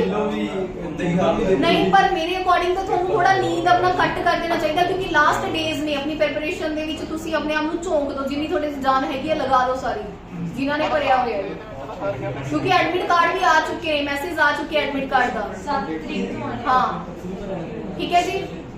ਤਾਂ ਇਸੇ ਲਈ ਆਪਣੀ ਤਿਆਰੀ ਕਰ ਲਓ अपना पढ़ो मैक्सिमम रिवाइज करो। देखो कुछ नवा ना पढ़ो इस टाइम च जेड़ा पढ़िया होया उन्हों ही रिवाइज कर लो चंगी तरीके नाल। जे चाहे 60% सिलेबस कीता पर 60% कोई डाउट नहीं होना चाहिए उन्हों चंगी तरीके नाल रिवाइज करो। अपना टाइम टेबल बना लो प्रॉपर्ली। 3 घंटे सफिशिएंट है जे तुसी 3 घंटे सो रहे हो रात में पढ़ो 2-2 बजे तक बैठ के ठीक है ना। बच्चे पढ़ रहे ने बच्चों का लेवल बहुत है बच्चे सारा दिन सारी रात बैठ के पढ़ रहे ने तो ये ना सोचो भी बस पढ़ लिया असी बस सुन लिया तो सारी तैयारी होगी। अपना पढ़ो ज्यादा तो ज्यादा। चलो बस प्लीज कीप क्वाइट एज वापस। हाँ जी की कह रहे हो? हाँ जी कह रहे ने एडमिट कार्ड के मैसेज आ गए मैम वो आया हुआ है पहले ही सर्कुलर 7 तरीक तक आ जाएगा। जिन्हों ਨੂੰ नहीं आया कोई गल नहीं उन्होंने आ जाएगा पर देखो जी एडमिट कार्ड का जो मैसेज आ चुके हैं फाइनल है कि हुण पेपर होएगा ही होएगा ठीक है ना। अपनी तैयारी कर लो। चलो शुरू कर दिया जी आपां करिए शुरू। ब्रेक तो नहीं चाहिए बस हो गया ब्रेक। चलो बस पहला मैम करवा छेती जाना ਹੁੰਦਾ ਹੈ कितने जाना अच्छा ਤੁਸੀਂ ਭਰਿਆ ਹੋਇਆ ਪੀਪੀਐਸਸੀ अच्छा ओके ठीक है। चलो जी ਹੁਣ ਆਪਾਂ ਗੱਲ ਕਰਦੇ ਹਾਂ ਜੀ ਯੰਗ ਬੰਗਾਲ ਮੂਵਮੈਂਟ। ਦੇਖੋ ਇਹਦੇ ਨਾਮ ਤੋਂ ਹੀ ਸਮਝਦੇ ਆਪਾਂ ਥੋੜਾ ਜਿਹਾ ਯੰਗ ਬੰਗਾਲ ਮੂਵਮੈਂਟ ਕੀ ਸੀਗੀ। ਇਹਦੇ ਵਿੱਚ ਜਿਹੜੇ ਯੰਗਸਟਰ ਸੀਗੇ ਜਿਹੜੀ ਯੰਗ ਮਤਲਬ ਯੂਥ ਸੀਗੀ ਜਿਹੜੀ ਆਪਣੀ ਉਹਨਾਂ ਨੂੰ ਐਜੂਕੇਟ ਕੀਤਾ ਜਾ ਰਿਹਾ ਸੀਗਾ ਕਿਹਦੇ ਅਗੇਂਸਟ ਬ੍ਰਿਟਿਸ਼ਰਸ ਦੇ ਅਗੇਂਸਟ ठीक है मतलब यंग बंगाल मूवमेंट सीगी वो बेसिकली इस चीज सी ਜਿਹੜਾ ਯੂਥ ਸੀਗਾ ਉਹਨੂੰ ਅਵੇਅਰ ਕੀਤਾ ਜਾ ਰਿਹਾ ਸੀਗਾ ਕਿਹਦੇ ਲਈ ਬ੍ਰਿਟਿਸ਼ਰਸ ਦੇ ਐਜੂਕੇਸ਼ਨ ਦਿੱਤੀ ਜਾ ਰਹੀ ਸੀ ਉਹਨਾਂ ਦੇ ਰਾਈਟਸ ਬਾਰੇ ਸਮਝਾਇਆ ਜਾ ਰਿਹਾ ਸੀਗਾ ਤਾਂ ਦੇਖੋ ਜੀ ਇਹਦਾ ਜਿਹੜਾ ਫਾਊਂਡਰ ਸੀਗਾ ਉਹ ਕੌਣ ਸੀ ਹੈਨਰੀ ਵਿਵੀਅਨ ਡਿਜ਼ਰਾਓ ਇਹ ਯਾਦ ਰੱਖਣਾ ਇੱਕ ਬੰਦਾ ਟੀਚਰ ਸੀਗਾ ਜਿਹੜਾ ਹਿੰਦੂ ਕਾਲਜ ਦੇ ਵਿੱਚ ਕੀ ਸੀਗਾ ਜੀ ਕਲਕੱਤਾ ਵਿੱਚ ਪੜ੍ਹਾਉਂਦਾ ਸੀਗਾ ਔਰ ਇਹਨੇ ਅਟੈਕ ਕੀਤਾ 올ਡ ਟ੍ਰੈਡੀਸ਼ਨ ਆਫ ਹਿੰਦੂਇਜ਼ਮ ਕਿ ਚਲਾ ਦੋ ਗਰਮੀ ਲੱਗ ਰਹੀ ਹੈ ठीक है मतलब ਜਿਹੜੇ ਇੰਡੀਅਨਸ ਦੇ ਵਿੱਚ 올ਡ ਟ੍ਰੈਡੀਸ਼ਨ ਚੱਲ ਰਹੇ ਨੇ ਠੀਕ ਹੈ ਜਿਹੜੇ ਕਾਫੀ ਜ਼ਿਆਦਾ ਗਲਤ ਨੇ ਲਾਈਕ ਸਤੀ ਹੋ ਗਿਆ ਬਾਲ ਵਿਵਾਹ ਹੋ ਗਿਆ ਇਹਨਾਂ ਸਾਰੀਆਂ ਚੀਜ਼ਾਂ ਦੇ ਉੱਪਰ ਉਹਨਾਂ ਨੇ ਕੀ ਕੀਤਾ ਜੀ ਅਟੈਕ ਕੀਤਾ ਔਰ ਯੂਥ ਨੂੰ ਅਵੇਅਰ ਕੀਤਾ ਸਮਝ ਆ ਗਈ ਕਲੀਅਰ ਹੈ ਚਲੋ ਇਹਦੇ ਵਿੱਚ ਆਪਾਂ ਨੇ ਇੰਨਾ ਹੀ ਪੜ੍ਹਨਾ ਇਹਨਾਂ ਤੁਹਾਨੂੰ ਪਤਾ ਹੋਣਾ ਚਾਹੀਦਾ ਉਸ ਤੋਂ ਬਾਅਦ ਹੈਗਾ ਜੀ ਮੇਨ ਈਸ਼ਵਰ ਚੰਦਰ ਵਿਦਿਆਸਾਗਰ ਇੰਪੋਰਟੈਂਟ ਈਸ਼ਵਰ ਚੰਦਰ ਵਿਦਿਆਸਾਗਰ ਦੇਖੋ ਕੀ ਹੈ ਜੀ ਈਸ਼ਵਰ ਚੰਦਰ ਜਿਹੜੇ ਵਿਦਿਆਸਾਗਰ ਸੀਗੇ ਉਹਨਾਂ ਨੇ ਕਿਹੜੀ ਚੀਜ਼ ਤੇ ਸਟ੍ਰੈਸ ਦਿੱਤਾ ਉਹਨਾਂ ਨੇ ਵਿਡੋ ਰੀਮੈਰਿਜ ਦੇ ਉੱਪਰ ਸਟ੍ਰੈਸ ਦਿੱਤਾ ਠੀਕ ਹੈ ਵਿਡੋ ਰੀਮੈਰਿਜ ਕਿਉਂਕਿ ਵਿਡੋ ਨੂੰ ਪਹਿਲਾਂ ਤਾਂ ਸਤੀ ਹੁੰਦਾ ਸੀਗਾ ਚਲੋ ਸਤੀ ਜੇ ਖਤਮ ਹੋ ਗਈ ਉਸ ਤੋਂ ਬਾਅਦ ਉਹਨਾਂ ਨੂੰ ਦੁਬਾਰਾ ਰੀਮੈਰਿਜ ਨਹੀਂ ਉਹਨਾਂ ਦੀ ਕੀਤੀ ਜਾਂਦੀ ਸੀਗੀ ਉਹਨਾਂ ਨੂੰ ਸਾਰੀ ਜ਼ਿੰਦਗੀ ਏਦਾਂ ਹੀ ਰਹਿਣਾ ਪੈਂਦਾ ਸੀ ਤਾਂ ਈਸ਼ਵਰ ਚੰਦਰ ਵਿਦਿਆਸਾਗਰ ਜੀ ਨੇ ਕੀ ਕੀਤਾ ਵਿਡੋ ਰੀਮੈਰਿਜ ਦੇ ਉੱਪਰ ਕੀ ਕੀਤਾ ਜੀ ਕਾਫੀ ਜ਼ਿਆਦਾ ਸਟ੍ਰੈਸ ਦਿੱਤਾ ਔਰ ਇਹਨਾਂ ਦੇ ਐਫਰਟ ਦੇ ਨਾਲ ਕਾਫੀ ਸਾਰੀਆਂ ਵਿਡੋ ਰੀਮੈਰਿਜ ਉਸ ਤੋਂ ਬਾਅਦ ਹੋਈਆਂ ਵੀ ਨੇ ਤੇ ਇਹ ਹਿੰਦੂ ਵਿਡੋ ਰੀਮੈਰਿਜ ਐਕਟ ਇਹਨਾਂ ਦੇ ਟਾਈਮ ਹੀ ਪਾਸ ਹੋਇਆ ਠੀਕ ਹੈ 1956 ਦੇ ਵਿੱਚ ਐਸੋਸੀਏਟ ਵਿਦ 35 ਗਰਲਸ ਸਕੂਲ ਮਤਲਬ ਵਿਮਨ ਦੀ ਅਪਰਾਈਜ਼ਿੰਗ ਲਈ ਇਹਨਾਂ ਨੇ ਕਾਫੀ ਜ਼ਿਆਦਾ ਕੰਟਰੀਬਿਊਸ਼ਨ ਕੀਤਾ ਮੇਨ ਕੀ ਸੀਗਾ ਜੀ ਇਹਦੇ ਵਿੱਚ ਵਿਡੋ ਰੀਮੈਰਿਜ ਦੇ ਨਾਲ ਜਿਵੇਂ ਆਪਾਂ ਪੜਿਆ ਸਤੀ ਪ੍ਰਥਾ ਦੇ ਨਾਲ ਕਿਹੜਾ ਨਾਮ ਐਸੋਸੀਏਟ ਹੈ ਰਾਜਾ ਰਾਮ ਮੋਹਨ ਰਾਏ ਦਾ ਐਦਾਂ ਹੀ ਵਿਡੋ ਰੀਮੈਰਿਜ ਦੇ ਨਾਲ ਕਿਹਦਾ ਨਾਮ ਐਸੋਸੀਏਟ ਹੈ ਈਸ਼ਵਰ ਚੰਦਰ ਵਿਦਿਆਸਾਗਰ ਠੀਕ ਹੈ 1829 ਸੀਗਾ ਇਹ ਸੀਗਾ 1856 ਦੇ ਵਿੱਚ ਕਲੀਅਰ ਹੈ ਸਮਝ ਆ ਗਿਆ ਤੇ ਇਹ ਦੋਨੋਂ ਚੀਜ਼ਾਂ ਧਿਆਨ ਚ ਰੱਖਣੀਆਂ ਨੇ ਅੱਛਾ ਉਸ ਤੋਂ ਬਾਅਦ ਆਪਾਂ ਹੋਰ ਪੜ੍ਹਦੇ ਹਾਂ ਜੀ ਮਹਾਦੇਵ ਗੋਬਿੰਦ ਰਨਾੜੇ ਜਿਹੜੇ ਮਹਾਦੇਵ ਗੋਬਿੰਦ ਰਨਾੜੇ ਸੀਗੇ ਕਾਫੀ ਜ਼ਿਆਦਾ ਇੰਪੋਰਟੈਂਟ ਪਰਸਨੈਲਿਟੀ ਹੈ ਜੀ ਠੀਕ ਹੈ ਆਪਣੇ ਇੰਡੀਅਨ ਫਰੀडम्स ਦੇ ਵਿੱਚ ਫਰੀडम ਸਟਰਗਲ ਦੇ ਵਿੱਚ ਤਾਂ ਇਹ ਇੰਡੀਅਨ ਨੈਸ਼ਨਲ ਕਾਂਗਰਸ ਦੇ ਇੱਕ ਫਾਊਂਡਰ ਸੀਗੇ ਮੈਂਬਰ ਦੇ ਸੀਗੇ ਜਦੋਂ ਇੰਡੀਅਨ ਨੈਸ਼ਨਲ ਕਾਂਗਰਸ ਦਾ ਜਿਹੜਾ ਪਲੇਟਫਾਰਮ ਫਾਊਂਡ ਹੋਇਆ ਤਾਂ ਉਹ ਵੀ ਇਹਦੇ ਵਿੱਚੋਂ ਹੀ ਕੀ ਸੀਗੇ ਜੀ ਇੱਕ ਮੈਂਬਰ ਸੀਗੇ ਇਹਨਾਂ ਨੇ ਕੀ ਕੀਤੀ ਹੈ ਜੀ ਪੂਰਨ ਸਰਵਜਨਿਕ ਸਭਾ ਇਹ ਕੁਐਸਚਨ ਪੁੱਛਦਾ ਹੈ ਕਿ ਪੂਨਾ ਹੈ ਪੂਰਨ ਨਹੀਂ ਹੈਗੀ ਪੂਨਾ ਸਰਵਜਨਿਕ ਸਭਾ ਇਹਨੂੰ ਫਾਰਮ ਕਿਨੇ ਕੀਤਾ ਹੈ ਠੀਕ ਹੈ ਤਾਂ ਮਹਾਦੇਵ ਗੋਬਿੰਦ ਰਨਾੜੇ ਡਾਇਰੈਕਟ ਕੁਐਸਚਨ ਆਂਦਾ ਹੁੰਦਾ ਕਿ ਕਿਨੇ ਫਾਰਮ ਕੀਤੀ ਕੋਈ ਵੀ ਆਰਗੇਨਾਈਜੇਸ਼ਨ ਤਾਂ ਪੂਨਾ ਸਰਵਜਨਿਕ ਸਭਾ ਦੇ ਫਾਊਂਡਰ ਕੌਣ ਸੀਗੇ ਜੀ ਮਹਾਦੇਵ ਗੋਬਿੰਦ ਰਨਾੜੇ ਬਸ ਇੰਨਾ ਹੀ ਯਾਦ ਰੱਖਣਾ ਹੈ ਕੀ ਸੀਗਾ ਕੀ ਨਹੀਂ ਆਪਾਂ ਨੂੰ ਪੜਨ ਦੀ ਜ਼ਰੂਰਤ ਨਹੀਂ ਹੈਗੀ ਕੋਈ ਨਹੀਂ ਪੁੱਛਦਾ ਜਿਹੜੇ ਮਰਜ਼ੀ ਲੈਵਲ ਦਾ ਐਗਜ਼ਾਮ ਦੇ ਲਓ ਅੱਛਾ ਉਸ ਤੋਂ ਬਾਅਦ ਕੀ ਹੈ ਜੀ ਤੁਲਸੀ ਰਾਮ ਨਹੀਂ ਪੜਨਾ ਜੀ ਰਹਿਣ ਦਿਓ ਐਨੀ ਬਿਸੈਂਟ ज्योतिबा फूले पढ़ते हैं क्योंकि ਇਹਦਾ ਬੇਸਿਕਲੀ ਹੁਣੇ ਨਿਊਜ਼ ਦੇ ਵਿੱਚ ਰਹੀ ਹੈ ਠੀਕ ਹੈ ਜੀ ਤਾਂ ज्योतिबा फूले ਆਪਾਂ ਗੱਲ ਕਰਦੇ ਹਾਂ ਜੀ ज्योतिबा फूले ਲੋ ਕਾਸਟ ਤੋਂ ਕੀ ਕਰਦੀ ਸੀ ਜੀ ਬਿਲੋਂਗ ਕਰਦੀ ਸੀ ਮਹਾਰਾਸ਼ਟਰ ਇਹਦਾ ਕੀ ਸੀਗਾ ਜੀ ਮੇਨ ਏਰੀਆ ਸੀ ਇਹਨਾਂ ਨੇ ਕਿਹੜਾ ਸਮਾਜ ਫਾਰਮ ਕੀਤਾ ਸਤਿਆ ਸੋਦਕ ਸਮਾਜ ਸੀਗਾ ਜਿਹੜਾ ज्योतिबा फूले ਨੇ ਕੀ ਕੀਤਾ ਸੀਗਾ ਜੀ ਫਾਰਮ ਕੀਤਾ ਸੀਗਾ ਇਹਨਾਂ ਦਾ ਮੇਨ ਪਰਪਸ ਕੀ ਸੀਗਾ ਵੀ ਜਿਹੜਾ ਕਾਸਟ ਸਿਸਟਮ ਚੱਲ ਰਿਹਾ ਇੰਡੀਆ ਦੇ ਵਿੱਚ ਉਹਨੂੰ ਕੀ ਕਰਨਾ ਖਤਮ ਕਰਨਾ और ਇਹਨਾਂ ਦੀ ਇੱਕ ਬਹੁਤ ਇੰਪੋਰਟੈਂਟ ਕਿਤਾਬ ਹੈ ਜਿਹਦਾ ਨਾਮ ਹੈ ਗੁਲਾਮਗਿਰੀ ਇਹ ਪੇਪਰ 'ਚ ਪੁੱਛਦਾ ਹੈ ਕਿ ਗੁਲਾਮਗਿਰੀ ਕਿਹਦੀ ਫਾਰਮੇਸ਼ਨ ਹੈ ਤਾਂ ਇਹ ਹੈਗੀ ਹੈ ਜੀ ज्योतिबा फूले ਦੀ ਠੀਕ ਹੈ ਧਿਆਨ 'ਚ ਰੱਖਿਓ ਚਲੋ ਅੱਛਾ ਉਸ ਤੋਂ ਬਾਅਦ ਆਪਾਂ ਨੈਕਸਟ ਦੇਖਦੇ ਹਾਂ ਜੀ ਗੋਪਾਲ ਕ੍ਰਿਸ਼ਨ ਗੋਖਲੇ ਨੂੰ ਕੀ ਕਿਹਾ ਜਾਂਦਾ ਜੀ political Guru of Mahatma Gandhi ਕੌਣ ਸੀਗੇ ਜੀ ਗੋਪਾਲ ਕ੍ਰਿਸ਼ਨ ਗੋਖਲੇ ਔਰ ਆਪਾਂ ਨੇ ਉੱਥੇ ਵੀ ਪੜਿਆ ਸੀਗਾ ਸਰਵੈਂਟ ਆਫ ਇੰਡੀਅਨ ਸੋਸਾਇਟੀ ਸੀਗੀ ਜਿਹੜੀ 1905 ਬੰਬੇ ਦੇ ਵਿੱਚ ਕਿਹਨੇ ਫਾਰਮ ਕੀਤੀ ਸੀ ਇਹਨਾਂ ਨੇ ਗੋਪਾਲ ਕ੍ਰਿਸ਼ਨ ਗੋਖਲੇ ਜੀ ਨੇ ਕੀ ਕੀਤੀ ਸੀ ਫਾਊਂਡ ਕੀਤੀ ਸੀ ਇਹ ਦੋ ਕੁਐਸਚਨ ਹੋ ਗਏ ਇੱਕ ਪੋਲੀਟੀਕਲ ਗੁਰੂ ਵਾਲਾ ਔਰ ਇੱਕ ਸਰਵੈਂਟ ਇੰਡੀਅਨ ਸੋਸਾਇਟੀ ਇਹ ਵੀ ਦੋਨੋਂ ਧਿਆਨ ਵਿੱਚ ਰੱਖਿਓ अच्छा उस तो बाद नेक्स्ट हैगा जी एनी बिसेंट बारे बेसिकली अपने सारी चीज़ां डिस्कस कर ही लिया सी 1893 ਦੇ ਵਿੱਚ ਇੰਡੀਆ ਆਈ ਸੀਗੀ 1916 ਦੇ ਵਿੱਚ ਕੀ ਹੋਇਆ ਸੀਗਾ ਹੋਮ ਰੂਲ ਮੂਵਮੈਂਟ ਸ਼ੁਰੂ ਹੋਈ ਸੀਗੀ ਅਪ੍ਰੈਲ ਦੇ ਵਿੱਚ ਬਾਲ ਗੰਗਾਧਰ ਤਿਲਕ ਜੀ ਨੇ ਸ਼ੁਰੂ ਕੀਤੀ ਸੀ ਸਤੰਬਰ ਦੇ ਵਿੱਚ ਇਹਨਾਂ ਨੇ ਸ਼ੁਰੂ ਕੀਤੀ ਸੀ ਬਾਲ ਗੰਗਾਧਰ ਤਿਲਕ ਜੀ ਨੇ ਕਿੱਥੇ ਆਪਣੇ ਏਰੀਆ ਸੈਂਟਰਲ ਪ੍ਰੋਵਿੰਸ ਮਹਾਰਾਸ਼ਟਰ ਵਾਲੇ ਏਰੀਆ ਦੇ ਸ਼ੁਰੂ ਕੀਤੀ ਸੀ ਐਕਸਕਲੂਡ ਬੰਬੇ ਠੀਕ ਹੈ ਯਾਦ ਰੱਖਣਾ ਐਕਸਕਲੂਡ ਬੰਬੇ ਏਰੀਆ ਦੇ ਵਿੱਚ ਉਹਨਾਂ ਨੇ ਪ੍ਰਚਾਰ ਨਹੀਂ ਕੀਤਾ ਸੀ ਔਰ ਇਸੇ ਦੌਰਾਨ ਇਹ ਪ੍ਰਚਾਰ ਕਰਦੀ ਉਹਨਾਂ ਨੇ ਕਿਹੜਾ ਕੋਟੇਸ਼ਨ ਦਿੱਤਾ ਸੀਗਾ ਅਨਰੈਸਟ ਬਾਲ ਗੰਗਾਧਰ ਤਿਲਕ ਜੀ ਨੇ ਕਿਹੜੀ ਕੋਟੇਸ਼ਨ ਦਿੱਤੀ ਸੀਗੀ ਹੋਮ ਰੂਲ ਮੂਵਮੈਂਟ ਦਾ ਪ੍ਰਚਾਰ ਕਰਦੇ ਹੋਏ ਹਾਂਜੀ ਆਨਲਾਈਨ ਹਾਂਜੀ online students Swaraj is my birth right and I shall have it ठीक है ये उन्होंने होम रूल दौरान की कीता सीगा ये कोट कीता सीगा और एनी बिसेंट ने की कीता पूरे इंडिया दे विच होम रूल मूवमेंट नु की कीता सीगा स्प्रेड कीता सी कित्थों तो बिलोंग करदी सी ये आयरलैंड तो अगर पेपर दे विच यूरोप आंदा है ठीक है मतलब एक स्टेटमेंट विच यूरोप आंदा है कि यूरोपियन लेडी सी तो वो भी सही है क्योंकि आयरलैंड किथे है यूरोप दे विच ठीक है किते आया होया सीगा मैं तुहानू तां दस्सिया उस तो बाद आपां होर इहदे विचों की पढ़ना है जी हाँ भी पढ़ लेंगे रामहंस मंडली परमहंस मंडली 1849 दोदुभा पांडुरंग और बाल शास्त्री जी ने मिलके ही की कीती सीगी जी बनाई सी इन्हां दी एक किताब है जी ओदा नाम याद रखियो धर्मा विवेचन ठीक है बस इन्ना की पढ़ लो होरे दे विच ज्यादा अपन पढ़न दी जरूरत नहीं है ठीक है तो ये कुछ इंपॉर्टेंट सीगियां हुण आपां कुछ होर देखदे हां ਜਿਹੜੀਆਂ ਆ ਨੇ ਸਿੱਖ ਮੂਵਮੈਂਟ ਨੇ ਇਹ ਸਾਰੀਆਂ ਪੰਜਾਬ ਜੀਕੇ ਦੇ ਵਿੱਚ ਕਵਰ ਹੋਣਗੀਆਂ ਆਪਾਂ ਇੱਥੇ ਨਹੀਂ ਪੜਾਂਗੇ ਠੀਕ ਹੈ ਜਿੰਨੀਆਂ ਵੀ ਸਿੱਖ ਮੂਵਮੈਂਟਸ ਨੇ ਸਾਰੀਆਂ ਪੰਜਾਬ ਜੀਕੇ 'ਚ ਕਵਰ ਹੋ ਜਾਣਗੀਆਂ ਤਾਂ ਇੱਥੇ ਆਪਾਂ ਨਹੀਂ ਪੜਾਂਗੇ ਇਹਨਾਂ ਨੂੰ ਇਹ ਆਪਾਂ ਨੇ ਪੜ੍ਹ ਲਈ ਮੁਸਲਿਮ ਰਿਵੋਲਟ ਵਾਸਤੇ ਪਹਿਲਾਂ ਆ ਦੇਖ ਲਿਆ ਹਾਂ ਇੰਪੋਰਟੈਂਟ ਹੈ ਜੀ ਟ੍ਰਾਈਬਲ ਅਪਰਾਈਜ਼ਿੰਗ ट्राइबल ਦੇ ਵਿੱਚੋਂ ਕਾਫੀ ਜ਼ਿਆਦਾ ਕੁਐਸਚਨ ਆਉਂਦੇ ਨੇ ਕਿ ਜਿਹੜੇ ਟ੍ਰਾਈਬਲਸ ਹੁਣ ਦੇਖੋ ਟ੍ਰਾਈਬਲਸ ਜਿਹੜੀਆਂ ਜਨਜਾਤੀਆਂ ਹੁੰਦੀਆਂ ਨੇ ਉਹਨਾਂ ਨੇ ਵੀ ਰਿਵੋਲਟ ਕੀਤੇ ਨੇ ਉਹਨਾਂ ਨੇ ਰਿਵੋਲਟ ਕਿਉਂ ਕੀਤੇ ਸੀਗੇ ਕਿ ਉਹਨਾਂ ਦਾ ਇੱਕ ਆਪਣਾ ਐਗਰੀਕਲਚਰ ਸਿਸਟਮ ਸੀਗਾ ਬ੍ਰਿਟਿਸ਼ਰਸ ਕੀ ਕਰ ਰਹੇ ਸੀਗੇ ਉਹਨਾਂ ਦੇ ਐਗਰੀਕਲਚਰ ਸਿਸਟਮ ਦੇ ਵਿੱਚ ਘੁਸ ਕੇ ਉਹਨਾਂ ਤੋਂ ਵੀ ਕੀ ਕਰ ਰਹੇ ਸੀ ਟੈਕਸ ਨੂੰ ਵਸੂਲ ਰਹੇ ਸੀ ਤਾਂ ਉਹਦੇ ਕਰਕੇ ਜਿਹੜੇ ਟ੍ਰਾਈਬਲ ਸੀਗੇ ਉਹਨਾਂ ਨੇ ਵੀ ਕੀ ਕੀਤਾ ਰਿਵੋਲਟ ਕੀਤੇ ਨੇ ਤਾਂ ਉਹਨਾਂ ਦੇ ਵਿੱਚੋਂ ਕੁਝ ਇੰਪੋਰਟੈਂਟ ਆਪਾਂ ਡਿਸਕਸ ਕਰਦੇ ਹਾਂ ਤਾਂ ਪਤਾ ਤਾਂ ਵੈਸੇ ਆਪਾਂ ਨੂੰ ਪਤਾ ਹੀ ਹੋਣਾ ਚਾਹੀਦਾ ਇਹਦੇ ਵਿੱਚੋਂ ਦੇਖੋ ਕੁਐਸਚਨ ਕੀ ਆਉਂਦਾ ਹੁੰਦਾ ਕਿ ਇਹਦਾ ਫਾਊਂਡਰ ਕੌਣ ਸੀਗਾ ਬੇਸਿਕਲੀ ਰਿਵੋਲਟ ਹੋਇਆ ਕਿਹੜੀ ਜਗ੍ਹਾ ਦੇ ਉੱਪਰ ਤੇ ਇਹਦਾ ਫਾਊਂਡਰ ਕੀ ਸੀਗਾ ਠੀਕ ਹੈ ਤਾਂ ਹੁਣ ਆਪਾਂ ਪਹਿਲਾਂ ਦੇਖਦੇ ਹਾਂ ਪਹਿਲਾਂ ਹੋਇਆ ਜੀ ਚੁਆਰ ਕਿੱਥੇ ਹੋਇਆ ਸੀਗਾ ਇਹ ਹੋਇਆ ਸੀਗਾ ਜੀ ਬੰਗਾਲ ਵਾਲੀ ਸਾਈਡ ਹੋਇਆ ਸੀਗਾ ਹੁਣ ਇਹਦਾ ਲੀਡਰ ਪੁੱਛਦਾ ਹੈ ਜਿਆਦਾ ਰਾਜਾ ਜਗਨਨਾਥ ਕੀ ਸੀਗਾ ਜੀ ਆਪਣਾ ਲੀਡਰ ਸੀਗਾ ਜਿਨੇ ਕਿ ਇਹ ਚੁਆਰ ਰਿਵੋਲਟ ਨੂੰ ਕੀ ਕੀਤਾ ਸੀਗਾ ਮਤਲਬ ਉਹ ਕੀਤਾ ਸੀ ਮੇਨ ਕਾਰਨ ਕੀ ਸੀਗਾ ਮੇਨ ਕਾਰਨ ਇਹ ਸੀਗਾ ਕਿ ਜਿਹੜੇ ਬ੍ਰਿਟਿਸ਼ਰ ਸੀਗੇ ਇਹਨਾਂ ਦੇ ਟ੍ਰਾਈਬਲ ਏਰੀਆ ਵਿੱਚ ਘੁਸ ਕੇ ਕੀ ਕਰਨ ਲੱਗੇ ਸੀ ਇੰਟਰਫੇਅਰ ਕਰਨ ਲੱਗੇ ਸੀ ਜਿਹੜਾ ਜਿੱਥੇ ਐਗਰੀਕਲਚਰ ਜਾਂ ਕਲਟੀਵੇਸ਼ਨ ਵਗੈਰਾ ਕਰਦੇ ਸੀਗੇ ਜਦੋਂ ਜ਼ਮੀਂਦਾਰ ਵਿੱਚ ਘੁਸਾ ਦਿੱਤਾ ਜਾਂਦਾ ਸੀਗਾ ਜਾਂ ਫਿਰ ਇਹਨਾਂ ਤੋਂ ਕੀ ਕਰ ਰਹੇ ਸੀਗੇ ਟੈਕਸ ਵਸੂਲ ਰਹੇ ਸੀ ਜਿਹਦੇ ਕਰਕੇ ਟ੍ਰਾਈਬਲਸ ਨੇ ਕੀ ਕੀਤੇ ਨੇ ਰਿਵੋਲਟ ਕੀਤੇ ਨੇ ਮੇਨ ਕਾਰਨ ਸਾਰੇ ਟ੍ਰਾਈਬਲਸ ਦਾ ਇਹੀ ਸੀਗਾ ਹੋਰ ਕੋਈ ਨਹੀਂ ਸੀਗਾ ਤੁਹਾਨੂੰ ਕਾਰਨ ਨਹੀਂ ਪੁੱਛੇਗਾ ਕਿਉਂਕਿ ਕਾਰਨ ਸਿਰਫ ਇਹੀ ਸੀਗਾ ਠੀਕ ਹੈ ਜੀ ਕਿਉਂਕਿ ਇਹਨਾਂ ਦੇ ਵਿੱਚ ਉਹ ਇੰਟਰਫੇਰੈਂਸ ਕਰ ਰਹੇ ਸੀਗੇ ਤਾਂ ਦੂਸਰਾ ਅਹੋਮ ਰਿਵੋਲਟ ਦੇਖੋ ਇਹ 'ਚ ਕੁਐਸਚਨ ਕਿਵੇਂ ਆਉਂਦਾ ਹੁੰਦਾ ਕਿ ਜਿਹੜਾ ਅਹੋਮ ਰਿਵੋਲਟ ਹੈ ਉਹ ਕਿਹੜੀ ਜਗ੍ਹਾ ਦੇ ਉੱਪਰ ਹੋਇਆ ਅਸਾਮ ਦੇ ਉੱਪਰ ਤੁਹਾਨੂੰ ਨਾਰਥ ਈਸਟਰਨ ਵਾਲੀ ਸਾਈਡ ਦੇ ਹੀ ਨਾਮ ਦੇਗਾ ਤਾਂ ਯਾਦ ਰੱਖਣਾ ਜੀ ਅਹੋਮ ਰਿਵੋਲਟ ਕਿੱਥੇ ਹੋਇਆ ਜੀ ਅਸਾਮ ਵਾਲੀ ਸਾਈਡ ਹੋਇਆ ਠੀਕ ਹੈ ਜੀ ਗਾਮੋਧਰ ਕੋਨਵਰ ਉਹਨਾਂ ਦਾ ਰਾਜਾ ਸੀਗਾ ਮੇਨ ਜਿਹੜਾ ਟ੍ਰਾਈਬਲ ਰਾਜਾ ਸੀਗਾ ਉਹਨੇ ਕੀ ਕੀਤਾ ਸੀਗਾ ਇਸ ਜਿਹੜਾ ਵਿਰੋਧ ਸੀਗਾ ਜਾਂ ਰਿਵੋਲਟ ਸੀਗਾ ਉਹਨੂੰ ਕੀ ਕੀਤਾ ਪ੍ਰੋਸੀਡ ਕੀਤਾ ਠੀਕ ਹੈ ਜੀ ਧਿਆਨ ਚ ਰੱਖਿਓ ਅੱਛਾ ਉਸ ਤੋਂ ਬਾਅਦ ਮੁੰਡਾ बिरसा मुंडा या मुंडा अपराइजिंग सब तो ज्यादा इंपॉर्टेंट यही है क्योंकि इस बार गौरव जनजातीय दिवस भी डिक्लेयर होया बर्थ एनिवर्सरी भी निकली है ठीक है और एक ओनली ट्राइबल लीडर है जिहदा पोर्ट्रेट किथे लग्या होया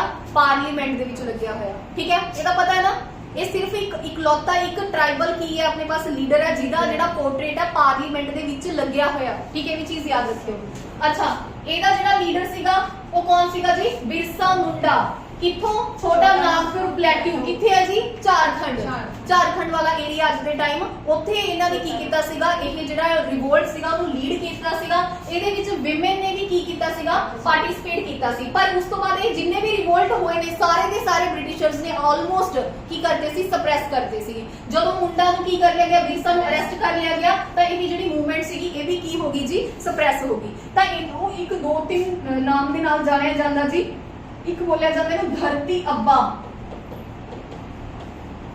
ਇਹਦਾ ਪੁੱਛਿਆ ਜਾ ਸਕਦਾ ਪੇਪਰ 'ਚ ਕਿ ਧਰਤੀ ਅੱਬਾ ਕਿਹਨੂੰ ਕਿਹਾ ਜਾਂਦਾ ਇਹ ਕਹ ਲੋ ਕਿ ਫਾਦਰ ਆਫ ਅਰਥ ਠੀਕ ਹੈ ਫਾਦਰ ਆਫ ਅਰਥ ਇਹਦਾ ਐਕਚੁਅਲ ਨੇਮ ਮਤਲਬ मीनिंग ਇਹੀ ਹੋ ਗਿਆ ਇੰਗਲਿਸ਼ 'ਚ ਫਾਦਰ ਆਫ ਅਰਥ ਅੱਬਾ ਸਮਝਦੇ ਹੋ ਨਾ ਜਿਹੜੇ ਮੁਸਲਿਮਸ ਨੇ ਉਹ ਜਿਹੜੇ ਫਾਦਰ ਹੈ ਉਹਨੂੰ ਅੱਬਾ ਬੁਲਾਉਂਦੇ ਆ ਤਾਂ ਇਸ ਲਈ ਇਹਨੂੰ ਧਰਤੀ ਅੱਬਾ ਬੋਲਿਆ ਜਾਂਦਾ ਪੁੱਛਿਆ ਜਾਏਗਾ ਕਿ ਧਰਤੀ ਅੱਬਾ ਕਿਹਨੂੰ ਬੋਲਿਆ ਜਾਂਦਾ ਤਾਂ ਇਹ ਬਿਰਸਾ ਮੁੰਡਾ ਨੂੰ ਬੋਲਿਆ ਜਾਂਦਾ ਔਰ ਇਹਨਾਂ ਦੇ ਹੀ ਬਰਥ ਹੈ ਉਹਦੇ ਉੱਪਰ ਗੌਰਵ ਜਨਜਾਤੀय ਦਿਵਸ ਹੈ ਜਿਹੜਾ ਰੀਸੈਂਟ ਡਿਕਲੇਅਰ ਹੋਇਆ ਕਿੰਨੇ ਜੀ 15 ਨਵੰਬਰ ਗੌਰਵ ਜਨਜਾਤੀय ਦਿਵਸ ਯਾਦ ਰੱਖਿਓ ਠੀਕ ਹੈ ਤਾਂ ਇਹ ਨਿਊਜ਼ ਦੇ ਵਿੱਚ ਰਿਹਾ ਤੇ ਕਾਫੀ ਜ਼ਿਆਦਾ ਇੰਪੋਰਟੈਂਟ ਹੋ ਜਾਂਦਾ ਮੁੰਡਾ ठीक है जी मुंडा ਜਿਹੜਾ ਰਿਵੋਲਟ ਹੈ ਸਭ ਤੋਂ ਇੰਪੋਰਟੈਂਟ ਇਹੀ ਰਿਵੋਲਟ ਹੈ ਹੋਰ ਕੋਈ ਨਹੀਂ ਹੈ ਟ੍ਰਾਈਬਲ ਦੇ ਵਿੱਚੋਂ ਸਭ ਤੋਂ ਇੰਪੋਰਟੈਂਟ ਇਹੀ ਔਰ ਇਹ ਚੋਂ ਹੀ ਕੁਐਸਚਨ ਆਉਂਦਾ ਔਰ ਕਿਸੇ ਚੋਂ ਕੁਐਸਚਨ ਨਹੀਂ ਆਉਂਦਾ ਠੀਕ ਹੈ ਇਹ ਨਿਊਜ਼ ਦੇ ਵਿੱਚ ਵੀ ਹੈ ਤਾਂ ਇਹਨੂੰ ਚੰਗੀ ਤਰੀਕੇ ਦੇ ਨਾਲ ਆਪਾਂ ਨੇ ਕਰਨਾ ਹੈ ਅੱਛਾ ਇਹ ਵੀ ਹੋ ਗਿਆ ਜੀ ਉਸ ਤੋਂ ਬਾਅਦ ਸੰਥਾਲ ਵੀ ਇੰਪੋਰਟੈਂਟ ਹੈ ਜੀ ਤਾਂ ਸੰਥਾਲ ਜਿਹੜਾ ਅਪਰਾਈਜ਼ਿੰਗ ਹੈ ਸੰਥਾਲ ਰਿਵੋਲਟ ਹੈ ਇਹਨੂੰ ਵੀ ਆਪਾਂ ਦੇਖ ਲੈਂਦੇ ਆ ਇਹਦਾ ਪਹਿਲਾਂ ਤਾਂ ਤੁਹਾਨੂੰ ਲੀਡਰ ਪੁੱਛੇਗਾ ਕਿ ਸੰਥਾਲ ਜਿਹੜਾ ਅਪਰਾਈਜ਼ਿੰਗ ਹੈ ਸੰਥਾਲ ਰਿਵੋਲਟ ਹੋਇਆ ਉਹਦੇ ਲੀਡਰ ਕੌਣ ਨੇ ਇੱਕ ਸਿੱਧੂ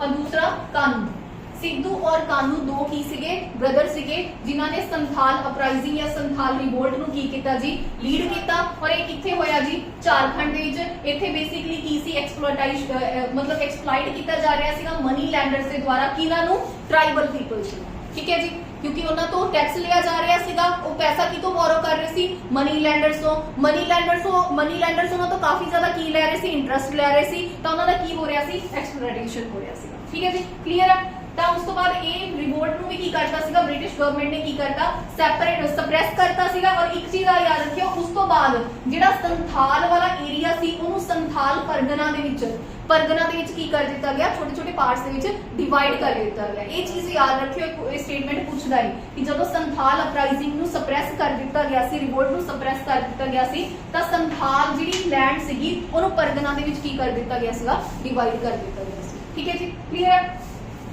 ਬਾਕੀ ਰੰਪਾ ਰਿਲੇਟਿਵ ਕਿੱਥੇ ਸੀਗਾ ਜੀ ਆਂਧਰਾ ਦੇ ਵਿੱਚ ਠੀਕ ਹੈ ਇਹ ਇੰਨੇ ਇੰਪੋਰਟੈਂਟ ਨਹੀਂ ਹੈਗੇ ਮੇਨ ਇਹਦੇ ਵਿੱਚੋਂ ਇੱਕ ਆ ਮੁੰਡਾ ਠੀਕ ਹੈ ਜੀ ਇਹ ਵਾਲਾ ਇੰਪੋਰਟੈਂਟ ਹੈ ਔਰ ਇੱਕ ਸੰਥਾਲ ਬਸ अच्छा ਹੁਣ ਆਪਾਂ ਅੱਗੇ ਪੜ੍ਹਦੇ ਹਾਂ ਜੀ ਡਾਕਟਰ ਬੀ ਆਰ ਅੰਬੇਦਕਰ ਬਾਰੇ ਲਿਖਿਆ ਹੈ ਕੁਝ ਗੱਲਾਂ ਉਹਨਾਂ ਨੂੰ ਵੀ ਆਪਾਂ ਪੜ੍ਹ ਲੈਂਦੇ ਹਾਂ ਇੱਕ ਸੰਨਿਆਸੀ ਰਿਵੋਲਟ ਬਹੁਤ ਇੰਪੋਰਟੈਂਟ ਹੈ ਇਹਨੂੰ ਵੀ ਆਪਾਂ ਡਿਸਕਸ ਕਰਦੇ ਹਾਂ ਚਲੋ ਹੁਣ ਆਪਾਂ ਡਿਸਕਸ ਕਰਦੇ ਹਾਂ ਜੀ ਡਾਕਟਰ ਬੀ ਆਰ ਅੰਬੇਦਕਰ ਦੇ ਬਾਰੇ ਕੁਝ ਗੱਲਾਂ 1891 ਦੇ ਵਿੱਚ ਮਾਊ ਸੈਂਟਰਲ ਪ੍ਰੋਵਿੰਸ ਦੇ ਵਿੱਚ ਇਹਨਾਂ ਦਾ ਕੀ ਹੋਇਆ ਜੀ ਜਨਮ ਹੋਇਆ ਇਹ ਮੁੰਬਈ ਤੋਂ ਯੂਨੀਵਰਸਿਟੀ ਆਫ ਮੁੰਬਈ ਤੋਂ ਵੀ ਪੜ੍ਹੇ ਨੇ ਯੂਨੀਵਰਸਿਟੀ ਆਫ ਕੋਲੰਬੀਆ ਤੋਂ ਵੀ ਪੜ੍ਹੇ ਨੇ ਲੰਡਨ ਸਕੂਲ ਆਫ ਇਕਨੋਮਿਕਸ ਤੋਂ ਇਹਨਾਂ ਨੇ ਕੀ ਕੀਤੀ ਆਪਣੀ ਫਾਈਨਲ ਜਿਹੜੀ ਡਿਗਰੀ ਆ ਉੱਥੋਂ ਲਈ first Indian C London school of ਹਾਂ ਔਰ ਇਹਨਾਂ ਨੇ ਬਾਅਦ ਚ ਉਹ ਵੀ ਸੀਗੇ ਨਹੀਂ ਤਾਂ ਸਭ ਬੀ ਆਰ ਅੰਬੇਦਕਰ ਸਕਾਲਰਸ਼ਿਪ ਸੀ ਨਾ ਸਕਾਲਰਸ਼ਿਪ ਹਾਂ ਕੋਈ ਐਮਏ ਸੀਗਾ ਵੀ ਪੜ੍ਹੇ ਨੇ ਠੀਕ ਹੈ ਨਾ ਇਹਨਾਂ ਦਾ ਆਪਾਂ ਨੂੰ ਉਹ ਕਰਨੀ ਨਹੀਂ ਮੈਮ ਕੁਐਸਚਨ ਆਇਆ ਹੋਇਆ ਸੀਗਾ ਕਿਤੇ ਕਿ ਇਹਨਾਂ ਨੂੰ ਸਕਾਲਰਸ਼ਿਪ ਕਿੱਥੇ ਕਿਹੜੇ ਕਾਲਜ ਵਿੱਚ ਮਿਲੀ ਸੀ ਮਤਲਬ ਦੋ ਕਾਲਜ ਨੇ ਨਾ ਆਊਟ ਆਫ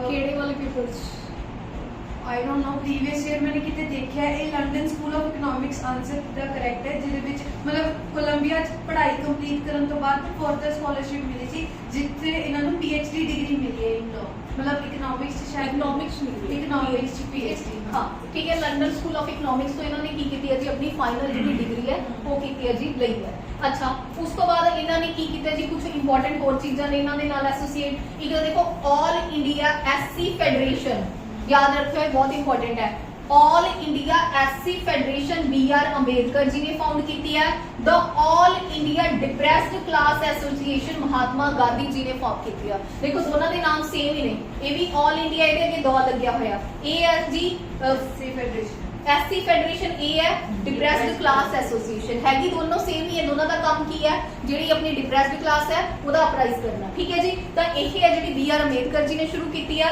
ਜਿਹੜੀ ਡਿਪਰੈਸਡ ਕਲਾਸ ਐਸੋਸੀਏਸ਼ਨ ਵਾਲਾ ਜਿੱਥੇ ਵਰਡ ਆ ਜਾਏਗਾ ਉਹਨੂੰ ਧਿਆਨ ਰੱਖਿਓ ਉਹ ਮਹਾਤਮਾ ਗਾਂਧੀ ਜੀ ਨੇ ਕੀ ਕੀਤੀ ਸੀਗੀ ਸ਼ੁਰੂ ਕੀਤੀ ਸੀ ਠੀਕ ਹੈ ਕਲੀਅਰ ਹੈ ਅੱਛਾ ਹੋਰ ਇਹਨਾਂ ਨੇ ਕੀ ਕੀਤਾ ਜੀ ਇੰਡੀਪੈਂਡੈਂਟ ਲੇਬਰ ਪਾਰਟੀ ਇੰਪੋਰਟੈਂਟ ਹੈ ਜੀ super important independent labour party 1936 ਦੇ ਵਿੱਚ ਉਹ ਵੀ ਬੀ ਆਰ ਅੰਬੇਦਕਰ ਜੀ ਨੇ ਬਣਾਈ ਸੀ ਇਸ ਤੋਂ ਬਿਨਾਂ ਕੀ ਹੈ ਜੀ ਬਹਿਸ਼ਕ੍ਰਿਤ ਹਿਤਕਾਰੀ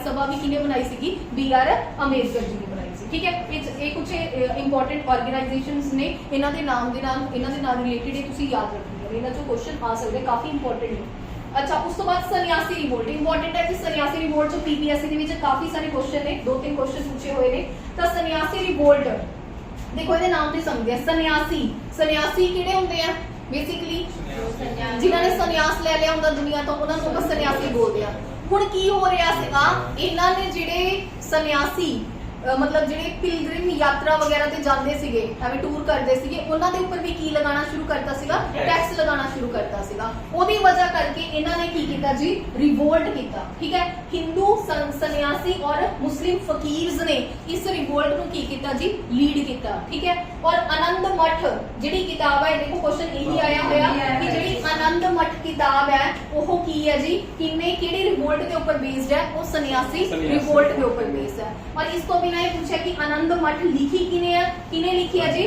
बंकिम चंद्र चटर्जी ने लिखी है और जेड़ा अपना वंदे मातरम है वो भी किथों लिया जी वो भी आनंद मठ दे विचों ही लिया तीन क्वेश्चन बनते ने बस और ਇਹਦੇ ਵਿੱਚੋਂ कुछ ही पढ़ना सन्यासी रिवोल्ट के ऊपर बेस्ड है जे तुम उल्टा क्वेश्चन घुमा के पूछ लेंगे कि सन्यासी रिवोल्ट है जेड़ा केड़ी किताब चों लिया आनंद मठ या फिर ये लिखा होगा भी जेड़ी आनंद मठ किताब है केड़े रिवोल्ट के ऊपर बेस्ड है वो सन्यासी रिवोल्ट के ऊपर बेस्ड है लिखी किने आनंद मठ किताब बंकिम चंद्र चटर्जी ने और वंदे मातरम भी की है जी इथों ही लिया ठीक है जी चलो ਸਤੀ ਆਪਾਂ ਨੇ ਆਲਰੇਡੀ ਪੜ੍ਹ ਹੀ ਲਿਆ, ਠੀਕ ਹੈ। ਇਹਦੇ ਬਾਰੇ ਆਪਾਂ ਵਿਡੋ ਰੀਮੈਰਿਜ ਬਾਰੇ ਵੀ ਆਪਾਂ ਨੇ ਡਿਸਕਸ ਕਰ ਹੀ ਲਿਆ, ਇਹਨਾਂ ਵਿੱਚੋਂ ਇਹ ਦੋ ਹੀ ਇੰਪੋਰਟੈਂਟ ਹੈ, ਠੀਕ ਹੈ ਜੀ। ਤਾਂ ਇਹ ਆਪਾਂ ਨੇ ਆਲਰੇਡੀ ਡਿਸਕਸ ਕਰ ਲਿਆ।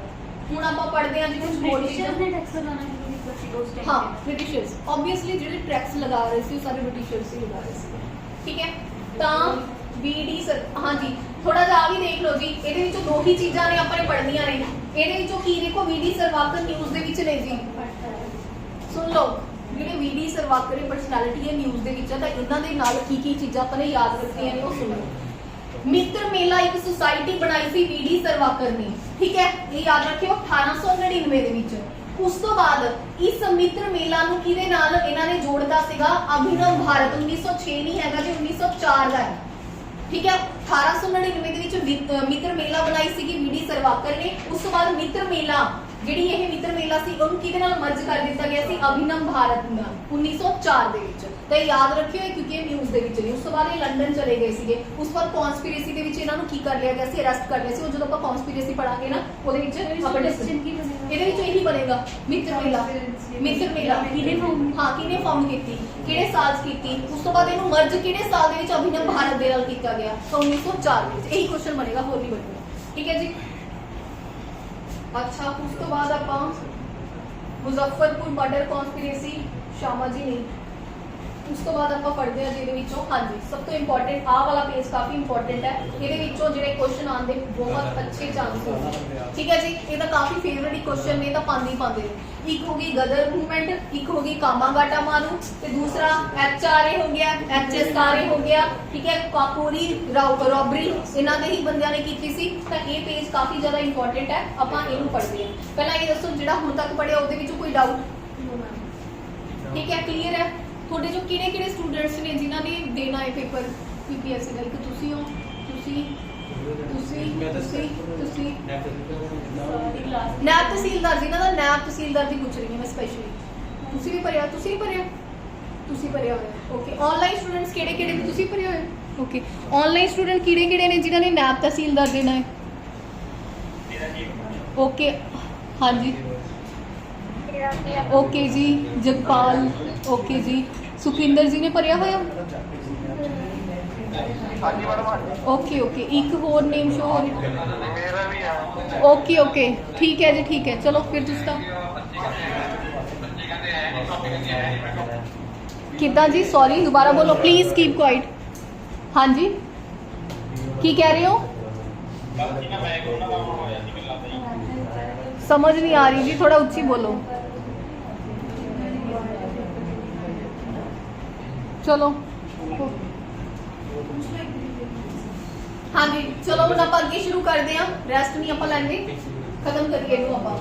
चलो जी हम प्लीज सीरीयस हो, जिवें आप स्टार्टिंग पहले मिनट तो पढ़ रहे हैं ना, हुण भी थोड़े चो उन्ना ही एनर्जी होनी चाहिए, उन्ना ही जोश होना चाहिए, क्योंकि ये काफी इंपॉर्टेंट टॉपिक है, समझ लो इन्होंने, ठीक है। हुण आप गल करते हैं गदर मूवमेंट। गदर मूवमेंट कदों हुई है जी? 1913। किथे है जी इसदा headquarter? San Francisco USA। Main leader किहड़े सी? लीडर तो ही क्वेश्चन आते हैं, लीडर तो ही क्वेश्चन आते हैं, और कोई क्वेश्चन नहीं आएगा। लाला हरदयाल मेन यही ने जी, ठीक है। लाला हरदयाल हो गया, बरकतुल्ला हो गया और रामचंद्र, मेन यही लीडर इंपॉर्टेंट। मैम एक ਜਿਹੜਾ ਸੋਹਣ ਸਿੰਘ ਭਕਨਾ ਸੀ ਉਹ ਕਿਵੇਂ ਫਾਊਂਡਰ ਸੀ, ਕੀਤਾ ਸੀਗਾ? ਉਹ ਵੀ ਸੀ, ਉਹਦਾ ਵੀ ਨਾਮ ਆਂਦਾ, ਠੀਕ ਹੈ, ਸੁਮਨ ਸਿੰਘ ਭਕਨਾ। ਇਹ ਯਾਦ ਆ ਦੋਨੋਂ ਸੇ ਇੱਕੋ ਹੀ ਹੋਏਗਾ। ठीक है। अच्छा ਹੁਣ ਸੁਣੋ, ਇਹਨਾਂ ਨੇ ਇੱਕ ਨਿਊਜ਼ਪੇਪਰ ਪਬਲਿਸ਼ ਕੀਤਾ ਸੀ ਦਾ ਗਦਰ, ਇਹ ਤਾਂ ਸਭ ਨੂੰ ਪਤਾ ਹੈ, ਪਰ ਉਹ ਕੁਐਸਚਨ ਕਿੱਥੇ ਟਵਿਸਟ ਕਰ ਲੇਗਾ ਕਿ ਇਹ ਮੰਥਲੀ ਸੀਗਾ, ਠੀਕ ਹੈ, ਜਾਂ ਵੀਕਲੀ ਸੀ। ਤਾਂ ਯਾਦ ਰੱਖਣਾ ਜੀ ਵੀਕਲੀ ਸੀ। ਔਰ ਜਿਹੜਾ ਪਹਿਲਾ ਗਦਰ ਸੀਗਾ ਉਹ ਉਰਦੂ ਦੇ ਵਿੱਚ ਪਬਲਿਸ਼ ਹੋਇਆ ਸੀਗਾ, समझ आ गई? ਤਾਂ क्वेश्चन गदर नहीं पूछेगा, गदर न्यूज़पेपर ਨੂੰ ਐਦਾਂ ਪੁੱਛ ਲੇਗਾ ਵੀਕਲੀ ਸੀ ਜਾਂ ਮੰਥਲੀ, ਤਾਂ ਯਾਦ ਰੱਖਣਾ ਵੀਕਲੀ। ਔਰ ਦੂਸਰਾ ਇਹਦੀ ਜਿਹੜੀ ਪਹਿਲੀ ਕਾਪੀ ਸੀ ਕਿਹੜੀ ਉਹਦੇ ਵਿੱਚ ਹੋਈ ਸੀਗੀ, ਉਰਦੂ ਲੈਂਗੁਏਜ ਦੇ ਵਿੱਚ ਸੀਗੀ, ਠੀਕ ਹੈ, ਕਲੀਅਰ ਹੈ। ਅੱਛਾ ਉਸ ਤੋਂ ਬਾਅਦ ਲਿਖਿਆ ਹੋਇਆ ਜੀ world war 1 Lala Hardayal other leader move to Germany and set up Indian independence committee. ਆ ਦੇਖੋ ਜੀ ਲਾਲਾ ਹਰਦਿਆਲ ਦਾ ਨਾਮ ਇੱਥੇ ਆ ਗਿਆ, ਮਤਲਬ ਉਹ ਇਹਨਾਂ ਦੇ ਮੈਂਬਰ ਦੇ ਵਿੱਚੋਂ ਹੀ ਇੱਕ ਬੰਦਾ ਸੀ, ਠੀਕ ਹੈ ਜੀ। ਚਲੋ ਅੱਛਾ ਉਸ ਤੋਂ ਬਾਅਦ ਕਾਮਾਗਾਟਾ ਮਾਰੂ, ਦੇਖੋ 1913 ਦੇ ਵਿੱਚ ਇਹ ਹੋਈ ਹੈ, 1914 ਦੇ ਵਿੱਚ ਕੀ ਹੋਇਆ, ਕਾਮਾਗਾਟਾ ਮਾਰੂ। ਤਾਂ ਨਾਲ ਨਾਲ ਮੂਵਮੈਂਟਸ ਨੇ। ਤਾਂ ਕਾਮਾਗਾਟਾ ਮਾਰੂ ਕੀ ਸੀਗਾ ਜੀ? ਇੱਕ ਜਹਾਜ਼ ਸੀਗਾ, ਸ਼ਿਪ ਸੀਗਾ, ਜਿਹਦਾ ਨਾਮ ਕੀ ਸੀਗਾ, ਕੀ ਨਾਮ ਸੀਗਾ? ਉਹਨੂੰ ਕੀ ਗੁਰੂ ਨਾਨਕ ਜਹਾਜ਼ ਕਿਹਾ ਜਾਂਦਾ ਸੀਗਾ, ਠੀਕ ਹੈ। ਗੁਰੂ ਨਾਨਕ ਜਹਾਜ਼ ਸੀ, ਕੌਣ ਲੀਡ ਕਰ ਰਿਹਾ ਸੀ? ਬਾਬਾ ਗੁਰਦੀਪ ਸਿੰਘ। ਠੀਕ ਹੈ। ਇੱਕ ਜਾਪਾਨੀ ਕੀ ਸੀਗਾ? ਉਹ ਜਹਾਜ਼ ਸੀਗਾ। ਇਹ ਵੀ ਚੀਜ਼ ਯਾਦ ਰੱਖਿਓ। ਠੀਕ ਹੈ ਜੀ। ਹੁਣ ਉਹਦੇ ਵਿੱਚ ਕੀ ਸੀਗਾ ਜੀ? ਉਹਦਾ ਨਾਮ ਕੀ ਰੱਖਿਆ ਹੋਇਆ ਸੀ ਇਹਨਾਂ ਨੇ? ਕਾਮਾਗਾਟਾ ਮਾਰੂ। ਕਿੱਥੇ ਜਾ ਰਹੇ ਸੀ? ਵੈਨਕੂਵਰ। ਕਿੰਨੇ ਲੋਕ ਸੀਗੇ? 376। ਹੋਇਆ ਕੀ ਸੀ? 344 ਮੈਮ ਸਿੱਖ ਸੀਗੇ ਇਹਦੇ ਵਿੱਚ, ਹਾਂ 44 ਚਲੋ ਇਹ ਨਹੀਂ ਪੁੱਛੇਗਾ, ਇਹ ਨਹੀਂ ਪੁੱਛੇਗਾ। ਸਿੱਖੋ ਲਿਖਿਆ ਹੋਇਆ। ਅੱਛਾ ਇਹ ਦੱਸੋ ਕੀ ਸੀਗਾ ਇਹ? ਕੀ ਹੋਇਆ ਸੀ ਇਵੈਂਟ? सिखों को उतरने नहीं दिया था मैम, वहाँ पे सिर्फ जब कुछ था लोग- ਮੈਂ ਵੈਂਕੂਵਰ ਇਹ ਜਗ੍ਹਾ ਗਏ ਉਹ 22 ਸਿੱਖ ਜਿਹੜੇ 22 ਬੰਦੇ 22 ਬੰਦੇ ਉੱਥੇ ਤਾਰੇ ਇਹ ਕਹਿੰਦੇ ਤੁਸੀਂ ਵਾਪਸ ਜਾਓ। जब कोलकाता लैंड कीते थे ते फायरिंग कालीगढ़ ਕੀ ਪ੍ਰੋਬਲਮ ਕੀ ਸੀ? ਕਿਉਂ ਨਹੀਂ ਉਤਰਨ ਦਿੱਤਾ ਗਿਆ ਸੀ? ਕੀ ਦੁਸ਼ਮਣੀ ਸੀ ਕਿ ਇਹਨਾਂ ਦੇ ਨਾਲ, ਇੰਡੀਅਨਸ ਦੇ ਨਾਲ ਉਹਨਾਂ ਦੀ? ਹਾਂਜੀ ਆਨਲਾਈਨ ਦੱਸਣਗੇ। शो कर पाए, ਹਾਂਜੀ सिटीजन भी शो कर पाए थे। ਅੱਛਾ सिटीजनशिप शो नहीं कर पाए। ਨਹੀਂ ਫਿਰ ਮਨਾ ਕਿਹਨੇ ਕੀਤਾ? ਐਕਚੁਅਲ ਕਾਰਨ ਕੀ ਸੀਗਾ? ਐਕਚੁਅਲ ਕਾਰਨ ਕੀ ਸੀਗਾ ਕਿ ਜਿਹੜੇ ਬ੍ਰਿਟਿਸ਼ਰ ਸੀਗੇ ਉਹਨਾਂ ਨੇ ਕੈਨੇਡਾ ਗਵਰਨਮੈਂਟ ਨੂੰ ਕਿਹਾ ਸੀਗਾ ਕਿ ਇਧਰੋਂ ਕੁਝ ਬੰਦੇ ਆ ਰਹੇ ਨੇ, ਤੁਸੀਂ ਉਹਨਾਂ ਨੂੰ ਕੀ ਨਹੀਂ ਕਰਨਾ? ਅਪਰੂਵ ਨਹੀਂ ਕਰਨਾ, ਉੱਥੇ ਨਹੀਂ ਲੈਂਡ ਕਰਨ ਦੇਣਾ ਹੈਗਾ ਕਿ ਉੱਥੇ ਜਾ ਕੇ ਵੀ ਇਹ ਕੀ ਕਰ ਸਕਦੇ ਨੇ, ਵੀ ਸਾਡੇ ਜਿਵੇਂ ਇਧਰ ਹੱਲਾ ਕਰ ਰਹੇ ਨੇ ਕਰ ਸਕਦੇ ਨੇ। ਤਾਂ ਉਹਨਾਂ ਨੇ ਕੀ ਕੀਤਾ, ਜਦੋਂ ਇਹ ਸਿਟੀਜ਼ਨਸ਼ਿਪ ਸ਼ੋ ਨਹੀਂ ਕਰ ਪਾਏ, ਕੁਝ ਬੰਦਿਆਂ ਨੂੰ ਉੱਥੇ ਅਲਾਉ ਕਰ ਦਿੱਤਾ ਗਿਆ ਔਰ ਬਾਕੀਆਂ ਨੂੰ ਕੀ ਕਰ ਦਿੱਤਾ ਗਿਆ? ਵਾਪਸ ਭੇਜ ਦਿੱਤਾ ਗਿਆ। ਮੇਨ ਕਾਰਨ ਇਹੀ ਸੀਗਾ ਕਿ ਬ੍ਰਿਟੇਨ ਨੇ ਕਿਹੜੀ ਗਵਰਨਮੈਂਟ ਨੂੰ ਕਿਹਾ ਸੀਗਾ? ਕੈਨੇਡਾ ਗਵਰਨਮੈਂਟ ਨੂੰ ਕਿਹਾ ਸੀਗਾ। ਠੀਕ ਹੈ। ਮੇਨ ਕਾਰਨ ਇਹੀ ਸੀਗਾ। ਤਾਂ ਉਸ ਤੋਂ ਬਾਅਦ ਇਹਨਾਂ ਨੂੰ ਉਤਰਨ ਨਹੀਂ ਦਿੱਤਾ ਗਿਆ ਸੀਗਾ ਤੇ ਵਾਪਸ ਕਿੱਥੇ ਆ ਗਏ ਸੀਗੇ? ਵਾਪਸ ਕਿੱਥੇ ਆਏ ਸੀਗੇ? ਕਲਕੱਤਾ ਕਿਹੜੇ ਪੋਰਟ ਤੇ ਆਏ ਸੀ? ਬੱਜ ਪੋਰਟ ਤੇ ਕੀ ਆ ਗਏ ਸੀਗੇ? ਵਾਪਸ ਆ ਗਏ ਸੀ। ਉਸ ਤੋਂ ਬਾਅਦ ਇਹ ਕੀ ਚਾਹੁੰਦੇ ਸੀ? ਕਲਕੱਤਾ ਦੇ ਵਿੱਚ ਮਾਰਚ ਕਰਨਾ ਵਗੈਰਾ ਚਾਹੁੰਦੇ ਸੀਗੇ, ਪਰ ਉੱਥੋਂ ਦੀ ਜਿਹੜੀ ਪੁਲਿਸ ਹੈ ਉਹਨਾਂ ਨੇ ਅਲਾਉ ਨਹੀਂ ਕੀਤਾ। ਫਿਰ ਧੱਕਾ ਵਗੈਰਾ ਹੋਇਆ ਤੇ ਇਹਨਾਂ ਦੇ ਉੱਪਰ ਕੀ ਕਰ ਦਿੱਤੀ ਗਈ? ਫਾਇਰਿੰਗ ਵਗੈਰਾ ਕਰ ਦਿੱਤੀ ਗਈ। ਮੇਨ ਇਹ ਸੀਗਾ ਕਾਰਨ ਸੀਗਾ ਕਾਮਾਗਾਟਾ ਮਾਰੂ। ਠੀਕ ਹੈ, ਮੂਵਮੈਂਟ ਦਾ। ਉਸ ਤੋਂ ਬਾਅਦ ਉਹਨਾਂ ਨੂੰ ਕੁਝ ਅਰੈਸਟ ਕਰ ਲਏ ਗਏ ਸੀਗੇ। ਠੀਕ ਹੈ ਜੀ। ਅਰੈਸਟ ਕਰਕੇ ਉਹਨਾਂ ਨੂੰ ਭੇਜ ਦਿੱਤਾ ਗਿਆ ਸੀ, ਵਾਪਸ ਰਿਪੋਰਟ ਕਰ ਦਿੱਤਾ ਗਿਆ ਸੀ। ਚਲੋ ਹੁਣ ਆਪਾਂ ਗੱਲ ਕਰਦੇ ਹਾਂ ਜੀ HRA, second face of revolutionary. HRA ਕੀ ਸੀਗੀ? ਲਓ ਜੀ, ਹਿੰਦੁਸਤਾਨ ਰਿਪਬਲਿਕ ਐਸੋਸੀਏਸ਼ਨ। ਠੀਕ ਹੈ ਜੀ। ਹਿੰਦੁਸਤਾਨ ਰਿਪਬਲਿਕ ਐਸੋਸੀਏਸ਼ਨ ਦਾ ਈਅਰ ਤੁਹਾਨੂੰ ਪਤਾ ਹੋਣਾ ਚਾਹੀਦਾ, ਪੁੱਛ ਸਕਦਾ ਪੇਪਰ 'ਚ, ਬਹੁਤ ਇੰਪੋਰਟੈਂਟ ਹੈ। 1924। ਫਿਰ ਉਸ ਤੋਂ ਬਾਅਦ ਇਹਨੂੰ ਰੀਆਰਗੇਨਾਈਜ਼ ਕਰਕੇ ਕੀ ਬਣਾਇਆ ਸੀਗਾ? ਮਤਲਬ ਇਹ ਨਾਮ ਹੀ ਐਡ ਕਰ HSRA। ਇਹ ਕਦੋਂ ਕੀਤਾ? 1928। 4 ਸਾਲਾਂ ਦਾ ਫਰਕ ਹੈ, ਬਸ ਇੰਨਾ ਯਾਦ ਰੱਖਣਾ। ਉਹ 1924 ਹੈ, ਇਹ 4 ਸਾਲਾਂ ਦਾ ਫਰਕ ਹੈ। ਇਹ ਕੀ ਹੈ ਜੀ? 1928 ਦੇ ਵਿੱਚ ਹੈ। ਤਾਂ HSRA ਦਾ ਜਿਹੜਾ ਕੀ ਸੀਗਾ ਜੀ? ਮੇਨ ਕਾਨਪੁਰ ਦੇ ਵਿੱਚ ਸੀਗਾ। ਔਰ ਇਹਦੇ ਮੇਨ ਜਿਹੜੇ ਉਹ ਸੀਗੇ ਫਾਊਂਡਰ ਕੌਣ ਸੀ? ਇਹ ਪਤਾ ਹੋਣਾ ਚਾਹੀਦਾ। ਇੱਕ ਤਾਂ ਸੀ ਰਾਮ ਪ੍ਰਸਾਦ ਬਿਸਮਿਲ, ਇੱਕ ਸੀਗਾ योगेश चंद्र चटर्जी, एक सी सचिन सन्याल। ये तीन की सीगे मेन बंदे सीगे जी किरे HRA में सचिंद्रनाथ से ये भी है। नहीं सचिन सन्याल जी सचिन रियल कौन रहे? चंद्रशेखर आजाद के हैं नहीं कॉलेज में डिस्कस कर रहे हैं। देखो कड्डू ये फॉर्म ठीक है, कड्डू इनमें पे देख लेना। ਤਾਂ ਕਲੀਅਰ ਹੈ। ਦੇਖੋ HRA ਕਦੋਂ ਬਣੀਆਂ? 1924 ਦੇ ਵਿੱਚ ਬਣੀਆਂ। ਇਹਨੂੰ ਉਸ ਤੋਂ ਬਾਅਦ ਕੀ ਕੀਤਾ ਗਿਆ? 1928 ਦੇ ਵਿੱਚ ਰੀਨੇਮ ਕੀਤਾ ਗਿਆ। ਇਹ ਕਿੱਥੇ ਕੀਤਾ ਗਿਆ ਸੀਗਾ? ਫਿਰੋਜ਼ ਸ਼ਾਹ ਕੋਟਲਾ। ਫਿਰੋਜ਼ ਸ਼ਾਹ ਕੋਟਲਾ ਸਟੇਡੀਅਮ ਸੀਗਾ, ਉਹਨੂੰ ਹੁਣ ਕੀ ਕਿਹੜਾ ਨਾਮ ਰੀਨੇਮ ਕਰਕੇ ਕੀ ਬਣਾ ਦਿੱਤਾ ਗਿਆ? ਅਰੁਣ ਜੇਤਲੀ ਸਟੇਡੀਅਮ। ਅਰੁਣ ਜੇਤਲੀ ਸਟੇਡੀਅਮ। ਠੀਕ ਹੈ, ਇਹ ਯਾਦ ਰੱਖਿਓ। ਫਿਰੋਜ਼ ਸ਼ਾਹ ਕੋਟਲਾ ਦੇ ਵਿੱਚ ਇਕੱਠੇ ਹੋ ਕੇ ਇਹਨਾਂ ਨੇ ਜਿਹੜਾ ਨਾਮ ਇਹਦਾ ਕੀ ਕਰ ਦਿੱਤਾ ਗਿਆ ਸੀ? HSRA ਕਰ ਦਿੱਤਾ ਗਿਆ ਸੀ, ਹਿੰਦੁਸਤਾਨ ਸੋਸ਼ਲ ਰਿਪਬਲਿਕ ਐਸੋਸੀਏਸ਼ਨ। ਇਹਦੇ ਇੰਪੋਰਟੈਂਟ ਪਾਰਟਿਸਿਪੈਂਟ ਕਿਹੜੇ ਸੀਗੇ? ਭਗਤ ਸਿੰਘ, ਸੁਖਦੇਵ, ਠੀਕ ਹੈ ਜੀ, ਤੇ ਹੋਰ ਸੀਗੇ। ਠੀਕ ਹੈ, ਚੰਦਰਸ਼ੇਖਰ ਆਜ਼ਾਦ ਫॉर्म ਆਲੇ ਕੁਝ ਮੇਨ ਲਿਖਿਆ ਹੋਇਆ ਜੀ ਨੀਚੇ। ਇਹ ਸੀਗੇ ਇਹਦੇ ਨਾਲ ਐਸੋਸੀਏਟ ਸੀਗੇ, ਇਹਦੇ ਨਾਲ ਨਹੀਂ ਐਸੋਸੀਏਟ ਸੀਗੇ ਚੰਦਰਸ਼ੇਖਰ ਆਜ਼ਾਦ HSRA ਦੇ ਨਾਲ। ਅੱਛਾ, ਉਸ ਤੋਂ ਬਾਅਦ ਕਾਕੋਰੀ ਰੋਬਰੀ ਹੈ ਜਿਹੜੀ, ਉਹ ਕੀ ਸੀਗੀ? ਇਹਨਾਂ ਦੇ ਨਾਲ ਸੀਗੇ, ਇਹਨਾਂ ਦੇ ਮੇਨ ਫਾਊਂਡਰ ਸੀਗੇ। फाउंडर से HSRA ਇਹਨਾਂ ਦੇ ਵਿੱਚ ਹੀ ਸੀਗੇ ਬੰਦੇ ਜਿਹੜੇ ਮੇਨ ਸੀਗੇ ਨਾ, ਇਹਨਾਂ ਦੇ ਵਿੱਚ ਸੀਗੇ ਇੱਕ ਬੰਦੇ।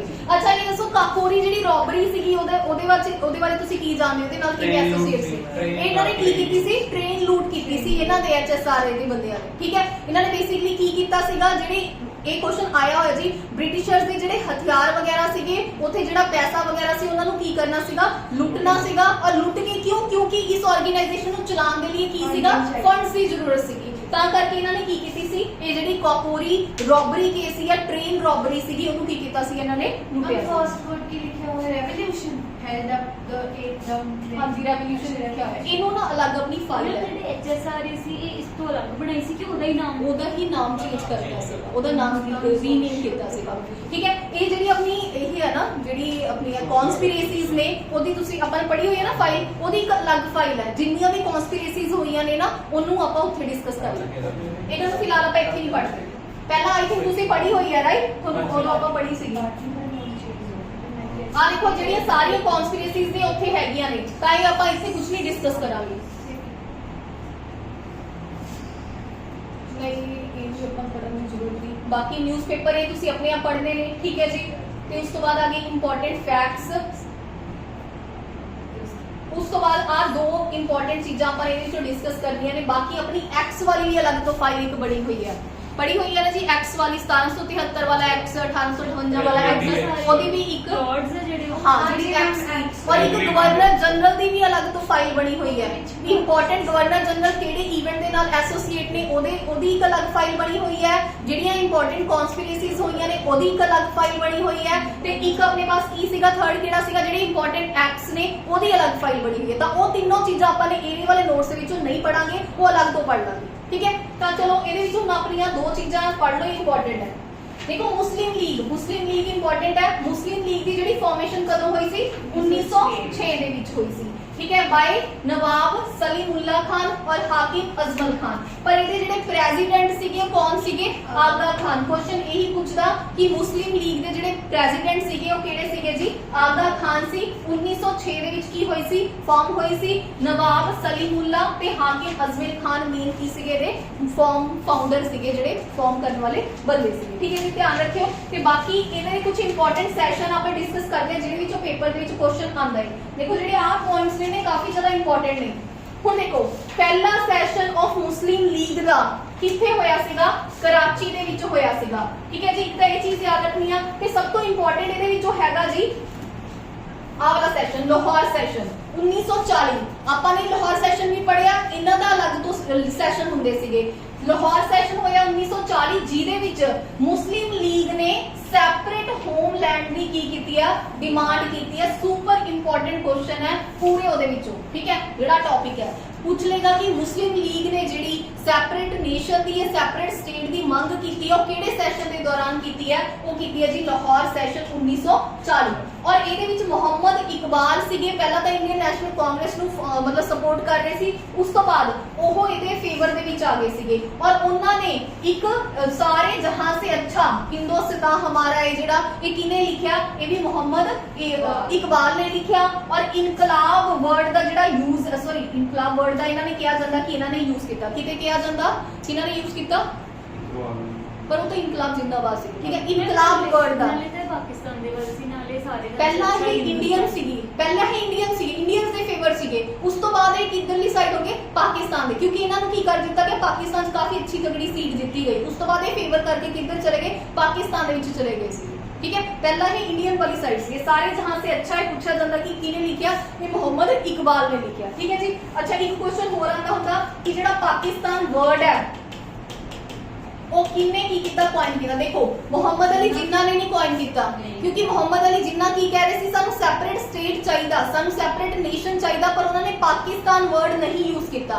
जेड़ा पाकिस्तान वर्ड सीगा वो किने किया जी, चौधरी रहमत अली ने की किया सीगा, पाकिस्तान नाम का जेड़ा वर्ड है वो यूज किया सी कि सानू पाकिस्तान चाहिए। मोहम्मद अली जिन्ना जी सैपरेट स्टेट जरूर कह रहे सी, पर उन्होंने कोई पर्टिकुलर नाम नहीं दिता सीगा पाकिस्तान नाम दिता सी चौधरी रहमत अली। ठीक है जी, क्लियर है। चलो उस तो बाद ਆਪਾਂ ਇਹ ਪੜ ਲਿਆ। ਹੁਣ ਆਪਾਂ ਥੋੜਾ ਲਾਲ ਬਹਾਦਰ ਸ਼ਾਸਤਰੀ ਬਾਰੇ ਵੀ ਪੜ ਲੈਣੇ ਆ। ਇਹਦੇ ਵਿੱਚ ਦੋ ਕੁਐਸਚਨ ਇਹੀ ਵਾਲਾ ਕੁਐਸਚਨ ਆਇਆ ਹੋਇਆ ਸੀ ਜੀ, PSSB ਦੇ ਵਿੱਚ ਆਇਆ ਹੋਇਆ ਸੀਗਾ ਕਿ ਉਹਨਾਂ ਨੇ ਪੁੱਛਿਆ ਹੋਇਆ ਸੀ ਕਿ ਜੈ ਜਵਾਨ ਔਰ ਜੈ ਕਿਸਾਨ ਦਾ ਜਿਹੜਾ ਕੋਟ ਹੈ ਜਾਂ ਸਲੋਗਨ ਆ ਕਿਹਨੇ ਦਿੱਤਾ, ਤਾਂ ਲਾਲ ਬਹਾਦਰ ਸ਼ਾਸਤਰੀ ਨੇ। ਇਹ ਆਪਣੇ ਸੈਕਿੰਡ PM ਸੀਗੇ ਕਿਹਦੇ, ਇੰਡੀਆ ਦੇ। ਠੀਕ ਹੈ ਜੀ, ਕਲੀਅਰ ਹੈ, ਯਾਦ ਰੱਖਿਓ। ਤੇ ਬਾਕੀ ਹੋਰ ਇਹਦੇ ਵਿੱਚ ਫਸਟ ਪਰਸਨ ਜਿਨ੍ਹਾਂ ਨੂੰ ਪੋਸਟਮੋਸਟਲੀ ਕੀ ਮਿਲਿਆ ਜੀ, ਭਾਰਤ ਰਤਨ ਮਿਲਿਆ। ਇਹਦੇ ਵਿੱਚੋਂ ਜ਼ਿਆਦਾ ਇੰਪੋਰਟੈਂਟ ਆਹੀ ਹੈ ਜੀ, ਆਹ ਵਾਲਾ ਕੋਡ ਕਿ ਜੈ ਜਵਾਨ ਔਰ ਜੈ ਕਿਸਾਨ ਹੈ ਜਿਹੜਾ ਕਿਨੇ ਕੀਤਾ ਸੀਗਾ, ਕੋਡ ਕੀਤਾ ਸੀ ਲਾਲ ਬਹਾਦਰ ਸ਼ਾਸਤਰੀ ਔਰ ਸੈਕਿੰਡ PM ਸੀਗੇ ਇੰਡੀਆ ਦੇ। ਠੀਕ ਹੈ ਜੀ, ਇਹ ਜਦੋਂ PM guide office ਹੋਏ ਨਹੀਂ ਸੀਗੇ ਜਾ ਕੇ ਸੈਂਸ ਹੋ ਠੀਕ ਹੈ ਜੀ। ਉਸ ਤੋਂ ਬਾਅਦ ਇਹ ਹੈਗੇ ਜੀ ਆਪਣੇ ਸਾਰੇ ਮੇਨ ਇੰਪੋਰਟੈਂਟ ਗਵਰਨਰ ਜਨਰਲ ਦਿੱਤੇ ਹੋਏ ਨੇ, ਇਹਨਾਂ ਦੀ ਆਪਣੀ ਅਲੱਗ ਫਾਈਲ ਹੈ। ਠੀਕ ਹੈ ਜੀ, ਇਹ ਵੀ ਆਪਾਂ ਇੱਥੋਂ ਨਹੀਂ ਪੜਾਂਗੇ। ਉਸ ਤੋਂ ਬਾਅਦ ਇਹ ਹੈਗੇ ਨੇ ਆਪਣੇ ਇੰਪੋਰਟੈਂਟ ਐਕਟਸ ਦੀ ਵੀ ਆਪਣੀ ਅਲੱਗ ਫਾਈਲ ਹੈ। ਤਾਂ ਇਹਦੇ ਨਾਲ ਤੁਹਾਡੀ ਆਲਮੋਸਟ ਜਿਹੜੀ ਮਾਡਰਨ ਹਿਸਟਰੀ ਹੈ ਉਹ ਕੀ ਹੋ ਚੁੱਕੀ ਹੈ ਜੀ, ਕੰਪਲੀਟ ਹੋ ਚੁੱਕੀ ਹੈ। ਇਹ ਸਾਰੀ ਬਾਅਦ ਵਿੱਚ ਕੀ ਨੇ, ਜਿੰਨੇ ਵੀ ਆਪਾਂ ਨੇ ਪੜ੍ਹੇ ਨੇ ਉਹਨਾਂ ਨੂੰ ਸੀਕੁਐਂਸ ਵਾਈਜ਼ ਦੋ ਸੀਕੁਐਂਸ ਦੇ ਵਿੱਚ ਲਿਖਿਆ ਹੋਇਆ ਸੀਕੁਐਂਸ ਹੈ ਹਿਸਟਰੀ। ਤਾਂ ਮੇਨ ਚੀਜ਼ਾਂ 1947 ਤੱਕ ਦਾ ਕਾਫੀ ਡਾਟਾ ਹੈ ਜਿਹੜਾ ਪੇਪਰ 'ਚ ਪੁੱਛਿਆ ਜਾਂਦਾ ਹੈ। ਉਸ ਤੋਂ ਬਿਨਾ ਇੰਪੋਰਟੈਂਟ ਜਿਹੜੇ ਰਿਵੋਲਟ ਨੇ ਆਪਾਂ ਉਹ ਵੀ ਡਿਸਕਸ ਕਰ ਲਏ। ਇੰਪੋਰਟੈਂਟ ਹੋ ਜਿਵੇਂ HRA ਹੋ ਗਿਆ ਜਾਂ ਕੁਝ ਹੋ ਜਿਹੜੀਆਂ ਆਰਗੇਨਾਈਜੇਸ਼ਨ ਨੇ ਉਹਨਾਂ ਨੂੰ ਵੀ ਆਪਾਂ ਪੜ੍ਹ ਲਿਆ। ਤਾਂ ਇਹਦੇ ਨਾਲ ਤੁਹਾਡਾ ਜਿਹੜਾ ਮਾਡਰਨ ਇੰਡੀਆ ਦਾ ਬੇਸਿਕ ਉਹ ਸਾਰਾ ਕੀ ਹੋ ਚੁੱਕਿਆ, ਬੇਸਿਕਲੀ ਕਾਫੀ ਜ਼ਿਆਦਾ PPSC ਲਈ ਕੰਪਲੀਟ ਹੋ ਚੁੱਕਿਆ। ਇੱਕ ਗਵਰਨਰ ਜਨਰਲ ਹੋ ਗਈ, ਇੰਪੋਰਟੈਂਟ ਐਕਟਸ ਹੋ ਗਏ, ਇਹ ਜਿਹੜੀਆਂ ਦੋ ਫਾਈਲ ਨੇ ਇਹ ਇੰਪੋਰਟੈਂਟ ਨੇ। ਜ਼ਿਆਦਾ ਉਹਨਾਂ 'ਚ ਇੰਪੋਰਟੈਂਟ ਹੈ ਐਕਟ ਵਾਲੀ ਫਾਈਲ। ਠੀਕ ਹੈ, ਤਾਂ ਠੀਕ ਹੈ ਜੀ। ਤਾਂ टाइम कितना हो गया? ਸਵਾ ਇੱਕ ਹੋ ਗਿਆ। ਤਾਂ ਥੋੜਾ ਤੁਸੀਂ ਬ੍ਰੇਕ ਲੈ ਲਓ, ਉਸ ਤੋਂ ਬਾਅਦ ਆਪਾਂ ਉਹ ਵਾਲੀਆਂ ਵੀ ਕੀ ਕਰਦੇ ਹਾਂ, ਉਹ ਵੀ ਫਾਈਲ ਨੂੰ ਕੰਪਲੀਟ ਕਰਦੇ ਹਾਂ। ਠੀਕ ਹੈ ਜੀ ਮੈਮ, ਜਿਹੜੀ ਉਹ ਵਾਲੀ ਗਵਰਨਰ ਜਨਰਲ ਔਰ ਇੰਪੋਰਟੈਂਟ ਐਕਟਸ ਉਹ ਵੀ ਫਾਈਲਸ ਨੂੰ ਆਪਾਂ ਕੀ ਕਰ ਦਿੰਦੇ ਹਾਂ, ਖਤਮ ਕਰ ਦਿੰਦੇ ਹਾਂ।